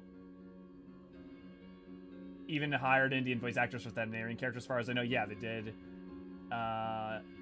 Is it normal that I can't listen to Flow without tearing up? Absolutely, Yukio. That you should feel emotions. You're supposed to, right? Okay, this was it. Rune, you had this. I just wonder what causes a culture to be like, this block is red, this block is green, where other cultures are like, this is gray, this roof is blue. So I think it's a couple things. One, it's whatever material is available. I think it's also what colors end up symbolizing in a culture. And so I think materials and symbolization and then that kind of evolves from there.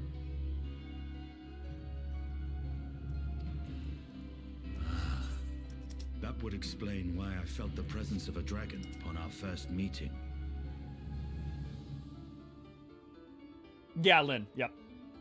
I am woven with wards fashioned to deceive such arcane senses. Though 'twas short-lived, it seemeth thy fusion with my brother hath left thee much altered. Estinian warm blood. Yeah, there are a couple of Retatuskers. From the I love the way. I love how they see each other. The nature of one another. Yet did neither one of us bear his fangs. That is all I need know of thee for now.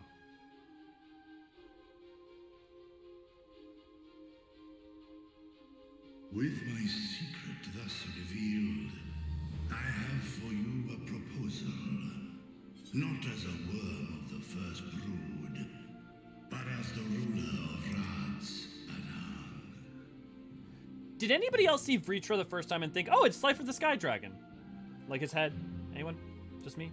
Eltol? Yeah. With all haste must we take in hand the finished talismans and breach this foul spire. Thence, should it lay within our power, dispel its wicked influence. Yet even with the assurance of the warding scales, the narrow confines of the tower doth limit the size of our force. And thus denied strength in numbers, thou must choose thy soldiers with care. Just so. Yet though our radiant host is formidable, I see a surer path before me. Thou and thy comrades have contended with a multitude of primal beings. Most recently, thou didst cast down false gods in Pagalthan and Cartanau, I am told. 'Tis upon that strength I would call. The Scions have proven themselves the most capable, and I ask that you serve as the tip of our spear. Talismans would, of I don't think course, so, Lab, be because provided it's the for trust each system, of thy right? companions. And should you agree to this undertaking, more will be provided to make use of as you see fit. There's no denying it's a dangerous proposition, but the rewards may far outweigh the risk. Just think of what we might accomplish if we could equip all our allies with warding scales. I worry, however, that even the four of us may be too few for what you have in mind. Might we regroup with our friends first to discuss the matter? 'Tis no trifling task that I have laid before you. Go. Steel your hearts and hone your plans. Such time as you require shall be spent in crafting your protective charms. It seems a quick trip back to Hydaelyn is in order.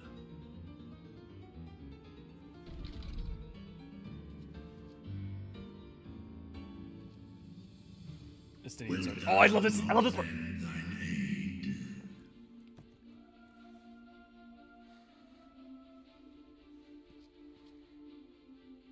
Whether your request be made as a great worm or the ruler of Rads at Han, I see no reason to refuse, nor will I. He's come so far! I love him! Oh, it's so good!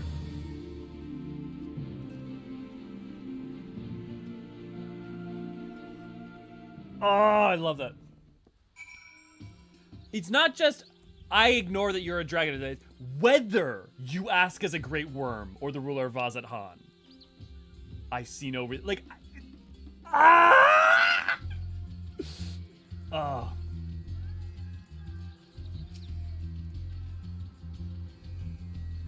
That meeting took a rather unexpected turn, but we now have a clear objective ahead of us. Let's rejoin our comrades in Hydaelyn and muster a suitable crew for our foray into the Tower of Zot. Oh, and if you haven't already done so, be sure to attune to the Aetheryte here before departing. Unless, of course, you enjoy violent nausea. Yeah, W character development, yeah. Cindy's my character's hobby and my character, yeah. That's growth.gif. Cindy just rocks. The thing is that if Cindy just did that, right? If he was always the guy who liked the dragons or whatever, it's like that means nothing. But his arc getting here is why that means everything. And it's so good. I forgot that doesn't take me to Hydaelyn.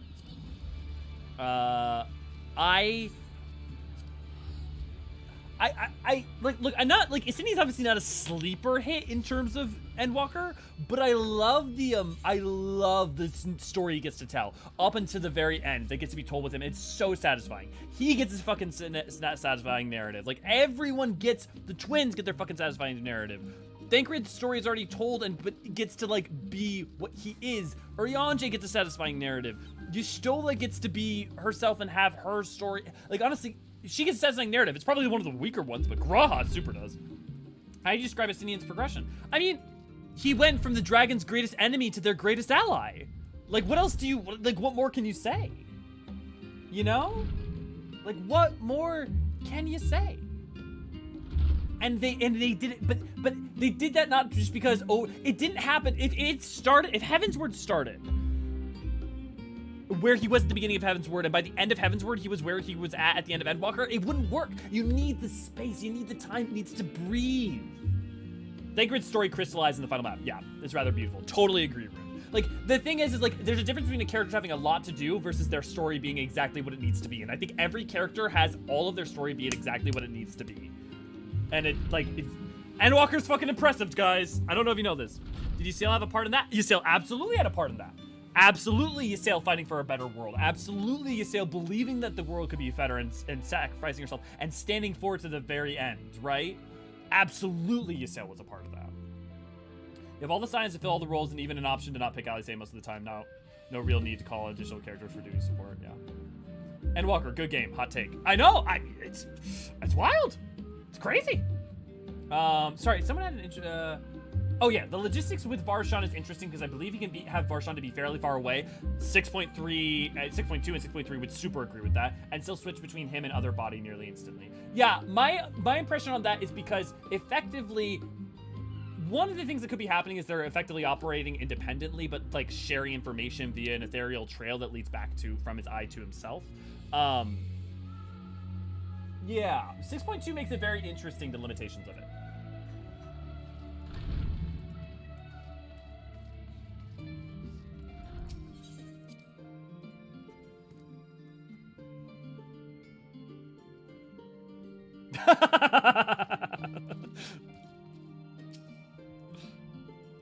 Good one, Brune. Just as I was getting used to the balmy Thavnair, we're back in chilly Hydaelyn. Take care not to catch your death, eh? We need you for the battles to come. Now then, everyone appears to be here, so let's take a stock of all the developments and discoveries.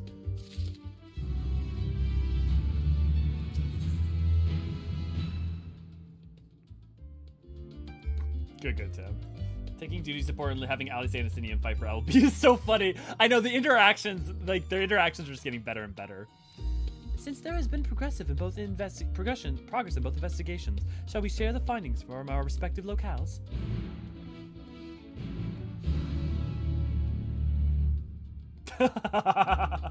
Oh, that's amazing, Rune. Ray, that's funny. I feel like I've only ever taken them in the same duty together. Your time in Thavnair has certainly been eventful. In my opinion, carrying out Vitra's request and assaulting the Tower of Zot should be our highest priority. I agree. While I still have questions concerning the Forum and their grand undertaking, we have all but exhausted our avenues of investigation. Simply pressing them any harder on the subject will almost certainly result in our expulsion.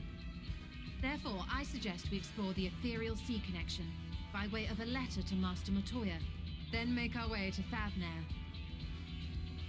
I wonder, even with the protection these talismans afford us, what can we hope to achieve once inside the tower? According to Orenvold and Frodola's report, they were unable to free the Emolja. Worse, their attempts triggered the tower's defenses, which led to a summoning of Luna Afrit. What does it tell us that the Spires even have such defenses? Mood rune. Mood. Simply pulling a prisoner from the wall is fatal. Thus, the direct approach is doomed to failure from the outset. Any further measures to dissuade such actions seem unnecessary. Unless, of course, there is a way to free the prisoners without killing them. Then it stands to reason that any intruders would be met with overwhelming force. The towers appeared throughout the world in but the twinkling of an eye. 'Twas by magical means these structures were raised, I surmise. A spire thus conjured must needs be maintained, and I suspect an arcane catalyst, some manner of core, doth lie hidden within. Destroy the core, and the tower ceaseth to be, thus liberating the captives without harm. So we can hope, and I would prefer to enter the tower with a working theory than with no plan at all.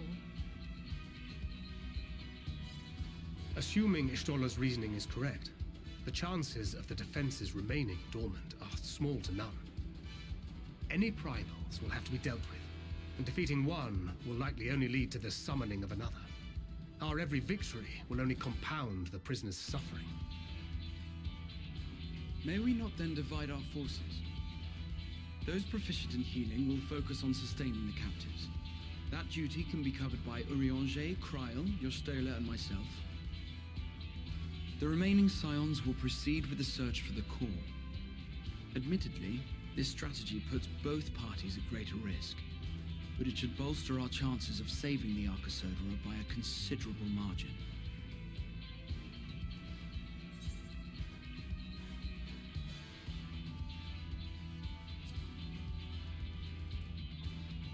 Are you sure Alfino's in the right group?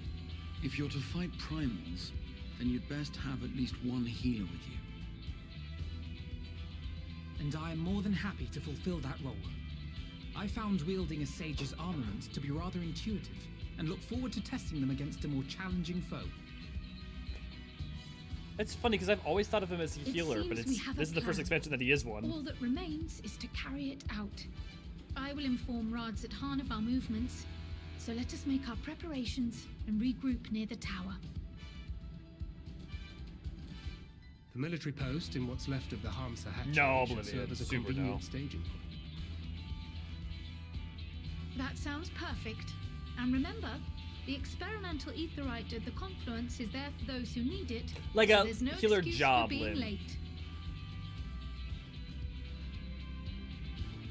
Like I meant literally like his job, because he was an arcanist before, which is like, I mean, he wasn't really an arcanist, but he was still a healer. But it's just like, yeah, like Sage is the first time he's a specific job, and that specific job is specifically healing. Okay, let's return back to Limsa.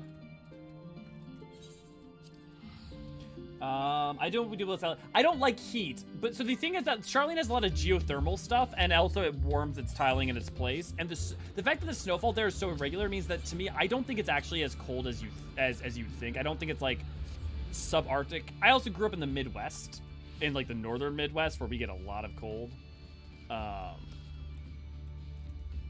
So I feel like for me, it's pretty. I don't know. It wouldn't be that bad. Okay, I almost take the twins for bickering. Yeah, the conversations are good. If y'all don't like, also Rune, if you're here, if you're ready, I can add you to friends if you want to do the thing. Imagine cold. Trulin. Can they just build a large warmer to keep the entire archipelago comfortable? It seems like Ham is much colder, and they are not that far away. Yeah, or Ham is much colder. I don't know if that's much colder, but there is ice flows and stuff, and seeing as it's close to like the northern, like how far north it is in the northern empty. But they definitely think they use geothermal and aetherology to like keep things warmer. You can always put more clothes on when it's too cold. There's a legal and physical limit to how much you can take off when it's too hot. Being much colder despite the proximity suggests they did in fact still snows regularly. Yeah, I don't think they would do that specifically of lab climate control. I like the additional answer if you're a healer. Aren't you forgetting someone? That's cute. Do you reckon we'll ever see 8-man dungeons again? No. So a couple reasons. One, I mean, the fact that they removed them, I don't think they're going to go back to it. There's also just not a lot of benefit for that. Like, 4-man content works better. Part of the problem with 8-man content is if you have anyone who's new, they can get left behind and everybody's running ahead. The coordination doesn't work as well, and the level of coordination for that, it works better for a trial where everyone has to fight together. Whereas a dungeon, the pacing doesn't just make a lot of sense. Or then doing open world things like Bosnia, that kind of stuff. Yeah. Consider him a scholar who uses Carby. It's like a mix of summoner and scholar, yeah. I mean, arcanism, high-level arcanist, basically, is that. He was an academician. Oh god, I know that's wrong. I cannot say it right now. Academician, which is a fuzzy, yeah. Yeah, which I love. I love that they give specific, like, actually, can I pull this up in trusts? Duty, trust. Can I pull, well, let me look at this. Yeah, okay, it does. I love that it so, like, anyone who has an actual job, you see it. But, like, for instance, Y'shtola is not a black mage, she's a sorceress. Reen is an Oracle of Light. Graha's just an all-rounder. Let's see, is there anything from earlier? No, because we don't have any Endwalker stuff yet, but okay. I'm telling you the dungeon. Oh, Rune, we're not doing the dungeon tonight. We're wrapping up. So we wrap up usually around 7. So, because we'll be doing the dungeon tomorrow. We're going to be doing the dungeon on Monday in the new setup. How far north is it? It doesn't always affect the climate, remember. Yes. But for those of you who don't know, I'm going to go over the geography really quick again. You got the Isle of the Charlian Isle, the Isle of Val, the Isle of Ham, and then Yorm, I think is this one or this one. I don't know where Yorn is exactly, but Ham's up here. They could do an 8-man for something like Sildi Subterranean, but your reasoning is correct. Yeah, they could. You could for a variant. I feel like I don't know what purpose it serves, and it causes the balancing and chaos to be off. Because the thing is that if you have more people, the more like with 4 people, it's easier to like, I don't know. Could they? Sure. I don't think they will. I think their current, what they've been doing and showing has been such that I don't think they will. Is that room? Hey, I'm gonna. Hey, yo. Ray Ray or V, are either of you here? I think I've been modless for a little while here. I think Ray Ray's asleep and V's has a headache. Remember my first prey run. I got left behind as a corpse until the first boss. Yeah, exactly. See, that's part of why. Scholar uses Carby. Like a 6.4 scholar. They could do an 8. Oh, right, because they're gonna have. I forgot they're gonna have glams for being able to change that. Infinite. He still has an interesting job in Heavensward duty support. Ooh, let's look at that real quick. Duty support.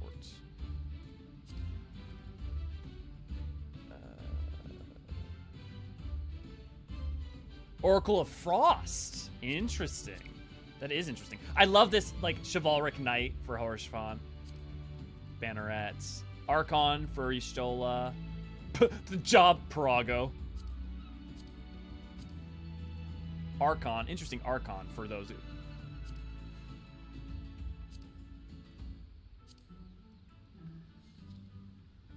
Interesting.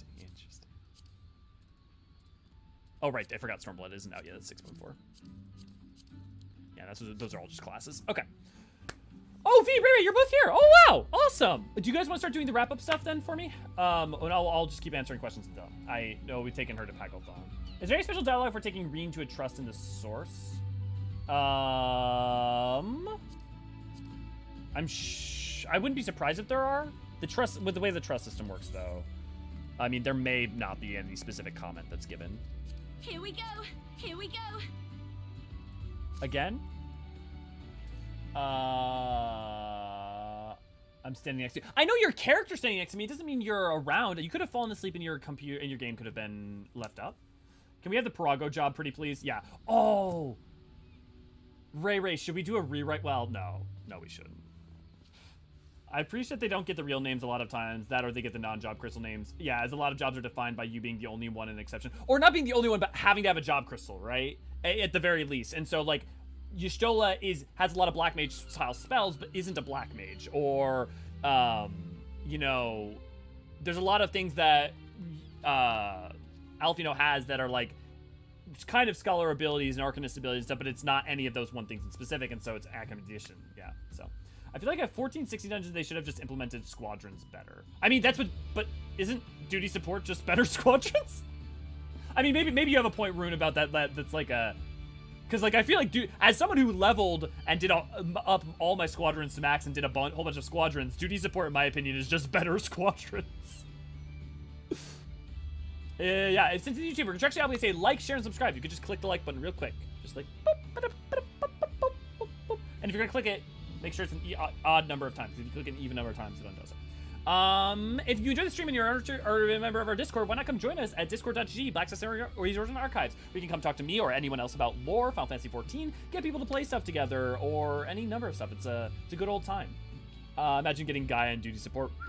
If you'd like to support us, you can go over to patreon.com, give us a couple $, get fun rewards like your name in the banner above my head, as well as at the end of videos. And you also get a color name change for the Discord. Beyond that, there are some other fun things, but there's no content that is locked behind it necessarily. Do you like what we do? Oh, I should try Reen and Paglathon now. Yeah, let me know if you find anything. Catch over series overheard in Eorzea. Yeah, we've got fun little Twitter tidbits that Ray loves putting up. And we have a merch store on Redbubble. If you love stickers of some of our emotes, we got a bunch of those stickers up there. It shows how you can become a powerful mage without a crystal, but crystals make it easier. Yeah, they're the shortcut, right? They are effectively a knowledge base that if you have a prerequisite amount of skill, you're able to read that book of information. You can learn everything in a book without ever reading that book, but by like let's say it's a book about learning about dogs, right? You can go out in the world and learn everything you possibly could, and that's already within that book. But the book may be a much more condensed and shortened version to it. Alvino theoretically has a sage crystal, yes, and his mother at the specific Emilian specifically says like this should help, right? Because it's basically allow him to shortcut learning the new list really fast. Duty support is basically just better squadrons unless you know how to completely abuse and break the squad system. True. The ones I assume have job crystals in Alvino and Alice, right? Warrior of Light. I don't think we see. Does Alice say that Rune Tia gave her a job crystal? Because we know that he taught her, but did he actually give her a job crystal? Is that any one of you guys? I don't think so. No. Yes, they are just saying to make the squadrons not suck and it makes sense in lore. Yeah. We see him. Yeah, totally. We see him then give a sage crystal. Yes. Oh, hey, I'm in the banner. I've never noticed before. Yeah, if you support on Patreon, you get your name in the banner. There's an event I've made on Discord right after stream. Yes, Ray is going to be doing some filming after stream for some archived stuff. If you'd love to help her out, I'd appreciate that. And also, you may end up in a video that's going to be, or those videos that get archived, which is cool. Is Alfino the only sign with a job stone then? Well, again, Thancred was taught to be a gunbreaker, but there's no implication that he has a job crystal, right? There's no statement on that. Same with Eorzean and Astrologian. Istinian doesn't have a Dragoon. No, Istinian does have a Dragoon soul crystal, doesn't he? No, because we have his father's. So he does. I don't know. I'll have to look into that. That's interesting. Thanks for stream. Yeah, Lynn. And good for luck with the trial filming. Yeah, I can't wait to see the results of the project. Totally, Lynn. Also, friendly reminder, this is the last time you're going to see this backdrop because I will be moving over this weekend. So we're going to be, this is going to be a whole new setup. This is it. You know, if they give us the first content anymore somehow or have Gaia and Reen come over for a while for some reason, Gaia do support would be fire. Yeah, and Rune, I think that's more likely to happen than not. Alice and Thancred might. Yeah, but I think he did. Emphasis on might. Yeah, I'd be surprised if Istinian doesn't have a crystal, to be honest. Well, there's no point. I mean, like his learning of astrology seems to be on his own hands. And it's also Sharlayan astrology, not necessarily Ishgardian, or definitely not Ishgardian, but I guess it would be kind of surprising because the amount that he's learned, I feel like him picking it up wouldn't be weird. I feel like he could have learned that naturally. I would be assigned if Stinian didn't. Yeah, sorry, not Eorzean. But yeah. I mean, she learned Red Mage. Yeah, Stinian, not Eorzean. Yep, I caught it. I mean, she learned Red Mage in less than a year. She may have a job crystal, but she may not. Yeah. Thanker doesn't, neither does Eorzean. I think Stinian does, and I strongly believe Alisade does. Does Thancred and Eorzean say they don't, or do we just assuming that? Because I think it's a safe assumption, Jackson, but is it they don't, or it's safe to assume that they probably don't? Because those are very different things, you know? Imagine Reen seeing her dad 10 years younger. So you're packing Deadpool's doggy briefcase for the move? Yes. Yeah. Gunbreaker 80 quest spoiler. Thancred learned Gunbreaker on the source. Yes. Yes, he did. He learned it from what's-his-face. Safe to assume. Yeah, okay. Just because sometimes the problem with saying definitives versus like probables is in 14.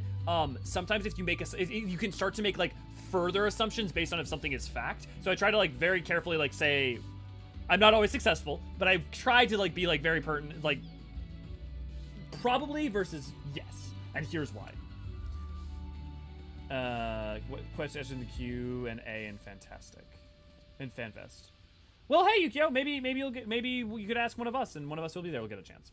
It's strongly implied in the first few Dragon Quests that Estinian has a crystal. Right, that's my understanding too. That was under my understanding, Laffy. Like that's why I was like, wait, I bet Estinian does based on the fact that we give one and it's that juxtaposition. Yeah.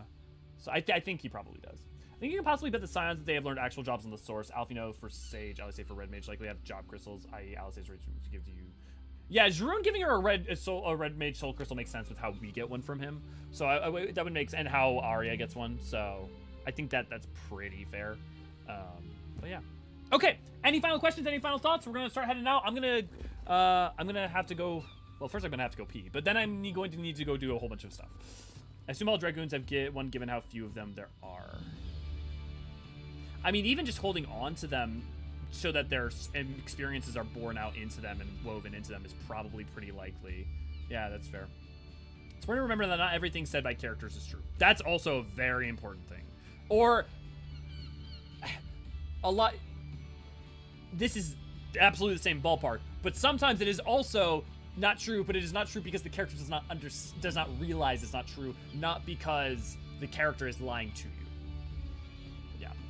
I think that's a pretty safe assumption.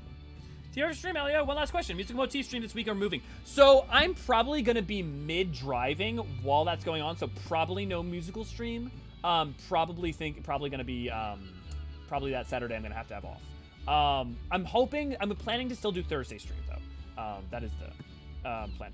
Friendly reminder, Monday and Tuesday we do MSQ stream. Wednesday, new video comes out. This week it's going to be a short. On Thursday, we're going to have me, presumably right now this is the plan, me and Aniri are going to be playing Final Fantasy IV, and then me and Chris from Work to Game are going to be talking about Final Fantasy XIV and World of Warcraft. Then on Friday, I am going to be off. Saturday, I'm going to be off, and Sunday I'm going to be off while I'm moving. Hopefully, I will not have to take Monday off. I'm hoping to be moved in by then. Elio Dashcam stream. I'd do it. I mean, hell, I would like get if y'all wanted to do like book club while I'm on the road. We totally could. Please don't live stream from the car. I mean, I could hop in Discord and we could just like do book club in the car. I mean, I'm not driving, so I'm not saying I would drive and we do it at the same time. Yeah, I'm just like checking EE1, like, I'm good going 60 down the highway. Please don't give him terrible ideas. Voice only, yeah. Even on Garlean hierarchy, it could be inaccurate to extent. Yeah, although, is there a specific reason that you'd say that, Laffy, or... Because, like, the version that we have, I think so far is held true. Right? Please look at the road, not in the chat. Again, I won't be driving, so it's gonna be okay. My partner, one of my partner's lovely husband is actually gonna be the one driving. He's, thankfully driving down and then driving me up, so. Because I don't tend to drive. I very much, stresses me out. Open trunk on the road to pull out EE and read in chat. I do it too. Bop bop. I do it again. Okay, guys, this has been lovely. So much thank you for being super active in the chat in terms of like give me something to bounce off of and energy to work with. Rune, I'm sorry.